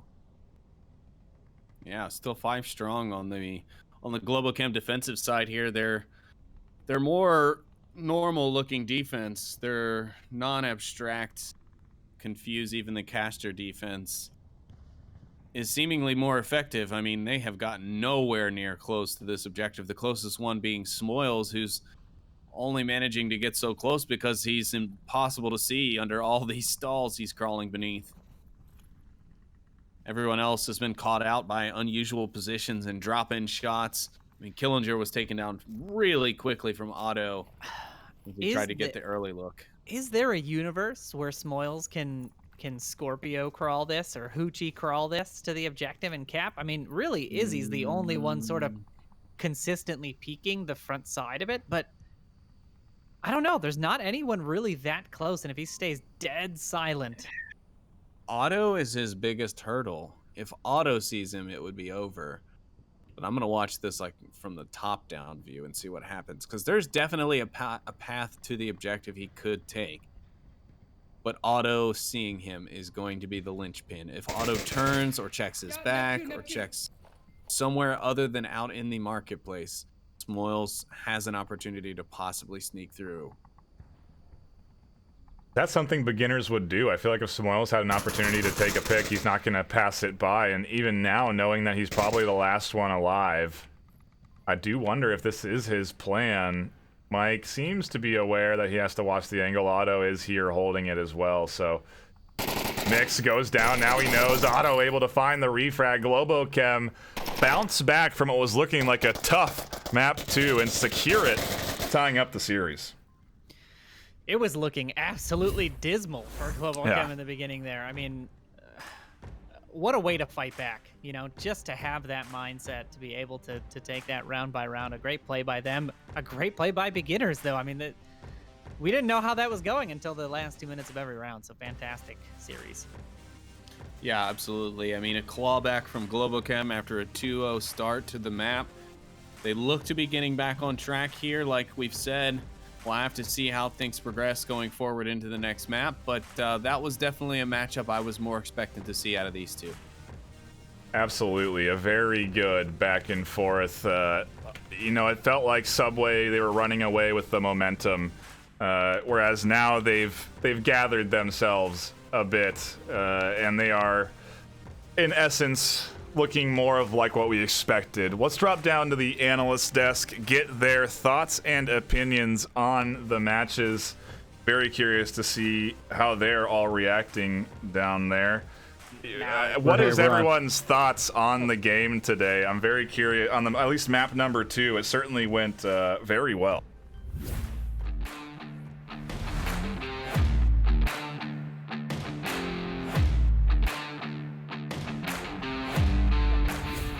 You're on the game and in here, so I was hearing you twice. Yeah, we're still watching, man. We don't know what happened. I'm guessing Globo won because they've been playing really well. Otto with a bunch of double kills throughout the series. I think he's double digits right now, and Izzy with some great double kills as well. Yeah, we saw a lot of good not drop shots like you would see in a pancake game, but drops off of a higher location and shooting people on the way down. We saw Icy Woods get 1 or 2. I can't remember. I think both the beginners got a drop, or both the Woods brothers got a drop kill. But yeah, I don't know. The beginners came into this looking really strong, and they had what 7 unanswered points at the you know, first when Globo first got their point back. So, what do you think was the turning point, Vivian? Well, probably right when you just said it, when they went back up, because they went how many rounds? 6 rounds unanswered or something like that. Yeah. And then they started to pick up steam. But I think that everyone, maybe Otto heard that he got, you know, everyone saying like he only got 0 kills, 4 deaths in the last one. So he's like, no. But Bazaar is a really good map for Globochem, so I'm glad that they were able to pick a good map to go up next. It's one of their strong ones. Yeah, and we saw a lot of not common defensive positions from beginners. They were pushing really far out on all their defenses. It seemed like their Kiat defense on round 5 was just way out of the standard. They weren't even in the building on the objective. Yeah, I mean, they were like around it, so I'm sure they thought they had the crosses covered, I suppose. But yeah, like not like inside of it, or either you can sneak in anywhere really. Who are we kidding? Yeah, and then let's see, what else did we have? Oh, we saw a really nice play from Icy Woods pushing the shield with some grenade pressure, forcing him to come at him and then getting the kill. Followed up by a good double from Otto. And the first thing I remember from this whole round was pause with that C4, that bait and switch on the southeast buildings. I mean, what do you think about that, Wookie? You're the C4 expert. Yeah, I mean, pause with that fake out was incredible, and the way he baited Thunder to come running around, super cocky with that shield in his hand, and then to be met by that C4 that was just perfectly placed. I couldn't believe how well that played out. Congrats to Paz on that incredible C4 kill. That was exciting. That was spectacular. Yeah, Paz has been doing great, I think, this series. So hats off to him as a new beginner, as a beginning beginner. as a beginner, a pure beginner. So yeah, anything? What do you think we're gonna see for the next map then? We've had Bazaar, we've had I already forgot the first map, Subway. So what do you think? I think beginners are going to pick into Suburbia, personally. I think that's the next I think best Suburbia pick. is coming. Yeah, I think. It's Yep. coming. Yeah, I can see that. Suburbia's coming. What about Going you, to Todd? Suburbia. I think Suburbia is an unavoidable fact at this point. It's played so much that it'd be a travesty not to have it be played because both these teams know it very well. It's certainly, granted, if Snow Peak wasn't banned, we might see that, but it's banned, so it doesn't matter. But Yeah. Well, beginners need it. It's going to be a back and forth. So, I mean, of course, it's like map pick. Even though people always say like it's their map pick, but there's only so many maps to choose. You know what I mean? So I think they're all going to be good at it. But Suburbia, I think, would lean more towards beginners. So I wouldn't be surprised if they picked that. And I think, honestly, if we do see Suburbia, it's going to be very interesting because I know for a fact that I do know for a fact that beginners have played it a lot this season, but Global Chem, on the other hand, haven't. So you got to wonder about that experience in league play at this point, of whether that's going to be a major factor or not. Yeah, and the last thing I'd like to point out is we saw some really good communication from Globochem, and I think that's what sets the teams apart from the other teams. I mean, that's why they're in the finals, right? Because these teams, Thunder went down on an objective and was able to precisely call out to Otto where the guys were when they were crossing. I mean, and he just 1-2 tapped them. Smoils did get on the objective, but he was not able to get the cap out, and Kind of, yeah. Globochem came out ahead, and final score of 4-2. So, well, the interesting thing about that approach was that that was the same approach they took on Boss Fight, because Boss Fight had a similar defense, I think, set up on that same objective, and Smoils went in the exact same way, but they were able to tear down the Boss Fight defense, leaving only one. In this case, Global came up on top, but it was the same one, so it'd be the same approach. So that was just interesting how it fares each time you run the same play. And we were hearing from chat that Globochem is playing a lot of the same plays that we've seen throughout the season, and beginners seems to not be doing that. So we'll see how that plays out as we go farther and farther along. But we are going to be hopping into map 3 shortly. So stay tuned, and we'll have some more Onward action. Hopping into round.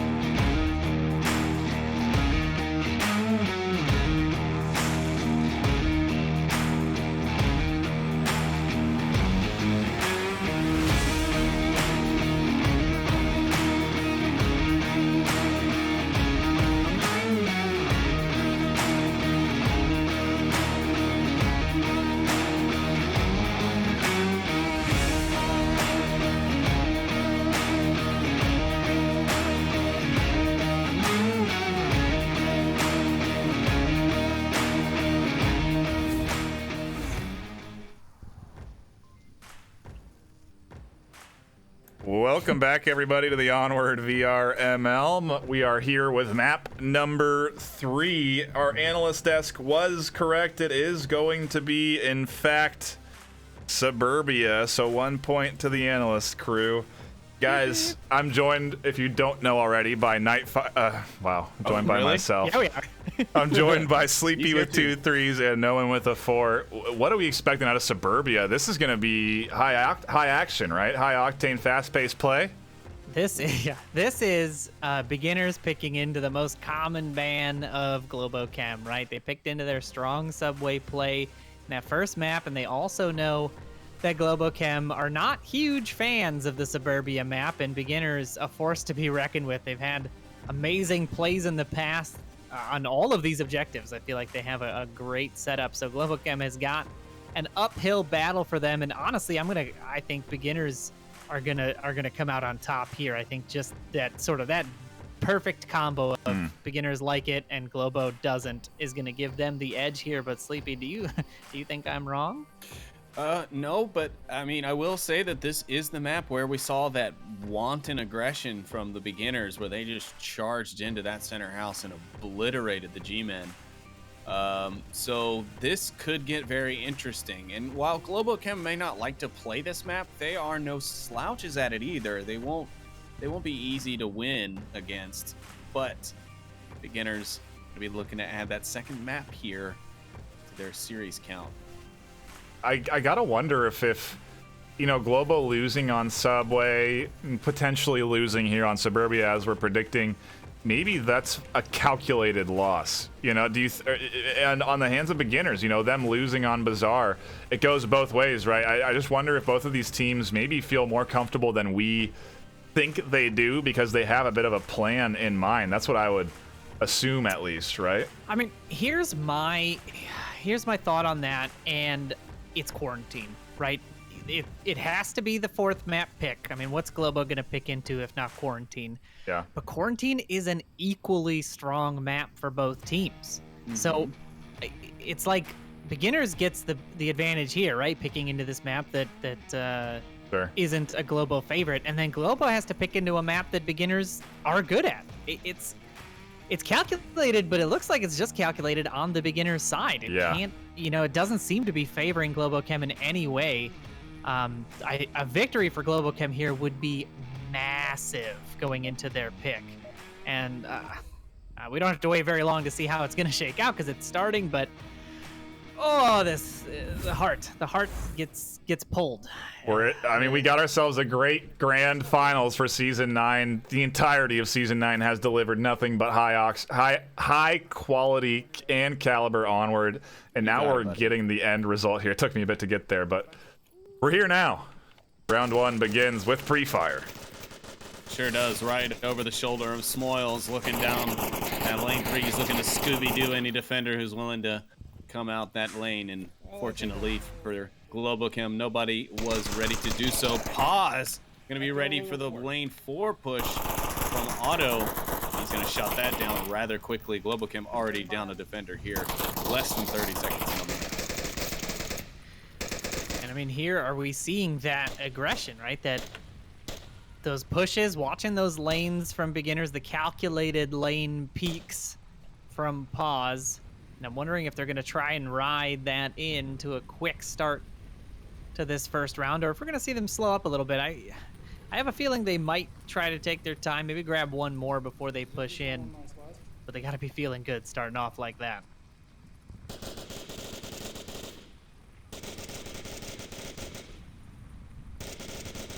I was thinking for a second beginners might apply a little early aggression, as they did get up very quickly to this west shrub hedge here, but they've put the pause on it. This is very, very much a beginner's strategy. They get in their comfortable positions where they can get picks if Globochem look for information, and then they patiently wait to pull the trigger. And with 430, we're seeing smokes come out now. I wonder what their timing is on this map right now. Well, the smokes could just be to get the cross here. It doesn't necessarily mean the attack is coming, because the entire offense is stacked over here. They've got a lot of work to still do. But that'll definitely help. Wow. What a fantastic nade toss there. A Honda Izzy over the top of the house, and these are just calculated, right? They knew there was going to be defenders tucked in on those lanes, and I mean, beginners are in. They're in, they're moving, they're cruising. Thunder Pilot's in big danger here now as the Free Fire comes out. He's going to come out for the peek. Is he ready for two? He's not. Killinger with the cleanup there. Wow, and Killinger rotated long enough to avoid that C4. If he had taken another short angle, it would have been a really nice C4 detonation to even the kill feed a little bit. But right now it is a 1v4, all down to Mix, tucked in by the shrubs close to objective. Yeah, thankfully he's still got Izzy over there being able to give out call-outs, but it's only going to do but so much once they know that they're still available. But I think, they're looking for the pick to confirm onto Izzy's position, but they can't quite seem to get it. They've still got time to work with. 3 minutes left. They're all in great positions to be able to strike the objective, or even just kind of catch Mix out, checking different angles, just, in an open position with the amount of time that's still available to them on this map.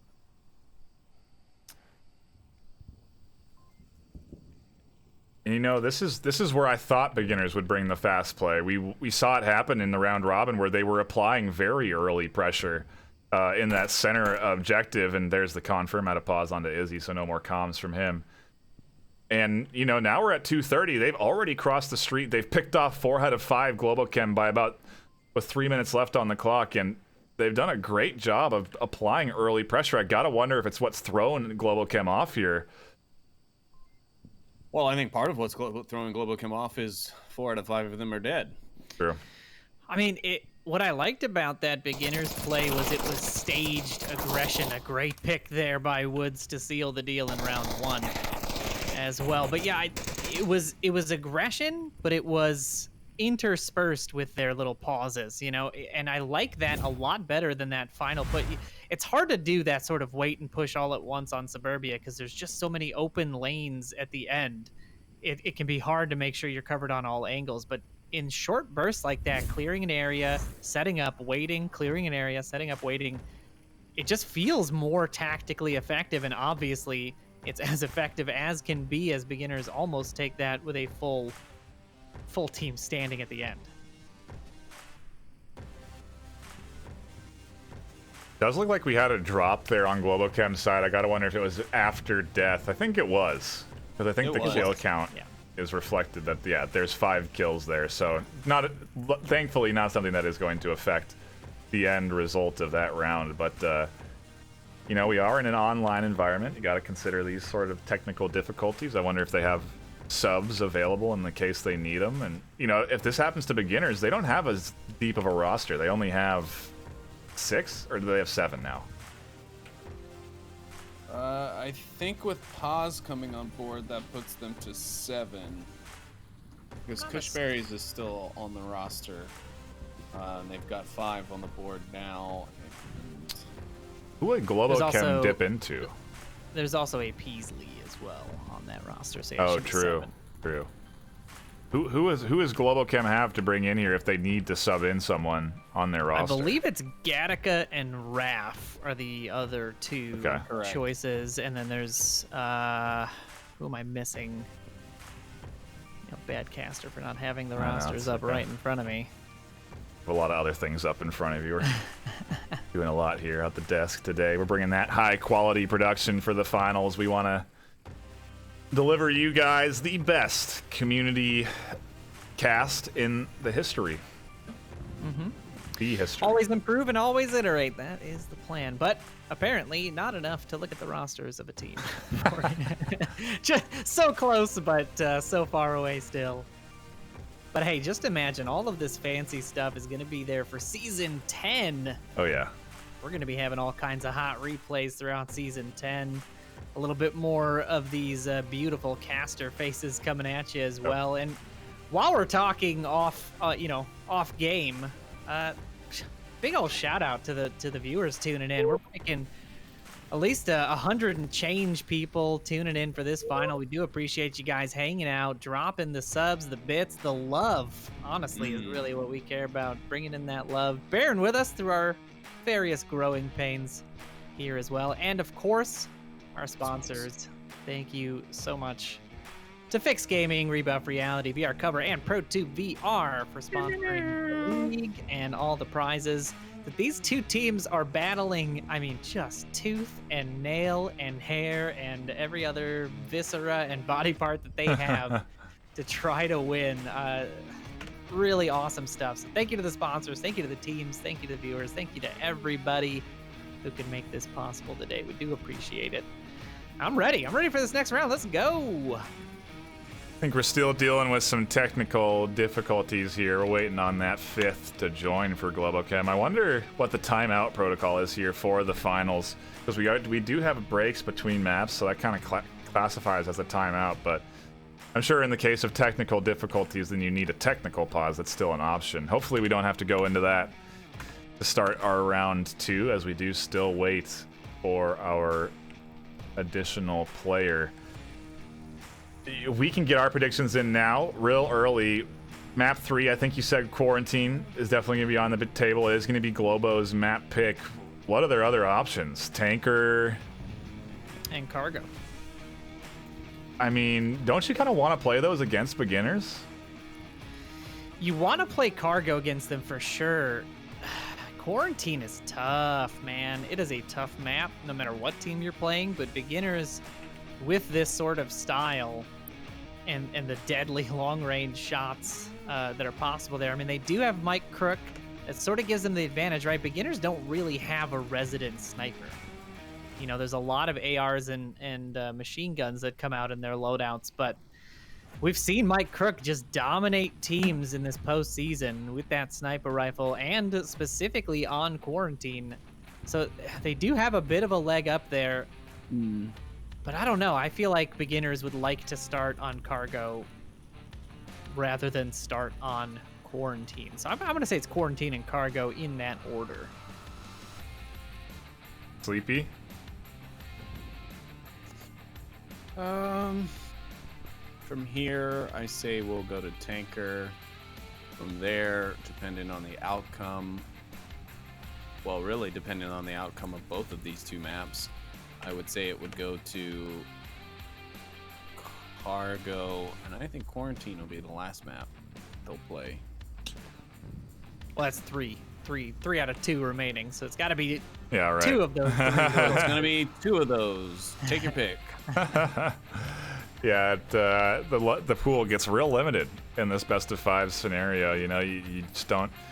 I like it because you do have to play maps that maybe you're not normally good at, and it does put you in the scenarios that maybe make these top teams a bit uncomfortable. But that's where if you're really identified as a top team, if you can excel under pressure when you're in the finals, if you can excel on maps you don't normally have to play in the regular season, you know, it's a matter of stepping up for the tournament and putting on a bit of a different display of skill versus if you were to just, you know, not come in prepared. It's an exciting time. You know, I can't wait for this next round. I think we will cut to a brief intermission, maybe the analyst desk, depending on how long this pause goes on for, but it can't be too much longer, so don't go anywhere. We're gonna be giving you more season 9 round 3 grand finals in just a few minutes.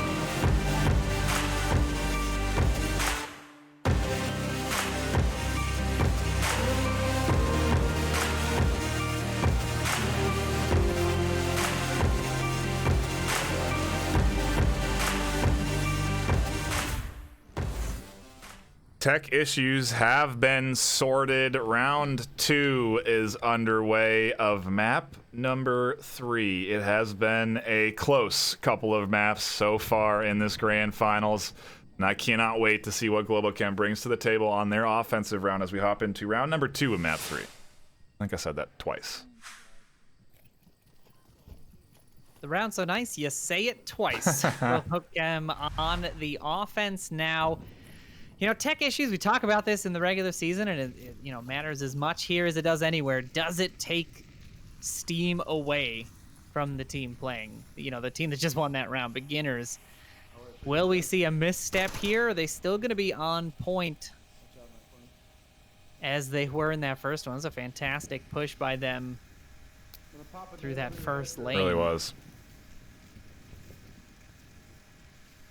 Got a pretty nice stack here in lanes 1 and 2. Smoils, though, gonna drop that stack a little bit by 1 as Mike Kirk goes down to a pretty nice little headshot.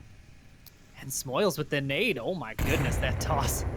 That toss was so close. Wow.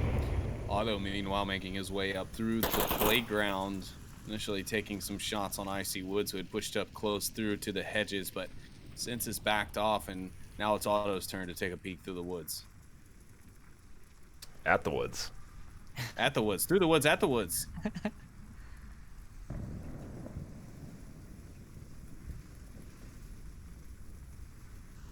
Bit of a hush here on the offensive side. GloboChem are not going to come in here with the aggression. They don't feel the need to be overly fast. They are taking it cautious. Very beginners-esque style of push right here.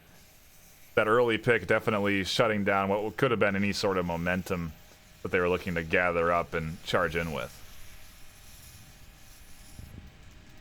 I mean, you've lost one. You've got to kind of rethink the way that you've drawn your strategy up, right? You lose one.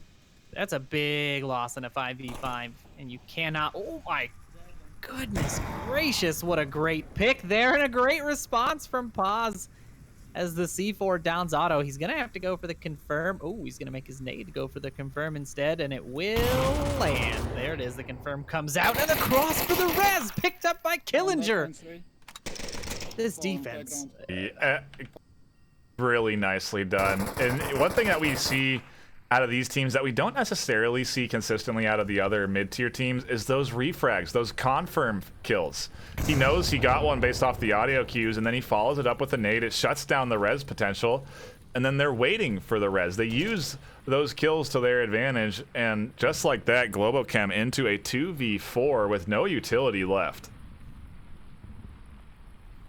They're going to have to use every last second of this round to try to catch out beginner positioning. I think Mix here might be the first one to do it. No, Smoils will capitalize on Thunder Pilot alone in lane 1, and they're going to leave Mixologist all by his lonesome to try to deal with the remaining 4 members. 3 members, that is, as he picks up Woods. Nice pick there from Mix. It's going to give away his position, so he's not going to stay there. He is going to rotate around behind the house. And a good decision, but it's going to be a really tough call for him to be able to pick these last 3 remaining defenders. I mean, they are just in such different positions. There's not an easy way to just kind of pick and roll onto the next one. He might catch one, though, if he pushes through lane 3, looking left towards Dr. Killinger. Then he might have a chance, but still he's going to have to worry about Smoils way off in the distance out of the corner of his eye, and he's going to be coming out into a very open space. It's going to be really tough. Best option, in my opinion, might be to go lane 4, and that's still super risky.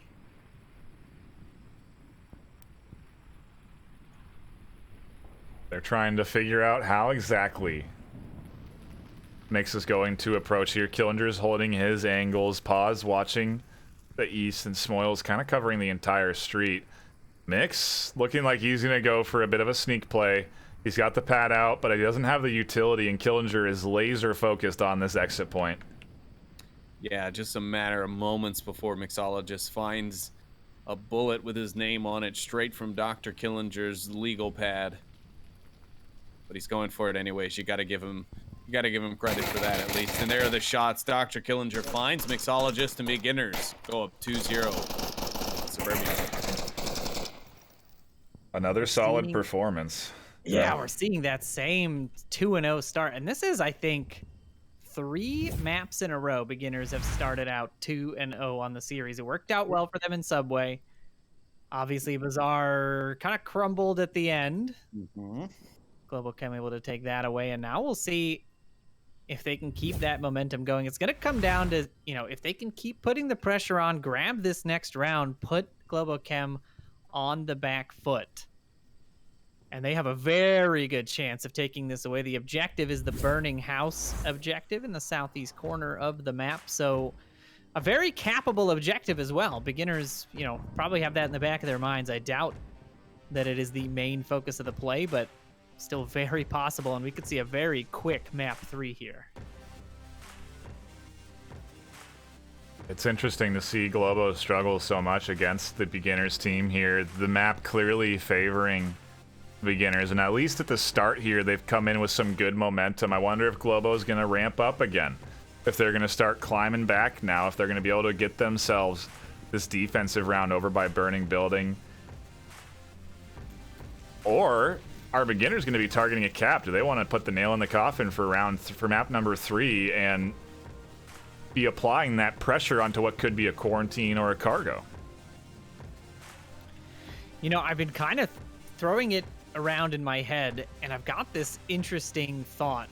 Maybe beginners are playing around the deadly Mike Crook sniper scenario. They've picked into 2 maps so far that deny him the ability to use that 12x at range, right? He's most effective when he's got that sniper rifle in his hand, and these 2 maps that they've picked into have not given him the opportunity to really exercise that skill. And it seems like now I'm wondering if they pick into a cargo or a tanker as their opportunity. That's kind of why I'm thinking Global Chem may want quarantine as their next one, to just give him a little bit of ability to flex that muscle.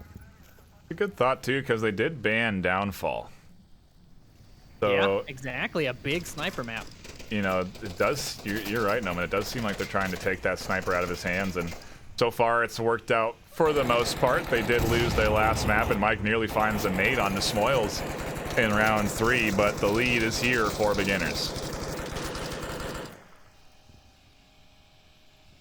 The LMGs are strong in lane 1. Smoils putting crossfire over towards the fountains. Woods 43 putting fire at the sandbags at lane 1 towards APC.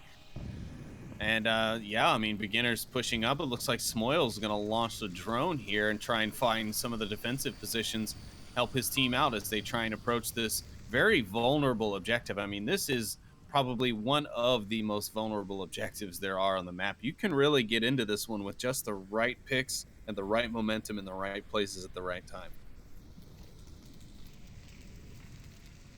If that drone IDs Otto, he's in trouble.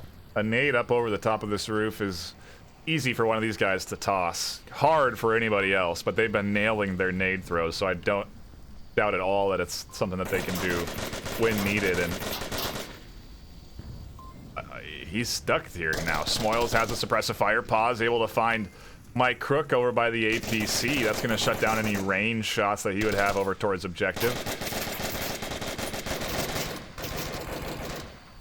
Free fire is out in force across that front line as they're just trying. I don't know if it's suppression, intimidation, keeping the rotations in check, but whatever it is, it's working, because right now this defense is just absolutely tucked in. Everyone's crouched, everyone's low. Here come the nades. Izzy or Bart's gonna have one on the backside here, and it does find him. Sure does. Downed on that part of the objective. The rotation isn't really there, but Thunder's gonna go for it anyways. He does get the res, but now they could be stuck. As Killinger's gonna look around and fire some shots at the sandbag. Otto will pick up Killinger. Otto's gonna be looking for 2 as Paz is on this corner. No, he backs off of it a little bit, and a smart choice because Otto was ready for that rotation. No. They are hitting the deck. And here comes the rest of the equipment. Oh my goodness, the C4 working against the defense there. Paz now peeking the corner, should be able to find Thunderpilot, who doesn't have a gun in hand. And just like that, The cleanup comes in from beginners, and they are up 3-0 in map 3. What's sad is that C4 was tried to be chucked by Otto. Yep. At least it looked on my end like he tried to throw it out, but it got stuck on that ledge. Now, maybe it was intended to be placed there, and I just wasn't seeing it right on the spectator side. And if that's the case, then I apologize. But it looked like a botched C4 placement, which still could have worked for defending the objective. So overall, it was fine to leave it there and not really worry. But the unfortunate reality of that grenade coming over and the C4 being what not only kills you, but technically team kills your friend who's right there and was just revived. That's got to be tough. So again, right stakes, right time, right moment. Like, it all just happened for beginners there, and they just walked right up on it. You know, at the end, Thunderpilot not even holding a gun in his hand because he was, you know, in the midst of everything. You know, everything happened just that fast.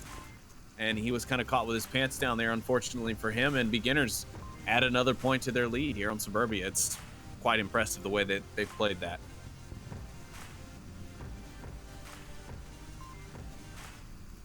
Patiently waiting for Globochem to have 5 in the lobby again, and then we will be underway with our third map, round 4. So far, though, beginners certainly running away with it, dominating here on Suburbia. It was the analyst desk's assumption that we would be on Suburbia, and it was because it was going to be beginners' map choice. Beginners doing very well to punish Globochem on their decision making and find the right kills that they need. Globochem need a round here. If they go in and lose this 4-0, I just don't know how they're going to come in to map number 4 with any kind of momentum.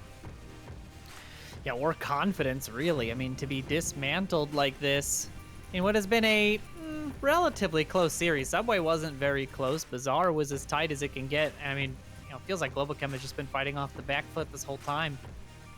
To come out of a map 4-0, to go into, I mean, it is your choice, but you still have to muster all of that energy. And on a map like Quarantine, if that is what they pick into, God, that is not a map you want to go into half-hearted.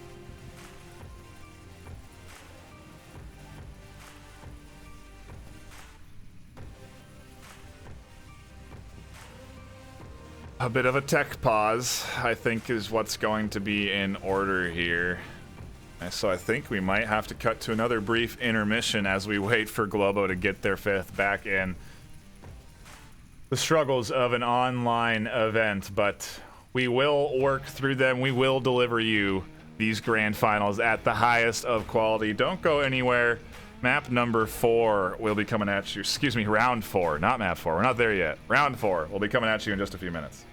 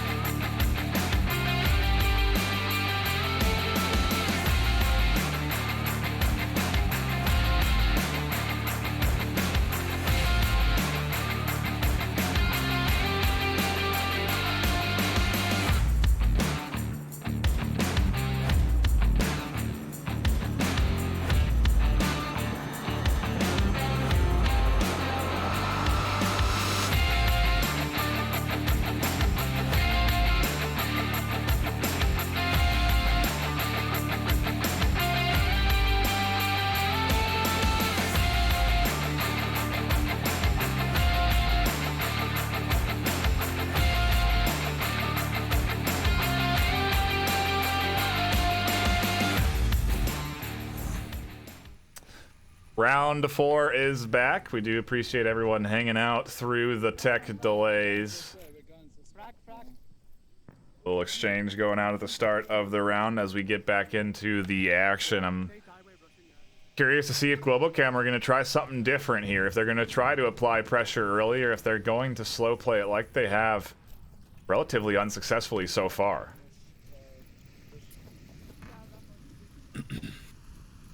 Yeah, we'll have to see. It looks like they're gonna go for quite the odd slow approach, and you'll have to forgive the mini-map folks, only showing 3 of our 5 Marsoc players at the moment. But looks like they're pretty evenly spread there across the lanes, looking for the picks.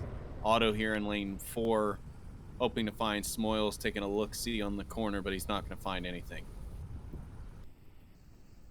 Yeah, Otto's been picked off in this spot before. Luckily, Paws not in a position to lay any fire down into that 4th lane.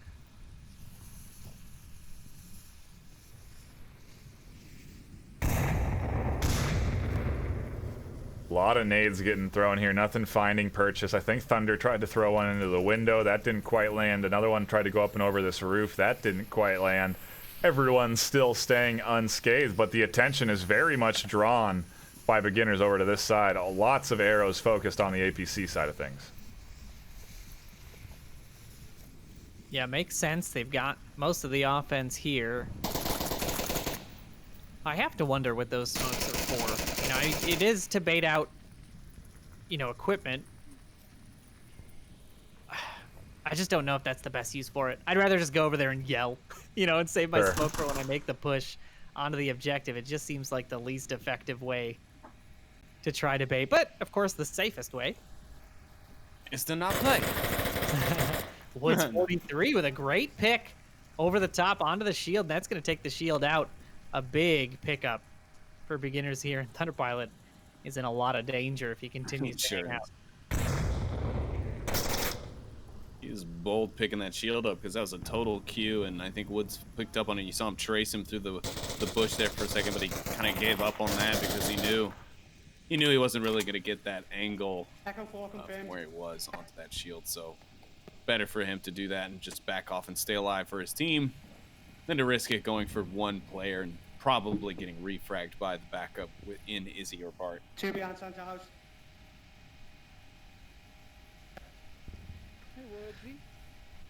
Calls are coming in. Mix and Woods having a bit of a conversation here on the side of the house.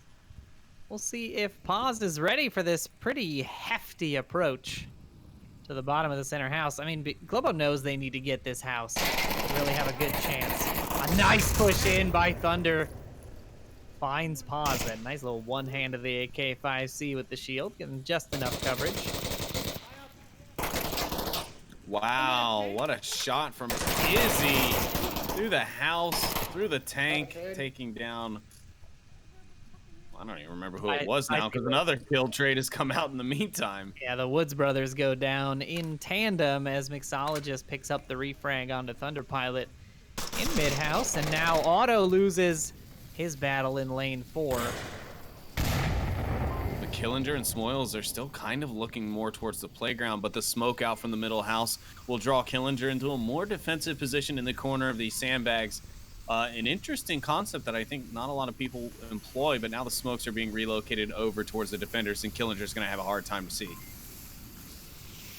Is he going to stay committed here? He is. He's going to be committed to this positioning. A dangerous one, but good enough as Izzy or Bart almost catches the bullets. Mix does, in fact, catch the bullets of Smoils. Another rotation coming out. The last one remaining. The trade will even things out for beginners and make it a 4-0. Wow, what an impressive map 3 from beginners. A 4-0 walk over the Globochem team. I mean, a lot of people, I guess, would have predicted it. It's not Globochem's strongest map, right? And that's probably why we see the pick in to this map, but it's not over. It's only 2 map wins. Globochem still have this next upcoming map, which we don't even know what that is yet, but we're assuming it's going to be Quarantine for them to bring out Mike Crook and let him stretch his proverbial legs. NightFiree, I mean, what do you think? Is there really anything Globochem could have done differently to keep them, keep them from going down so hard? I mean, the rounds were much closer than the score puts on, let's be clear, but beginners clearly won that map. Yeah, I think what we will do is we'll cut it over to our analyst desk and see how they feel about that 4-0 W coming in from beginners. Sure, it'll be a quick recap, but nonetheless, I do want to see exactly what they have to say about these rounds. You know, it was such a fast first map. Let's pass it off to the analyst desk. Let's see just how they feel about the Suburbia going 4-0 into the hands of beginners. Well, you know, NightFiree, I could say it was pretty impressive watching all that breakdown. I mean, so we had round 1. Beginners started out aggressive. They pushed very aggressively right up to the midpoint of the map and then kind of timed their approach, but not long enough to, you know, wait it out. They got into position. They smoked across. They got around. They narrowly avoided a C4 there, and it was just very, very concise and very, I think it was like by the book play basically for beginners on that one. And then TFH, you've got some notes on round number 2. Yeah, round number 2 is a very clean round. Very good push for beginners. Obviously, getting that kill through the bush and getting the confirmation nade on that from Pause is a really cool play that came out of that. But aside from that, just really some clean classic Onward coming out. Yeah, and Mix also, I don't want to say giving up. He was trying to, you know, Hail Mary it, and he tried to get that cap under 3 defenders still alive, and that did not work out for him. And then on round number 3, Vivian, you've got some information on that. Yeah, well, the nade that came out from Pause, I think it was in round 2, where he C4'd auto and then threw a confirm.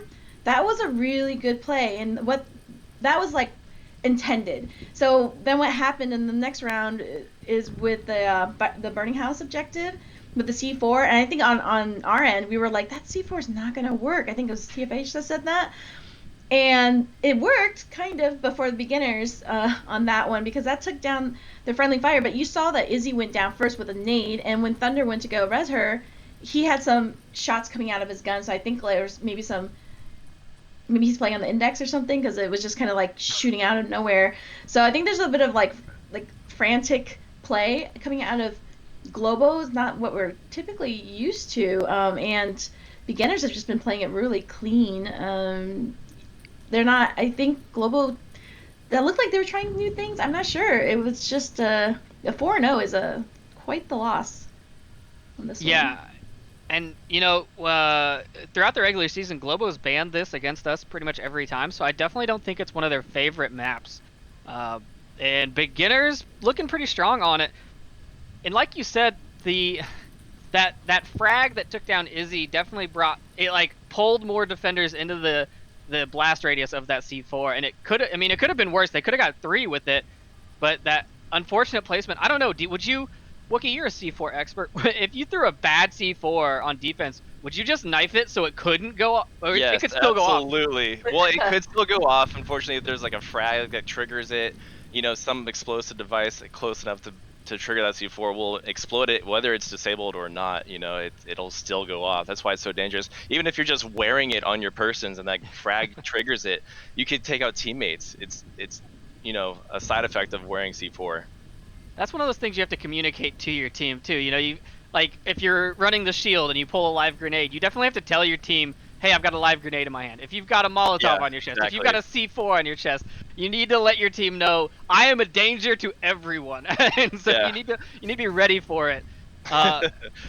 Molotovs are especially dangerous. Like if there's a huge smoke cloud around the fire, you don't even realize that you're gonna walk through it. It's, you know, it's a silent killer, man. I've gotten downed by that before, but luckily that didn't happen here. Yeah, and then you know, round 4, we're seeing beginners. I mean, they took it obviously, but the Globochem in mid house just having some mishaps. I saw a couple of like gun grabs, misgrabbed from Izzy. We're seeing some nice kills, nice rotations. I mean, what do you think? How do you think beginners feel? Yeah, what are we doing for the next map? What do you think? It's a Globochem pick now, so what do you think that Globo's going to pick into, Wookie? Man, I have a feeling they might try a tanker. You know, maybe Suburbia just wasn't their flavor this time. I mean, I think we all expected Globo to, you know, the scoreline doesn't quite reveal how close these really were. I think a lot of this was like hard-earned work by beginners, and you know, Globo really putting up a strong fight against these guys, and it just shows like the nerves are getting to people. Like best of 5 is an endurance game too, you know. Well, Yeah. I'm not. The subway is smaller quarters. Suburbia and Bazaar was a little bit longer range, so they may go quarantine just to get away from the short range for a bit. Yeah, I would agree. I think Global can really exceed on quarantine, and that would be their next best bet is to kind of get that range back into play, and maybe they're going to play a bit better. Yeah, in my head, what I'm seeing is one, I wouldn't want to play tanker against beginners. They're pretty good at it. I would go for cargo. I think that's probably. I mean, they just watched beginners play quarantine yesterday, right? So, well, I guess both of them did. So, I mean, they have relatively new game tape, but I don't know. I mean, quarantine is a Globochem favorite. You obviously know you're gonna play it, so we'll see. In my head, I'd like to see a cargo, either this round or next. But that's it for us. We will be back with the next map. Map number 4. Currently, the series is 2-1 beginners. And we'll be back after these short messages.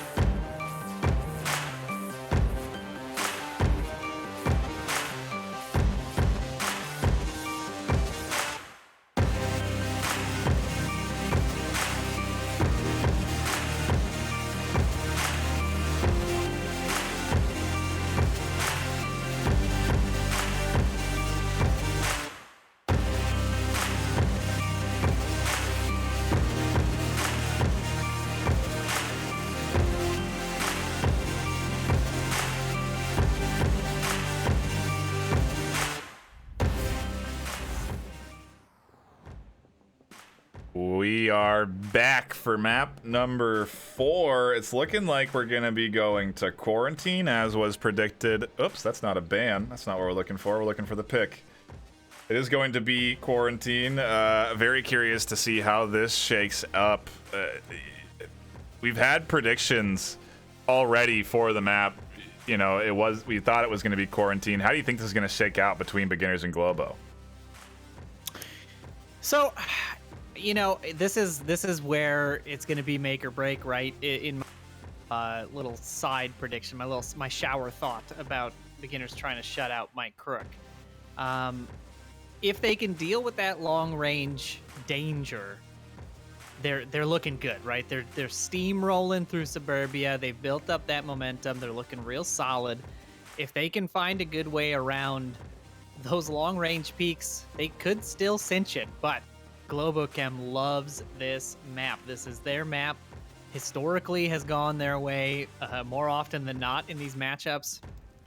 And you gotta feel like they're thinking the same thing here. They picked into it for a reason, and I think we're gonna see a very good fight here. I don't think we're gonna see a 4-0 in either direction, but maybe Sleepy has some thoughts contrary to that.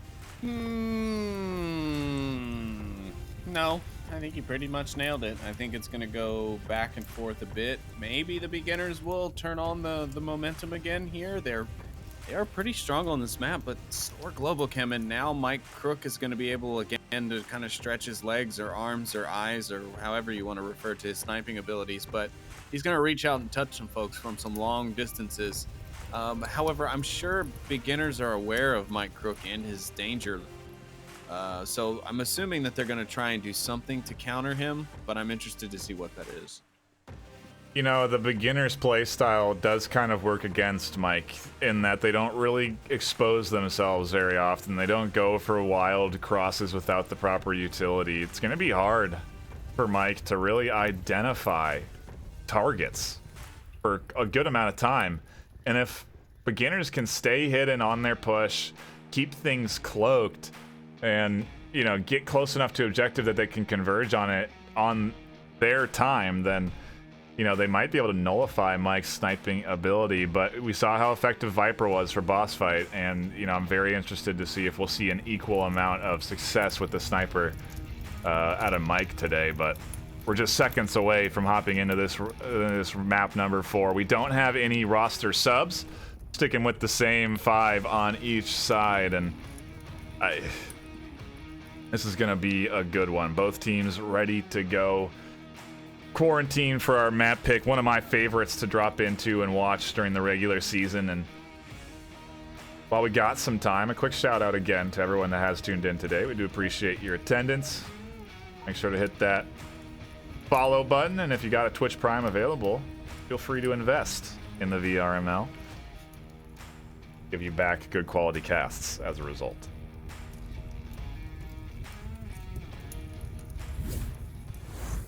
Round number 1 begins now. Map 4, with Globochem starting it off on the offense. That's right. They're going to split it off 3 and 2. 3 members going to head south down the first road. Nobody on beginners seems to have picked it up, or at least no shots ring out.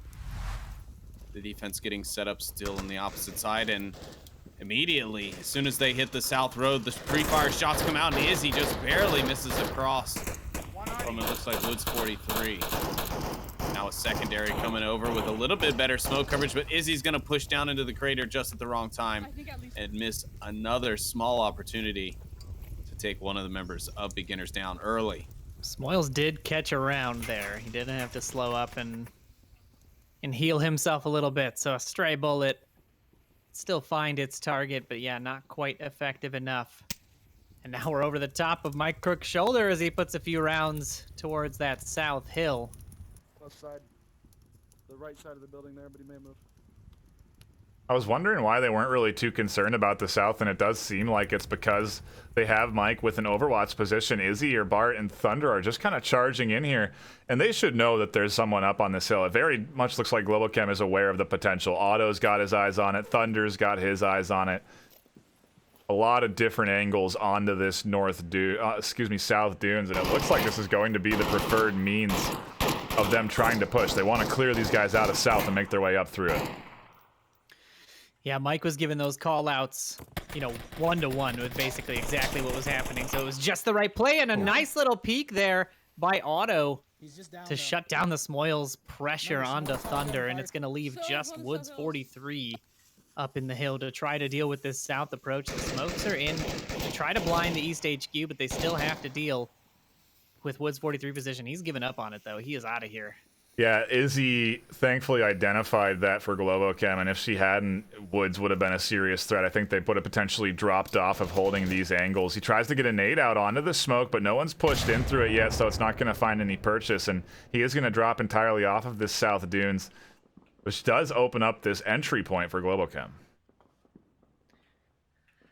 It's a big entry point right now, and I'd like to also point out, I mean, the motel positioning for Paz and IC Woods is, I like this double stack, right? You're not splitting your time, having one player in there having to rotate between south and north. They can now just have one dedicated person in the north, and Mixologist and Mike Crook are going to be challenging that position here pretty soon. I would expect to see some smokes and maybe an attempt to cross, but a dangerous one at that.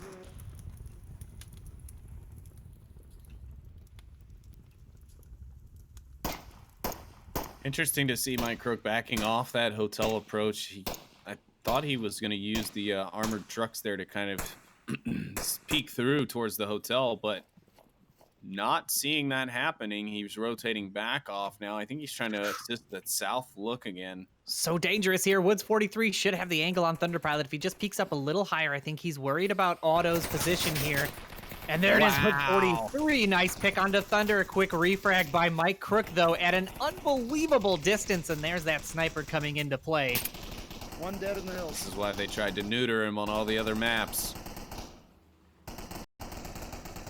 It is a dangerous threat for Globochem, and it might be enough to get them this map and stay in it. They are not done yet. If they can take this, we go to our final map, number 5. It comes down to a close quarters map pool.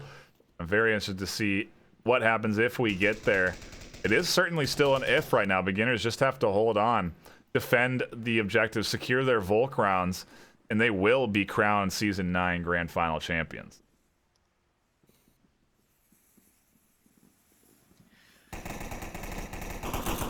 Now there's that reverse pressure to perform right now. It's not just Globochem that has to perform here. Yeah. Now beginners have to hold on to this lead, and that's a different kind of pressure. Free Fire just raining down on Izzy's smoke here as they're anticipating a cross through a walking smoke. Great little heads up rotation there by Izzy. Oh, Mike ducking down behind dunes just in time. He has identified there's 2 inside hotel. Izzy or Bart able to get Woods on the opposite end, and now Globochem are in the advantage 4-3. Yeah, it's looking good for them. This hotel position, not super effective for the south push. It's going to be hard to root them out, though. There's only 60 seconds left on top of that. I just looked at the clock. Yeah. And it doesn't even feel like that much time was taken, and Globochem is still rotating so long. Mike Crook up in the northeast, still pushing all the way around. He's only got 45-ish seconds left to try to get into a position that would work, and he takes a few shots onto Paz. Paz gets out of the window just in time. Oh, they're just tucking in now. They're just tucking in and waiting. 30 seconds left. They just got to watch that objective and make sure nobody approaches. They don't have to look out those back windows anymore or even stand up. 30 seconds now. The beeps on the wrists have gone off for the team. They know that their time limit is almost up. Otto's gonna pad out, charge towards objective, and Killinger's here to defend it. They don't have anybody that's going to find the frag onto Killinger. Are they gonna spot Otto? Cap from here. Yeah, they are. Just with the sliver, though, the wrong route. He could have just ducked in a little bit closer, I think, towards the building and been safe. But either way, they slow it down. 3 seconds left. Mixologist runs in, but it doesn't matter. Globochem are going to run out of time on the first objective. Wow. That is not something you often see. with Globochem running out of time like that, and it was just those overreaching rotations from Mike Crook, a little too long to get into any worthwhile position. Otto had no backup on that approach to the objective. Long peek on a motel. I mean, honestly, just even a smoke up on top of that motel doorway would have done wonders for that attempt. Could have even been a cap had it properly landed. A very solid round one for beginners. Exactly what they needed to shut down that offensive push, despite them being at the kill disadvantage. And yeah, I think the pressure is really hitting Globochem right now. We're seeing them having a tough time managing their time appropriately. They're down a map overall, and even in the map they won, it was a comeback for them. They were down in terms of score there as well. So I don't actually think they've started a round in the lead. We have not. No, it has been a 2-0 start for every map so far in the favor of beginners. Definitely an unfortunate. I mean, they're just not finding the rhythm with all of the. You know, it seems to just be the new folks, right? Mike Crook taking a long time to rotate there. Izzy not quite being in the right position in the final seconds. Just those little desync issues, and you know, I mean, they've struggled throughout the championships. They've been behind. They lost a boss fight in the semis. Silent Purge was taking maps and capping on them. It has been an absolute struggle for Globochem so far, and we're seeing it here. We're seeing it's like championship fatigue. Yeah, and that's definitely something that comes out here in these series, especially the finals where you're in a best-of-5 scenario and you have to play a lot of Onward for a while, and it's such high focus time. Like, that wears on your mind. You get mental exhaustion. It's more than just physically being able to stand and crouch and prone and jump, or, you know, well, not jump because we all know how that works, but you know, these are all things you have to do physically, but your mind is also being challenged this entire time, having to focus, having to watch these angles and make sure that you didn't just see a pixel move, because that could be the enemy. That's a lot to have to put on yourself for definitely, easily 4 hours of your day, if not more, during these finals. An unfortunate start to the set for Globochem here, as they do lose one early. A long range shot from Pause gets beginners a little 5-4 advantage. But we saw beginners defend effectively with 4, and I'm curious to see if Globochem can mimic that success. Thunder has managed to get across the south, despite all the pre-fire that was put onto him, and so he can effectively defend here as well, which should slow up beginners a bit.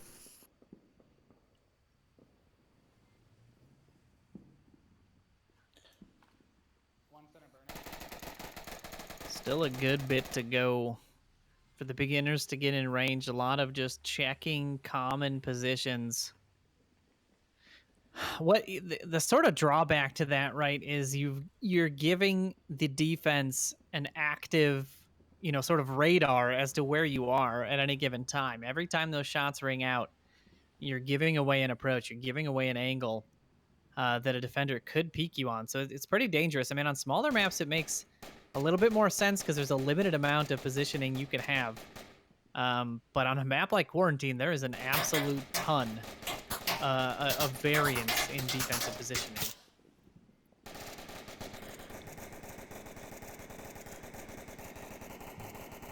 They are just absolutely pinning down Thunder Pilot up there in that 5-story in the south. Not going to be very effective when you're dodging bullets like the Matrix.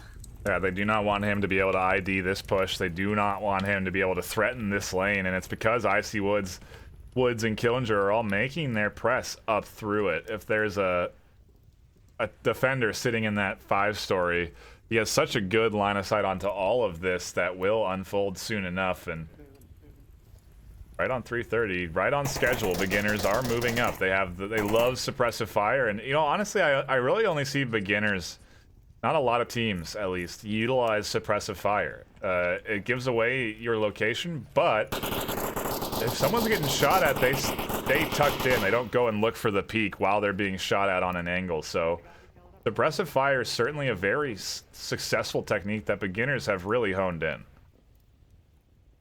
Yeah, I mean, Suppressive fire is something that almost any actual military person will tell you is an effective way to help you move forward, especially when in contact with the enemy. Being able to suppress them, keep their heads down, and keep them from poking out, like you said, NightFire, is kind of how you're able to move forward when you're stuck, and how especially when certain positions and you're going to need to keep their head down, because they're going to be the one that's going to ruin the push for your buddy, for your guy or gal. So you want to make sure that you cover that. That's that's what covering someone realistically is. It's not only just watching it. In some cases, yes, it's just watching an angle for someone as they push, but in other times it's also laying down some suppressive fire for them so that they can move without having to worry about drawing their weapon up in the middle of a run. 2 minutes left in this round. Beginners just chatting away about how they're going to make this final approach on that corner. Smoils here on the backside of Otto. He should be getting those audio cues now.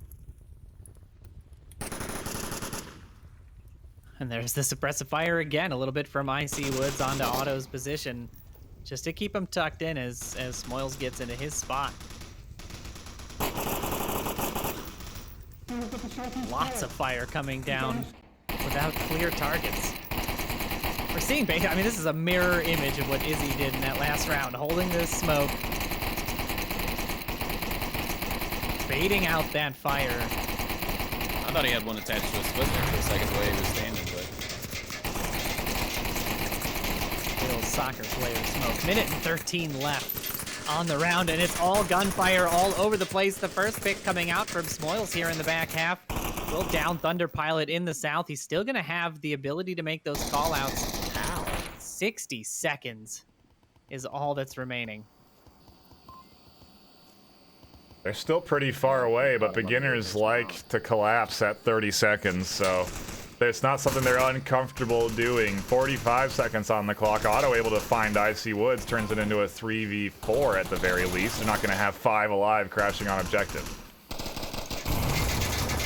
Pressure's coming in, the rotations are out. Otto finds another as Foz goes down in the street. Mix cleans up Killinger on the south street. Smoils, meanwhile, still wreaking havoc here in the north. Grabs Thunder Pilot. Mix with a nice refrag onto Woods 43. Smoils grabs Otto, and now it's 20 seconds left, 1v1. But the callouts, callouts are going to be so key here. Otto's going to give all of the information Mix needs.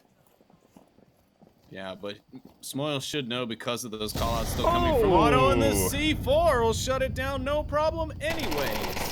Wow, I was wondering, he was so calm. I was like, man, this guy just absolutely believes that that's gonna go his way. Yeah. And then it turns out he had us all fooled, because that C4 was fantastic, shutting down the final approach there. Wow, wow, wow. They're back in it. You know, it was leaning into the hands of beginners after that first round, and they just barely hold on under the pressure of beginners. Keep things tied up 1-1, and this will work for beginners. They can afford this. They can play by trading Volk rounds. It will secure them this map. It's going to come down to if Globochem can continue to win their Volk rounds, but then also tack on a Marsoc W. And what a better objective to try and achieve that than this one. Yeah, this tank courtyard objective lends itself to some interesting positioning from both defense and offense. The north is going to be, I think, the key factor here. Whoever controls the north, you know, controls all the realms of Westeros, basically. I'm sorry, I'm in the wrong mindset. They control all of quarantine here, and it's just the sight lines are just too powerful to give up. If a defender has it, it makes an offensive approach nigh on impossible. If a member of the offense has it, your defense has to be tucked and quiet as a mouse. I mean, you just have to be hoping that they have to come off based on time and picking them off as they get close. So we'll see who wins the battle for the north in this third round. This is going to be round 3 of map 4. Could be a series ender here, depending on how the full map turns out. But for now, we just wait to see, well, like Noman said, who wins control of the roof. Because that roof is on fire. It's about to be on fire. Both members, the bulk of both teams fighting for that. Are they hearing me? Is this coming through on their side? Because they are fighting for that north. Absolutely stacked. You wouldn't even know the objective is here. And a nice pick by Dr. Killinger will down Thunderpilot at range. And the first pick goes the way of beginners. They were definitely ready for that push from Thunder. And a nice secondary grenade from Dr. Killinger finds Izzy. And he's going to pop out and also confirm Thunderpilot. The res should be coming out here from Mixologist. Somebody from the defense had a line on Mix, however, just a second ago. Weird. Did anyone else? Oh, yeah, there they are. It's Woods down by the truck. Oop, never mind. Woods is now dead after a silent assassin of Mike Crook secretly snipes his face off. Izzy's looking to trade with Killinger here. He's on the inside line. Killinger's not ready for it. Is he going to re-peek it? I don't think Izzy should be the point man here, considering he's already been downed. If he gets hit again, he's dead. I mean, there's just really no option. They should try and rotate someone else out, let Izzy be the follow-up guy, so that way he's not down and out first. And there it is. As soon as he peeks around the truck, Smoils pops out, gets the headshot. A flash will come out from him just to confirm, and Smoils is going to rush it. Killinger just on point on the corner of that roof, grabbing Mike Crook as well. Gonna bring Globo down to just 2, and it feels like Beginners is attacking an objective and Globochem is defending because they have been absolutely denied presence of this roof. Yeah, I mean, it's not going well. They've pulled Otto back off of his former route. He's just now coming back across that north street, and he's going to try and give some support, but there's just really none there. And Mixologist, I have a feeling, it just looks to me like he's going to be spotted out and angled before too long. He's able to secure himself up underneath the rooftop, it looks like. Yeah, he was in danger from Woods 43 in the tank courtyard for a moment there, but Woods trained on that southwest approach. Doesn't catch the rotation here. Mix clearing the roof, but, you know, Beginner's doing the smart thing here, not occupying the roof, just denying access.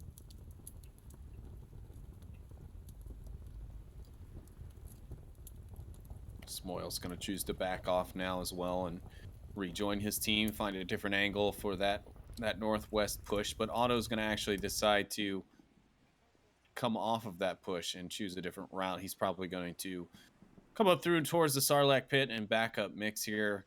More than likely, I see a combined push in their future. I really feel like that's one of their few options here, because sending them separated on such a large map at this point in the map, or in this point in the round, I should say, seems a bit risky. You could lose the possibility for a refrag, or even just, you know, if Mix happens to duck and survive a shootout, you know, Otto could be there to get the frag without having to sacrifice a teammate. So really would think that we're going to see a combined kind of cohesive push here, but 2 minutes and 30 seconds is a long way to have to push still to get to that objective. As many Beginners left, but Mix will start off with Killinger. Paw's going to go for the res. And Mix going to come around the corner and find the second one. Now Smoil's going to angle himself towards Mix. He'll take the shots out, but Mix will barely escape with his life. Really good pickup there by Mix to even things out with 2 minutes left. Otto now looking for the frag onto Smoils. He avoids the bullets as well. He ran east. He ran east. He was tagged, but Smoils somehow manages to get across despite the many angles that had him dialed in, and he is going to rotate all the way around north. Mix is going to stay on the roof. He almost gets fragged out. And it looks like they're going to play a bit of ring around the rosy. If Smoils can tuck around the corner in time, he does just avoid the angle of Otto. And this is interesting. I wonder if Smoils can kind of thread this needle, find maybe Mix exposed, not ready for Smoils to be here. I don't think so. It doesn't look like it. I don't think Smoils is going to get that aggressive. He's really kind of caught in a tough spot. Well, maybe not so much. Otto going to choose to go the long route with just 1 minute 20 seconds left. That could end up being the downfall of this round for them if Mix happens to get picked off. I mean, Icy Woods is back there behind the plane engine. If he just happens to peek through the right fin, it's over. But now they've killed Smoils, and the objective is technically open. But Mix sees Woods put some fire down, but doesn't hit. Icy Woods will find the refrag, and now it's all up to Otto in this 1v1. 1 minute left, and he's got a bit of ground to cover before he's even going to be close to the objective. But if Icy Woods isn't careful, he could get capped on here. He absolutely could. If Otto stays on the outside wall here, yeah, this could be a really good lineup. Oh, I'd go for it, Otto. I'd go for it, Otto. He's going for it. He wants it. And I don't think Woods sees him. He doesn't see him. This should be a cap, ladies and gentlemen. There should be no questions. 30 seconds left. Plenty of time for Otto to get this code in. Woods is getting curious. He's going to go peek the outside of the wall. Oh, no, he's going to stop. He's not going to peek the outside of the wall. He should know to go check this as last man up. 20 seconds left, and Otto has got plenty of time to get this code in. Does he? Have got to be, he's got to be going crazy. 15 seconds left. He's still not gotten the code in. He's had almost 20 seconds so far, and there it is. The cap does finally come out, and Global Chem take the lead for the first time on this map. Otto, not the clutch capper for the Global Chem kidding. Taking his sweet time, and the mistake by the beginners there, the final defender to not peek that outside wall. Wow, wow, wow. That is not good for beginners. Globochem now going to a defensive round on that same objective. Holy cow, ladies and gentlemen. No lack for excitement here today. I think we see why Globochem typically goes for kills. Clearly, they have an issue punching in the code. That was almost Scorpio-like. He almost got picked. You know, Woods was very close to checking that wall. He was very close to just being fed up with the angles he was holding and taking a look. He's very lucky he didn't. That was 20 seconds of punching in a code. Yeah, that had to have been 3 or 4 attempts at the code. But those shaky hands, man, we've seen them all postseason long. All kinds of shaky hands. You can't fault them for the pressure that they're under right now to try to convert. But yeah, that worked out in their favor. Definitely a stroke of luck for Globochem to pick that out of thin air. A bold move, and it pays off. Now they just need to lock down this objective, and we can go to what everyone wants us to see, and what everyone wants anyways, which is to just get on to map 5 to the last 7th round, and let's find out who's really got what it takes. Pretty standard, I suppose, for what we have today. The two best teams in the world have played each other 8 times, and they have a 4-4 win-loss record apiece. So it's gonna come down to most likely map 5, unless beginners can bounce back, get themselves a cap. Maybe they can answer it and turn this map around, but well, they absolutely can, but may they? Yeah. Mother may I? They've got a bit of work ahead of them here.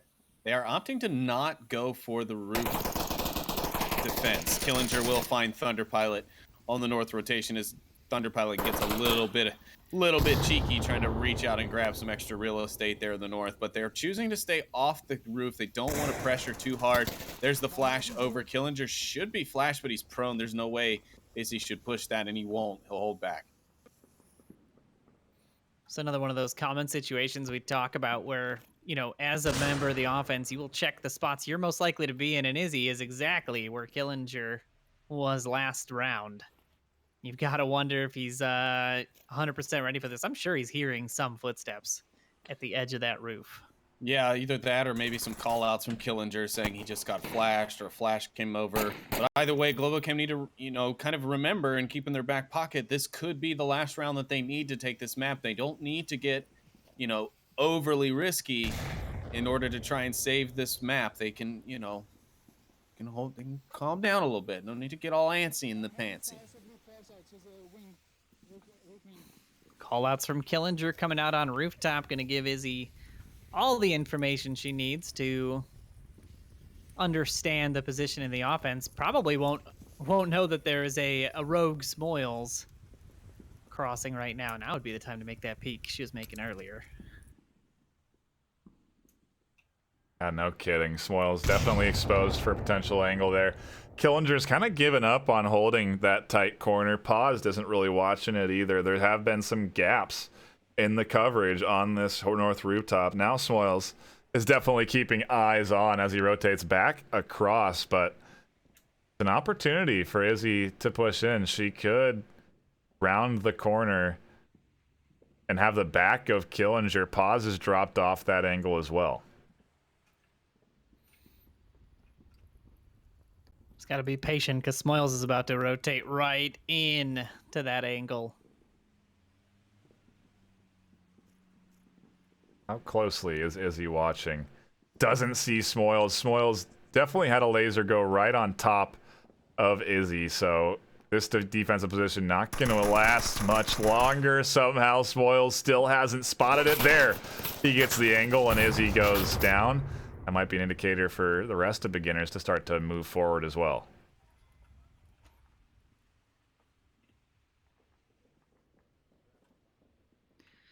Mike Crook's position here is so tucked in. I wonder even what sight line you could really have from those barrels, from the inside of those barrels. A tough spot to peek.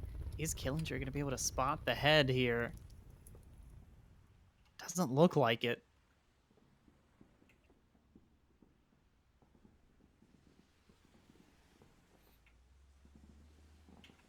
Tensions are mounting and beginners are encircling the objective from all sides. Smoils now closing the half moon on the eastern side as he rotates all the way around, and the rest of the beginners start to constrict. And the defense is not looking too strong for Globochem either. There goes Mix down from Smoils. It's up to just Otto and Mike is going to be stuck between a rock and a hard place, though he does pop out and find Killinger with that rock. He'll get refragged, however, from Woods 43. Woods 43 crosses from Amulet's red car. Otto, I think, picks up the cross, but he doesn't realize he's the last man up, and beginners, just like that, grab Otto, grab their second point, and keep Globochem from snagging this fourth map away. They're going into their defensive round now. They can tie things up. They're defending that gas station OBJ as the new one. I don't know, man. This is a tough objective to defend.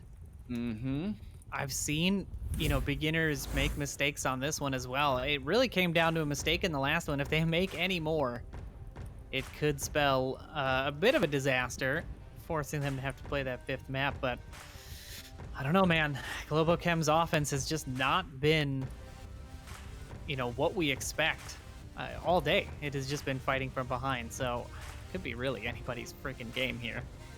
Oh, for sure. I mean, they seem to be a bit more consistent here than they have, at least on the Marsoc side, that we've really only seen two Marsoc rounds, one Marsoc round from Globochem, but they are doing well, or at least better here. So things are looking up for them. Their consistency seems to be stronger here. This objective isn't necessarily the easiest one to attack, but at the same time, like you said, beginners have fallen here. Globochem has fallen here, and they've also been successful here, very successful. I mean, this is probably the top played map in competitive Onward, especially in ranks 15 through number 1. I would say. I mean, is there another map you guys would say is probably more popular? Maybe Bazaar. Yeah, I would say Bazaar would be the other one. Yeah. It's my favorite, that's for sure, and I'm happy that we're getting around 4 on it because it does add a little bit of extra pressure to the map. It adds that extra bit of win necessity to these teams, and I gotta wonder what Globochem are gonna do here for their offensive round. They can afford, I suppose, to lose this here, since it will come down to a 3-3 then, and they will be able to defend, but you don't want to put yourself into a position where your whole season is relying on that last round. Right.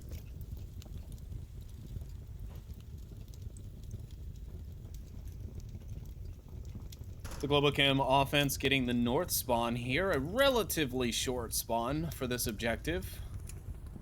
And Mike Crook already going to be taking position, trying to use that 12x to spot out any defenders who may be out in the open or just within his eye line. Yeah, when he made that hill, he made the call for, hey, watch for anybody crossing, but they'd already been across for a good 10 seconds before he even said a word. They done been crossed. He's going to have a hard time utilizing that long range weapon, as the beginners are basically forcing this sort of mid-range engagement where they feel most comfortable. Again, really neutering that long range capability. Izzy checked the angle over on the west. He looked up against that wall gap and didn't find anything, and that could be an element that comes into play later. Beginners most likely will hold that. An interesting defensive position to be taken, consider how far away from objective it is. It certainly requires a quick and on-point rotation to be there to defend. And the brothers Globo will be trying to get Otto across the street over in the east. A pretty typical move, if I do say so myself, for the Globochem offense, especially for objectives towards the western and southern parts of this map. You always typically tend to see usually just Otto going over here by himself to wrap around through the South Hills, but this time it looks like Thunderpilot's going to go with him, back his brother up. Wonder why he had his knife in his hand. Maybe he didn't know he had it in his hand. He thought he had his radio, but does get dropped. Thunder takes some shots, doesn't get tagged. The duo does cross the street. Now what you'll see here is Otto dropping very far away, trying to utilize the pixel density of the headsets to make himself harder to identify so that he can cross the street without being hit by those shots that are coming in down on that lane. Mike Crook's trying to stop that from happening. He's trying to put rounds also over towards that suppressor. He's trying to suppress the suppressor.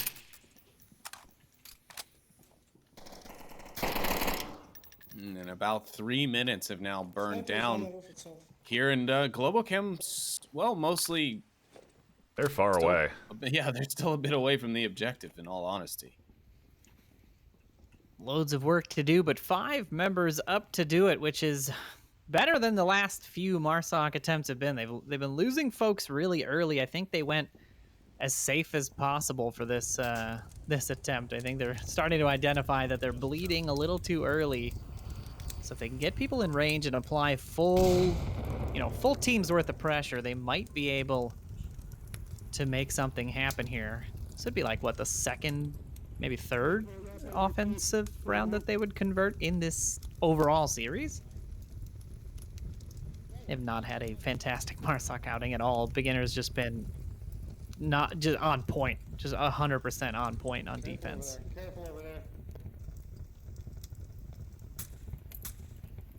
Making it hard for the Globochem to get any momentum. Mix nearly goes down to shots from burning rubble, and he's very fortunate to stay alive. Ooh, and Thunder gonna find Icy Woods after a little peeksy-poo over the center airplane engine. Now it'll just be Dr. Killinger in the center. If they can clear him out and maybe get Mike Crook in that center burning building with a little bit of overwatch, this push has got some juice behind it, and they could really utilize that. But Thunderpilot and Otto both trying to find some sort of angle. I'm surprised we haven't seen the 203 from Otto come out yet. Maybe he didn't bring it along this time. Killinger will find Mixologist, and Izzy or Bart will find Killinger. I like that little double peek. Hard to hit 2 targets at the same time, and that works out in their favor. Now into a 4v3. It's a common strategy in 2D shooters. It's something we don't see a lot here. Woods able to find Thunder. The 3 are a little bit too split up for this last minute push. They need to come together and make themselves not trickle into this defense. They need to be able to apply pressure across multiple angles. Mike just missing shots onto the back of one, rotating. Now they have 50 seconds left. They gotta move. They sure do. Pressure is on Izzy or Bart, dodging bullets like a magician. He's gonna have a sight line onto Paz. If he can make it up the stairs, he finds Smoils. Will he get the angle on Paz? He won't. She'll back down the steps. Pause will find Auto, and Izzy will find the refrag on pause. We're at 30 seconds. The beeps will be going off on our offensive watches. They're going to be coming in, crashing to the objective. Looks like Mike Crook's going for the cap. He's going all out, and Izzy's going to hear it and instead pulls the tablet, pulls the weapon, gets the kill onto Woods 43, and Globochem are going to take map 4 and send us into a map 5 decider. It's what we wanted here on the desk. That's for sure. And it sure is. I mean, I think it's what the folks at home want to see as well, NightFiree. I mean, 2 of the best teams in Onward, and they've proven that by all the different things they've had to overcome getting through not only, you know, the regular season to get to the right rank, to not have to play through the Challenger Cup, which is in and of itself is a challenge. I mean, it is called the Challenger Cup for a reason, right? Then you've got group stages, then you've got semis, then you've got finals. I mean, that's a lot of Onward on top of a lot of Onward on top of a lot of Onward.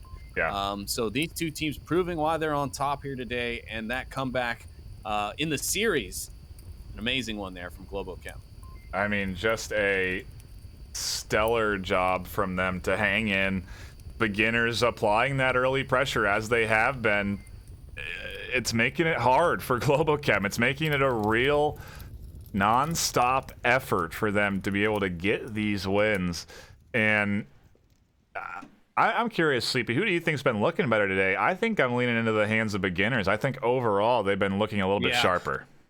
I think consistency-wise, I'd have to agree with you, but it seems like Globochem are finding their footing here as the day goes on. Maybe it's because now we're starting to kind of play into that time difference advantage. Kind of, you know, Globochem's kind of starting to get into prime playing time for the North American regions, and it's getting awfully late over there, especially depending on which part of the EU you're in. So that could be what we're seeing here as well. I don't know. I mean, beginners still playing very sharp. They're not playing like they're getting tired, but maybe that's something that could be coming up here in map 5. I don't know.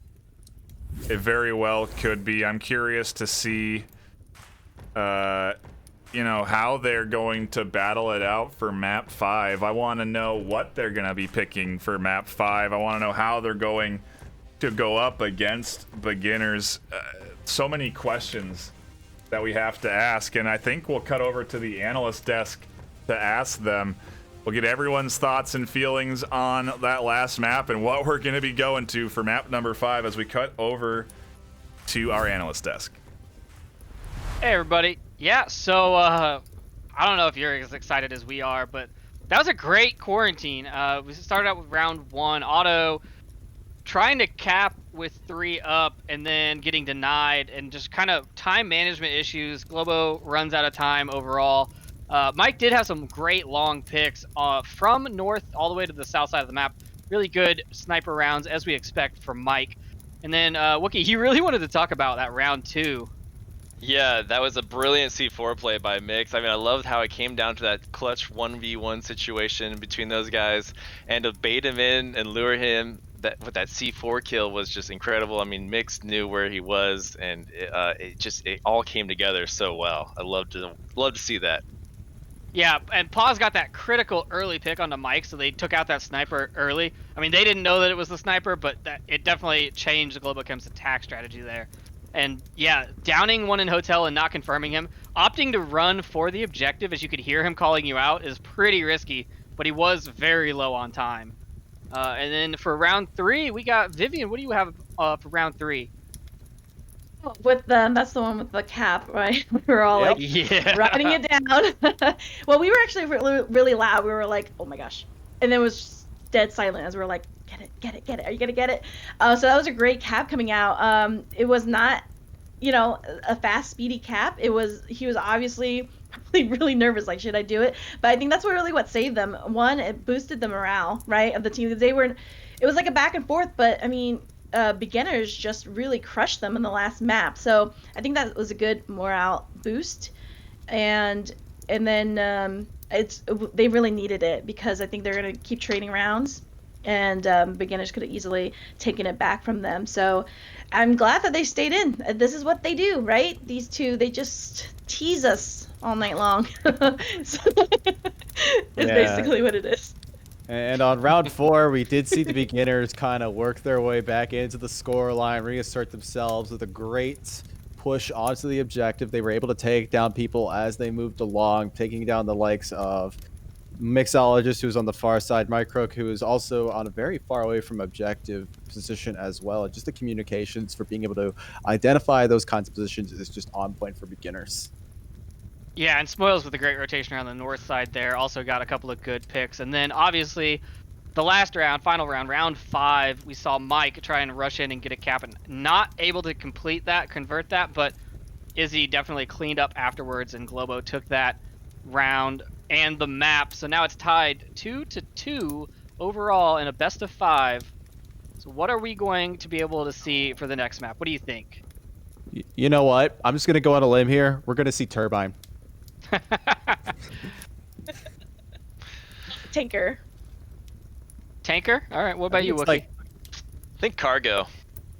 I'm hoping for Cargo. We were talking about this off screen. I really think, at first I thought Tanker, but now I'm thinking Cargo, I mean, they both would be deadly. You know what the funny thing about it is when I first joined the league, everyone was like, no one plays Tanker. And then that could be the best map. Would be awesome. Not at the back end, right? Usually you want to end it on a high note with Cargo or something like that. I mean, it was just like, Globo been playing nice and slow that last round, and maybe they want to pick it back up a bit, in the next one on the final map. Yeah, the change of pace that you would get from Cargo. I think Cargo, even though Tanker and Cargo are both small, I think Cargo is still faster paced. They're gonna play Tanker. They're gonna get that quick one, and then they're gonna go in and cab. There's 20 seconds left. But Beginners are really good on Tanker, though. Yeah, they are. I don't know. They are. They both are. I don't know. I was just saying any cap. I wasn't really in any particular one. But hopefully Global Chem can ride the momentum of this, because I think that they had to earn every single one of those wins. And I think that they're ready to bring it back now. Yeah. Give them a fight. And just kind of a final point here as we go into this last map. Just think about this from a Global Chem perspective. Yeah, we've always known them for being very present in the finals and whatnot. But for at least 2 of these members that are playing right now, Izzy and Mike, this is their first true finals that they've ever played in. And That's a good point. I've been mentioning this a lot of the times. You got to think about the mentality of just being in a finals, let alone the deciding map of the finals. On we only have intense maps. We don't have Snow Peak. We don't have Downfall. So there's no room for that headspace anymore. The enemy is going to be right there on the other side of the room. And this decides if you are the #1 team in the world. Yeah, that is true. And we're going to see what happens for map number 5 as we cut back to the action shortly. And, put your votes in chat. Who's going to win? And we will be back after these short messages.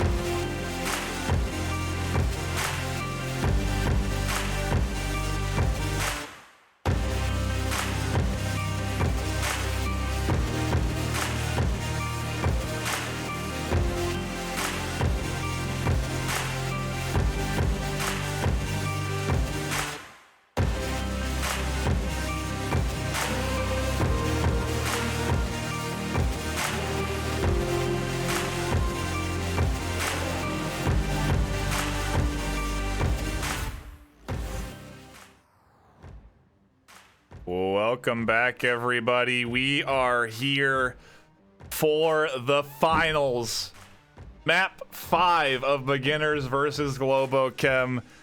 A matchup as old as time in the Onward VRML. They are tied 4-4 in their overall matchup win-loss record. And now we're going down to the very last map in a best of 5. I'm joined with my co-casters, Noman with a 4 and Sleepy with a 3. What a crazy set this has been so far, Noman. These rounds have been so spectacular to watch. It's been such a good back and forth.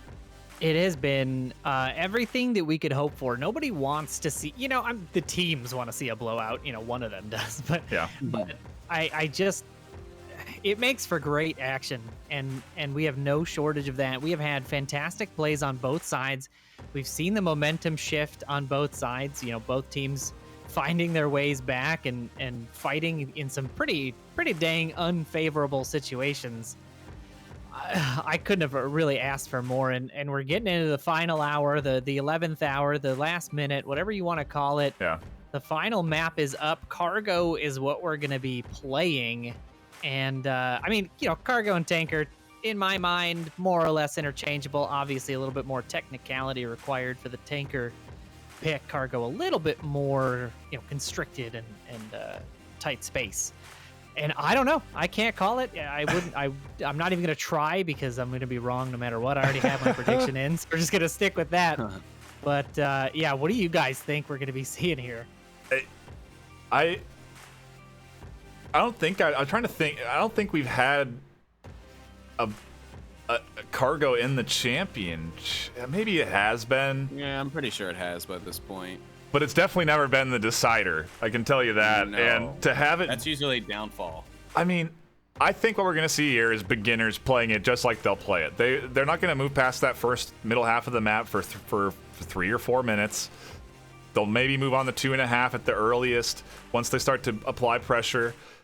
I think Globochem have to be ready for that. Maybe they can counter it with some aggression of their own, but that is exactly what beginners will be waiting for. They'll be waiting to see if Globochem try and peek out of any of these entryways, try and peek out of any of these doors. They can get an early pick. It means it's going to be go time when it does come down for them to move in on objective. They'll have that advantage and they'll utilize it. Oh man, I want to know what the stats are for both these teams on this map in the regular season, because I feel like both of them are capable of taking Cargo.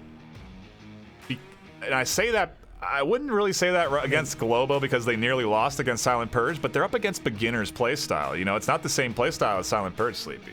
Well, I'm sorry, Sleepy, I know you were supposed to be cut to there, but asking you shall receive, because I did actually bring the rosters up because I'm a good caster this time around. So on the beginner side, as we start this round, Cargo has gone 71% their way. 5-1-7 played, and for Globochem, I know you're not going to believe this, 71%. Oh my gosh, come on! Yeah, we are as tied up in every possible way that you could imagine right now going into this first round. Did you two teams get a room already? The VRML's scripted. Yeah. Twitch is not actually a sponsor, it's just our tournaments. Wow, they're not doing the pre-fire every fucking deal every time. Oh yeah, and beginners come out strong. Not as much pre-fire as I thought I'd be seeing out of these teams. I just heard Mick say Cargo. the exact same thing. I just heard Mick say, I guess they're not going to pre-fire a ton like they used to. You're as surprised as the Globochem team is. And it's interesting. See, Globo, I'm available, Yeah. Oh. I got that intel. SMC is going to have to talk to you after Yeah, this I was about to say, Trip's not going to be very happy. Well, we all know Trip's not paying attention back there. That's true. Analyst desk, schmanalyst desk, as a Trip says. Playing like Planet Zoo or something like that on his phone. I mean... Ooh, nice. Nice clear that C4 with the pause nade in the middle. When did they place that C4? Yeah, I don't even remember anybody running up into that. I don't either. I did see one in the white crate. I did see somebody push up there. So yeah, that was placed early on. But a fantastic clear is going to open up a new avenue for beginners. They now know they've got a C4 clear. There could still be one more, but I'm pretty sure this Globochem team runs only one C4. Is anyone going to just call out the fact that there's like a Globo party going on in this tiny little building? I'm watching it, but at the risk of keeping it family friendly, we can't stay on it because who knows what these guys are gonna say over here. But yeah, they're very. They're pretty wholesome. This is it. This is the decider. There's prizes on the line, up to $1,500 total in prize attribution coming in here, and they're having a dance party in objective because they are so. They know beginners. They know nothing's coming at objective until another 2 minutes at least. They don't need to peek out, and that's what usually gets beginners the advantage early, is everyone feels the need to try and get an early pick. If you stay tucked in and wait for it to happen, it's going to be chaotic. It's going to be kind of 50-50 because you're going to hope that you win the trades. But I think that's what Globochem's posturing to do. I think they're going to try and push when beginners push. I would love to see that action. I doubt they're gonna push. It would be the first time we've seen a seriously dedicated anti-team strat from one of these squads, because so far it's really just kind of been business as usual. They've been going at each other with the strats that they like. They've been using Micah the sniper on Quarantine. They've been pushing together at the last minute on Suburbia. They've been putting in very same strategies. I'd love to see Globochem try and switch it up. I think it might be what they need to really throw beginners off. And if you're going to talk about a time to do it, it's a heck of a risk to do it now, but if it works, a heck of a reward. Still a 5v5 as we cross just under 3 minutes. Nade's coming out towards the back to check for the usual green barrel defenders here, but no one's sitting there. Izzy and Mix are both sitting inside the little safe house here near the objective. Well, safe and sound. Yeah, by design. I mean, a lot of this pre-fire is really just intended to bait this defense, to make you think that they're pushing, to make you think that they're coming through. The problem is, you know, Globochem knows who they're playing against.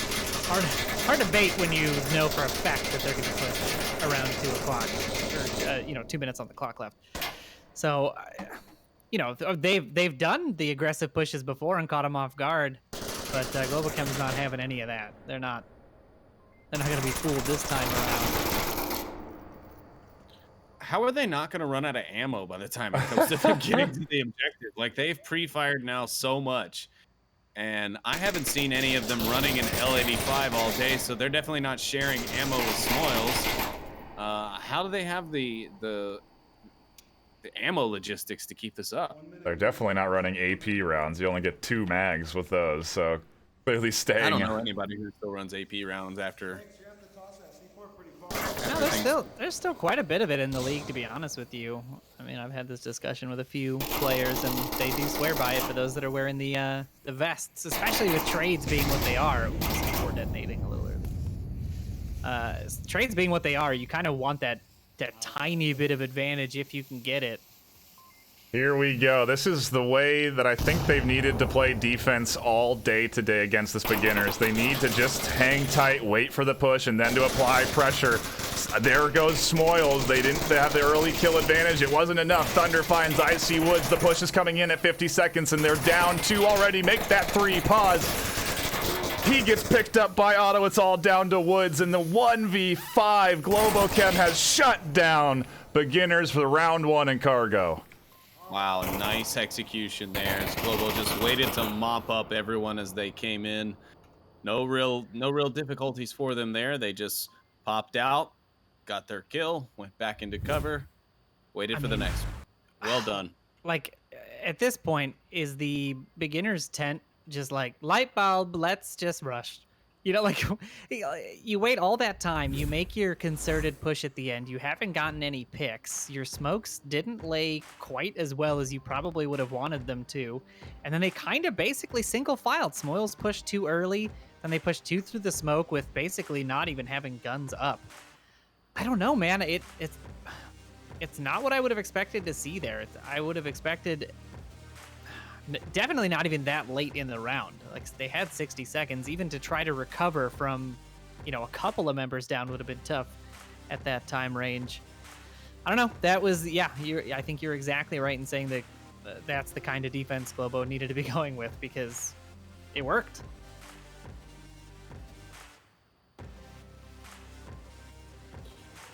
It sure did. Oh, will we see Globochem get aggressive though here? That's my question. I think it's going to be that same level of tempered aggression Yeah. that we've been seeing all day. I don't think their offense is going to change up too much because, you know, when it works, it works. When it doesn't, okay, they sort of fall back onto their defensive round. So I think they're going to keep that same sort of stick and move, stick and move, stick and move, you know, taking 10 feet at a time type of situation. But I think I don't think we're going to be seeing a timeout on cargo here for Globochem. I don't think I've ever seen them run out of time on cargo, if I really think about it. Wow, what a good round for Globo. Their defense, you can't ask for a better start right now. You have so much momentum. They didn't even get a kill. Beginners didn't even get on the board yet, and you've already got a point on them. Beginners, I'm wondering if they're going to get maybe a little bit of counter aggression. Maybe we'll see Woods and Smoils try and apply some pressure early. That's not going to be quite the case. They are going to get their C4s out, though, so we do see that placement. And honestly, I think Beginners are probably going to take up a similar defensive style to what we saw Globochem do. They're going to wait for the push to come in. I mean, do you expect them to do anything different on the last half of the series when they've already lost? Absolutely first not. defensive round? I mean, I think, you know, like just thinking about it, like it may not have even been, oh, hey, the Beginners are going to do X, Y, and Z. I think it's like, hey, it's the last map. Let's not die before, like, you know, everyone is in range of us to kill them. You know, I think it's just like a flat strategy of let's just stay alive and see how that works out for us instead of, you know, go out and try and get these little peaks and picks and bits and bobs. That's kind of what it's feeling. And, you know, Beginners are basically saying the same thing. Hey, why go out and hunt when we can just hang out, wait for them to come to us? And honestly, Beginners have been looking good on these close quarters maps. They have successfully been defeating Globochem when it's come down to the tight trades. They can afford. I gotta wonder if they'll be able to continue that momentum here. If they'll be able to continue to win the maps that they have chosen. This is Beginners map pick. It is the final map, and since they were home, they did get to choose it here. So they don't get that Volk advantage. They do not. I like this C4 placement here. This little red box is usually a safe haven for the offense when attacking, and I think that makes it sufficiently unsafe for anybody else to approach. Is he trying to throw a frag, throws a smoke. That's one utility down. Woods actually saved by the nade. The nade detonated the airburst one, and Woods gets caught in between them, somehow stays alive amongst the explosions. Globochem still 5, Beginners still 5. They are close to C4, though. Yeah, Woods got that clacker.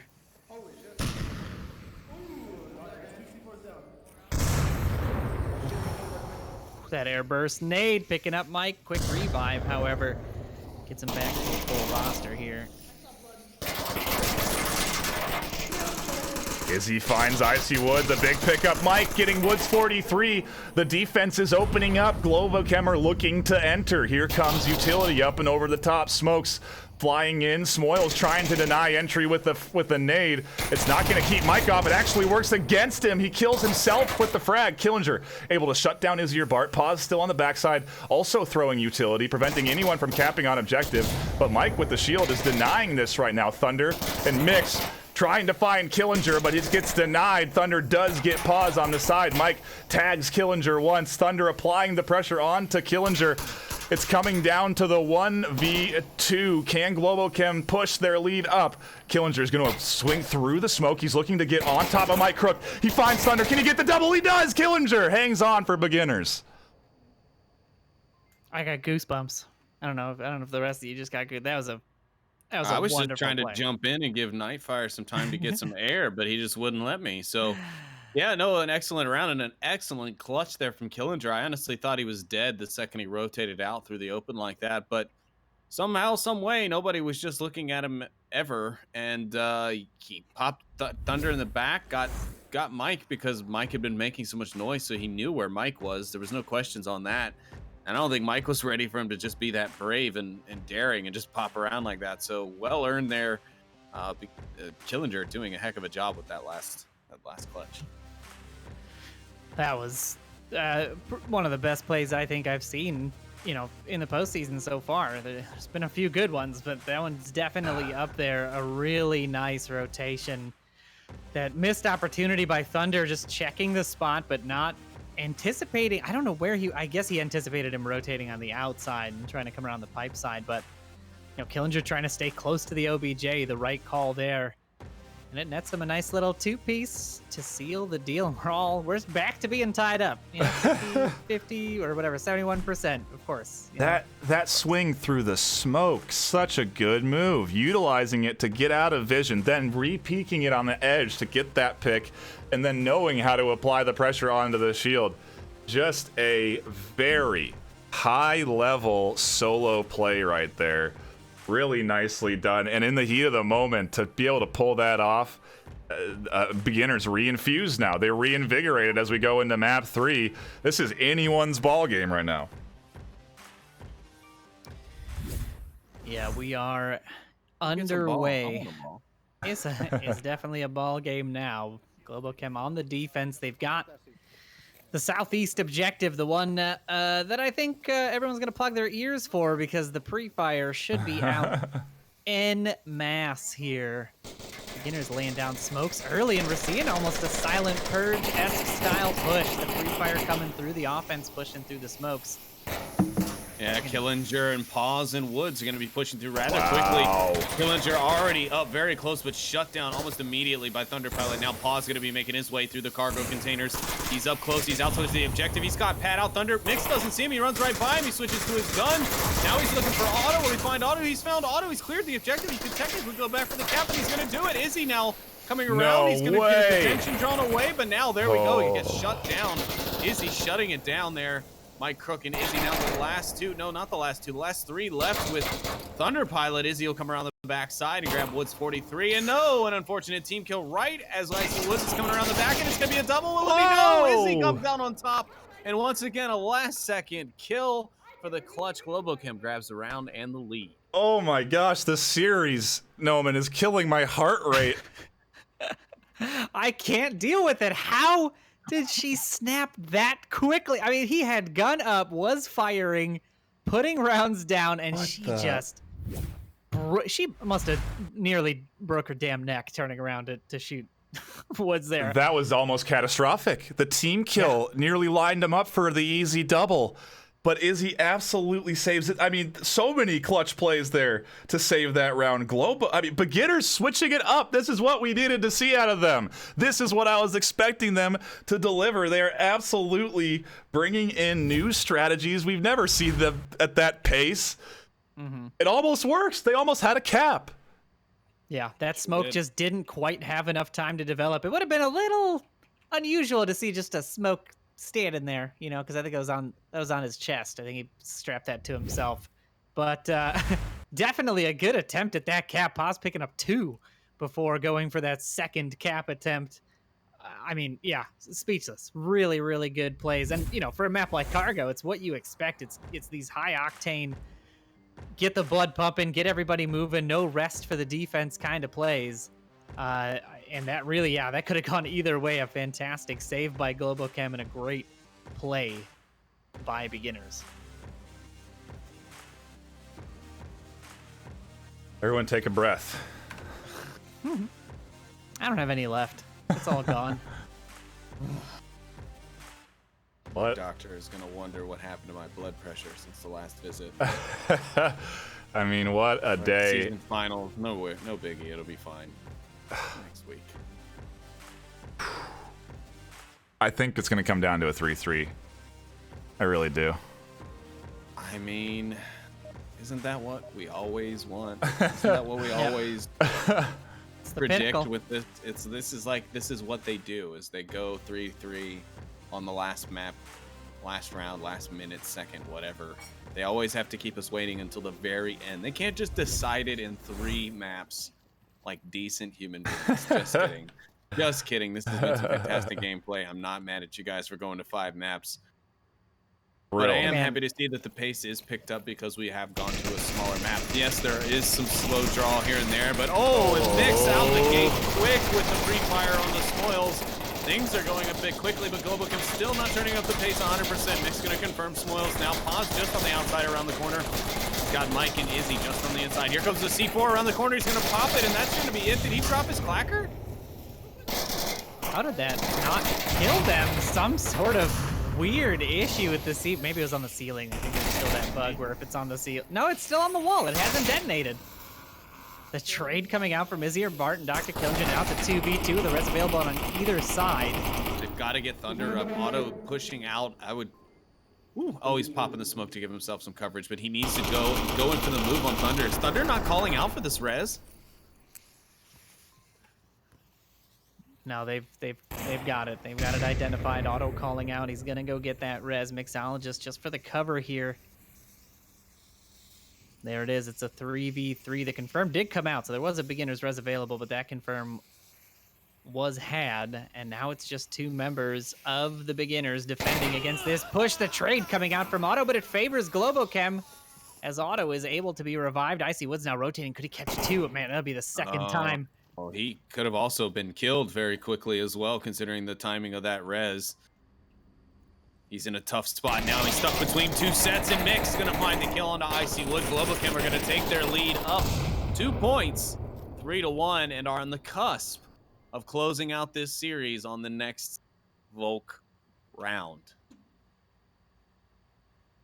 What's going through beginner's head right now? What are they trying to do to change this momentum? They have to win this offensive round, and they had a terrible time doing it slowly paced. They nearly capped when they went in aggressive. So what do you do if you're beginners? This is the cap objective, though. This is that center, crate circle objective, right? This is where the caps happen on this map. One of probably the most capped objectives in all of Onward, to be honest with you. And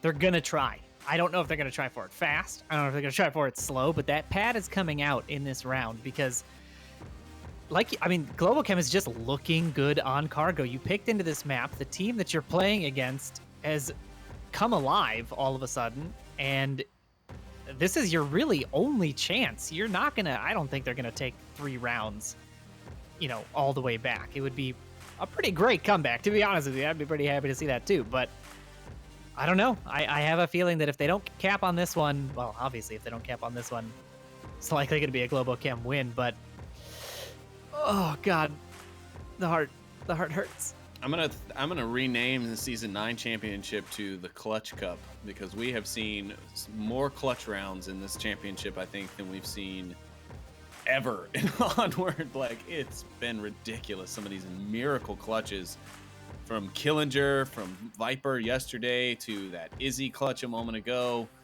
I mean, things have just been intense.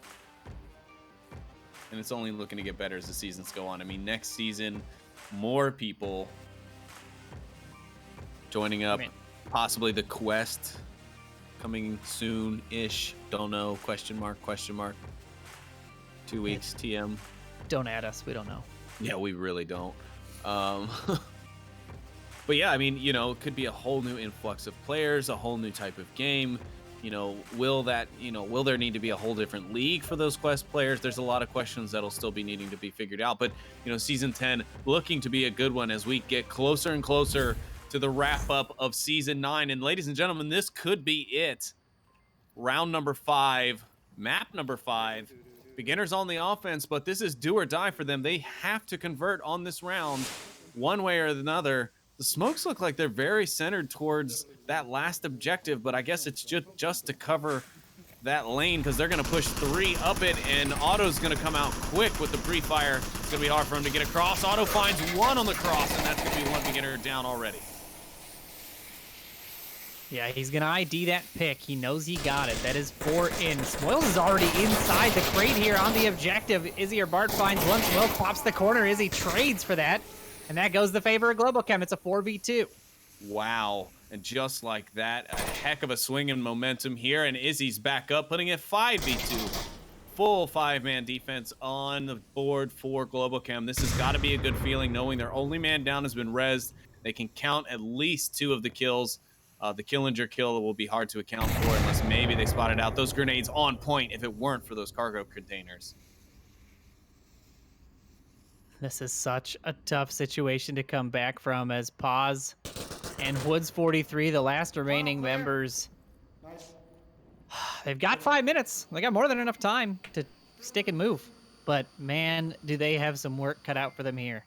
Yeah, and they're sticking and moving against a real tough opponent. They're going to be jabbing at a giant right now who's feeling 100% at this exact moment.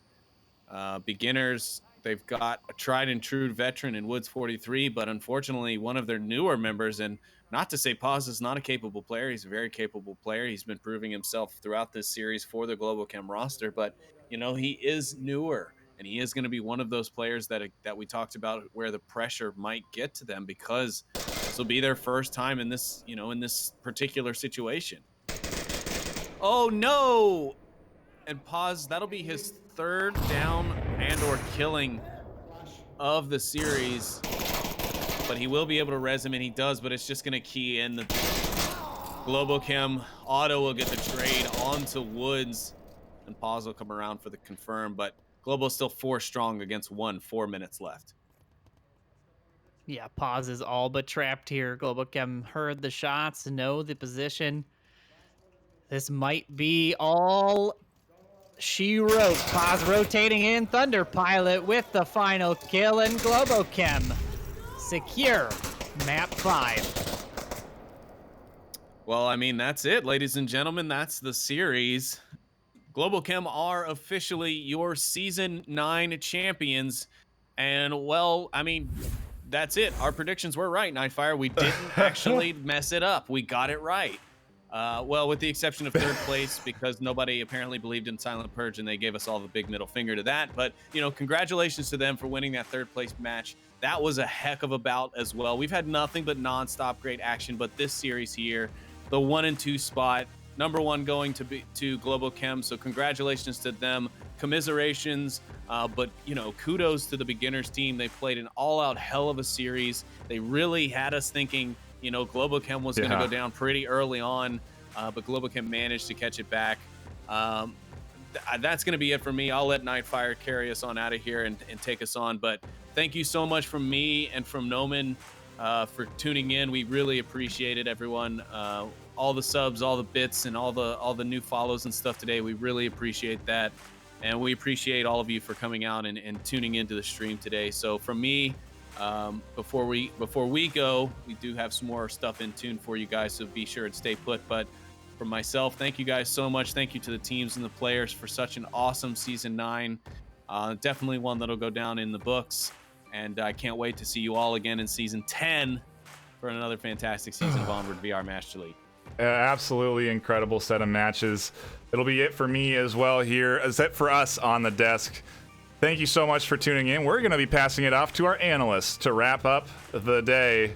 We need a break up here. I need to let my heart rate slow down just a little bit. Thank you so much for tuning in.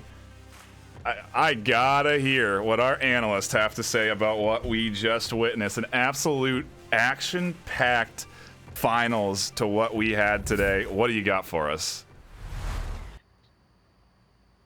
Basically, what a game, guys. Holy cow. I'm speechless. My heart was racing the entire time, but especially in those last 2 rounds. I mean, that amazing C4 disable by Izzy. What a shot. And then Mix coming in at the end there to get that final kill and sealing the win. Oh my God, my heart was racing. It was a lot of action crammed into a very short matchup. Yeah, I mean, we started out round 1. We saw a standard beginners play. They kind of waited. And they waited and they waited and they smoked it like a minute 30 and started running in, and they all just got picked off one by one.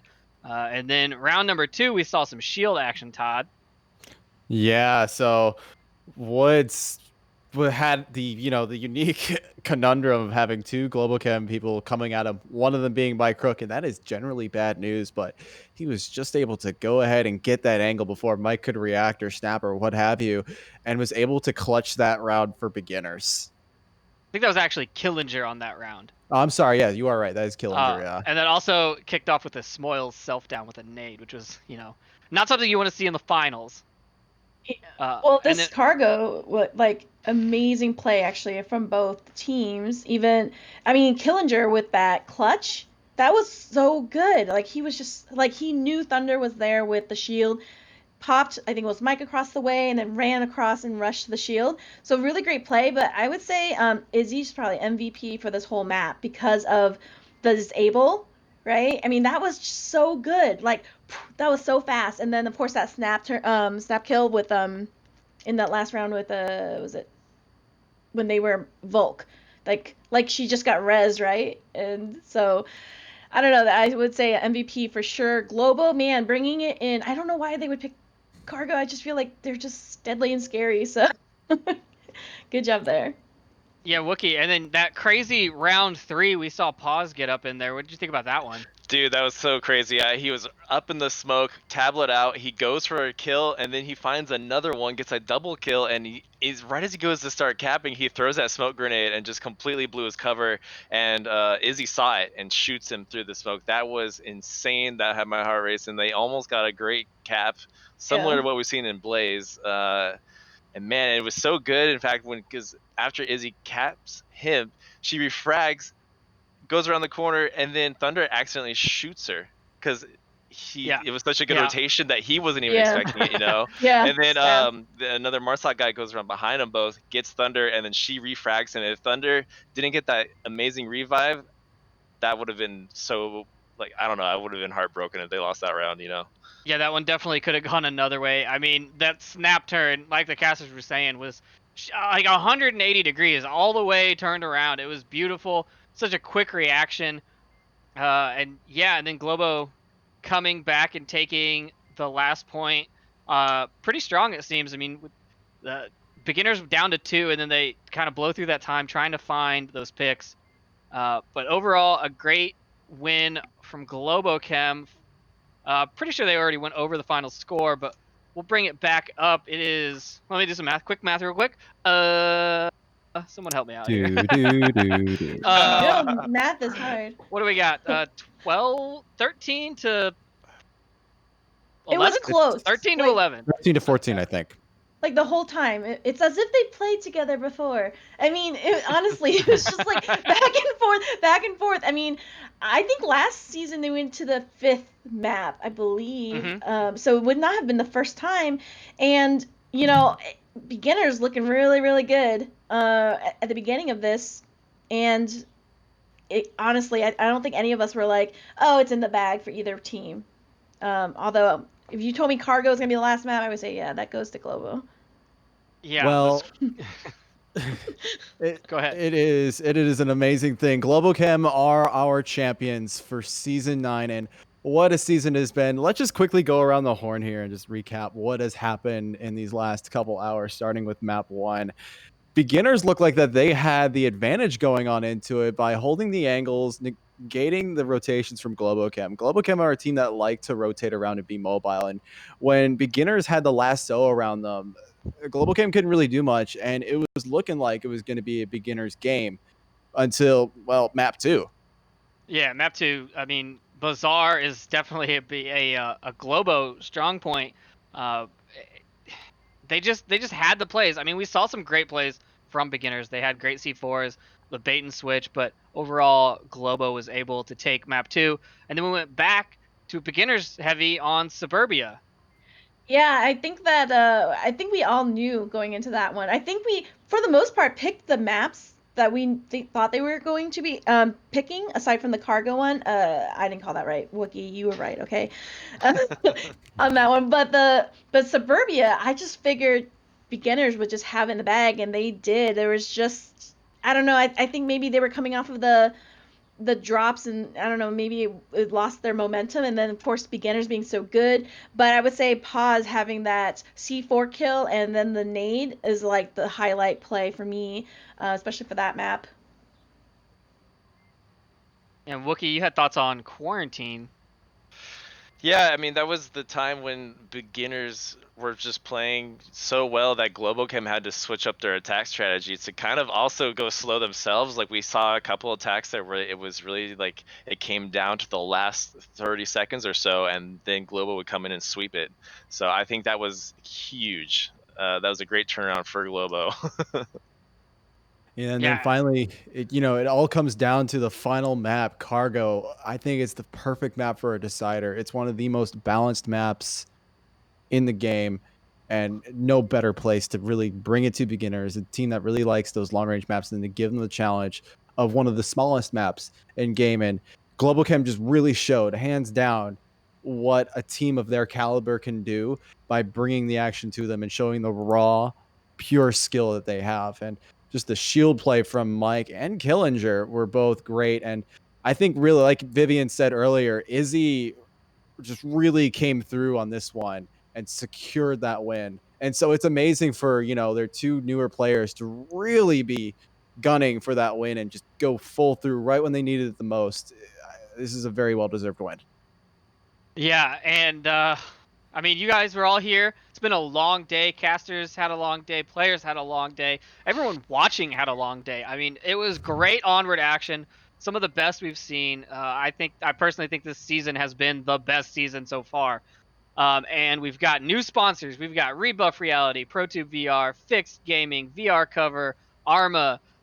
So shout out to our sponsors. Shout out to everyone in chat with the donations, with the bits, with the subscribes, all of you, the community making this possible, and it's just great. I want to give a quick shout out to Noman and Buxton, who worked tirelessly behind the scenes to get all of our stuff, of our stuff working. It's a massive operation now compared to how it was at the end of season 4, and it really couldn't be done without those two. All right, I'm gonna put you all on the spot again. MVP of the game, each of you, give me your answer. Izzy. Okay. Izzy. Okay. All right, I think it's a pretty consensus.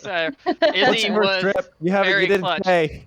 It was okay, let's just say, I mean, it was very, very close. Like some amazing plays by Thunder, Otto, but I think it did boil down to Izzy at the end of the day, right? Like everyone fought so hard, and on beginners, Paz did really well too. I mean, I can't count him out. Like he played really well for beginners throughout his time there in general.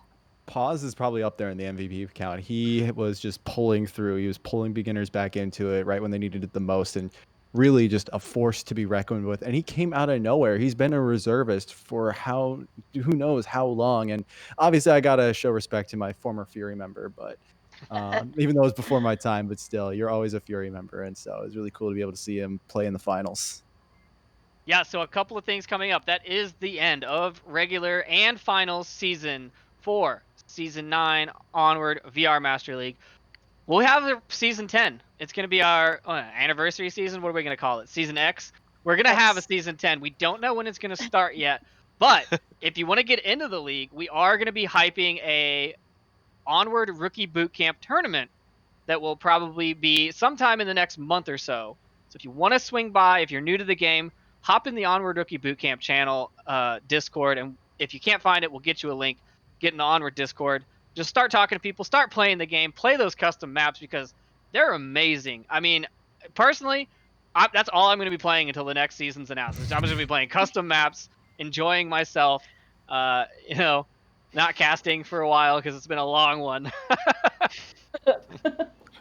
So I guess before we head out, this is the end of what has been a really amazing season. What is everyone's thought on the entirety of season 9 as casters and as players?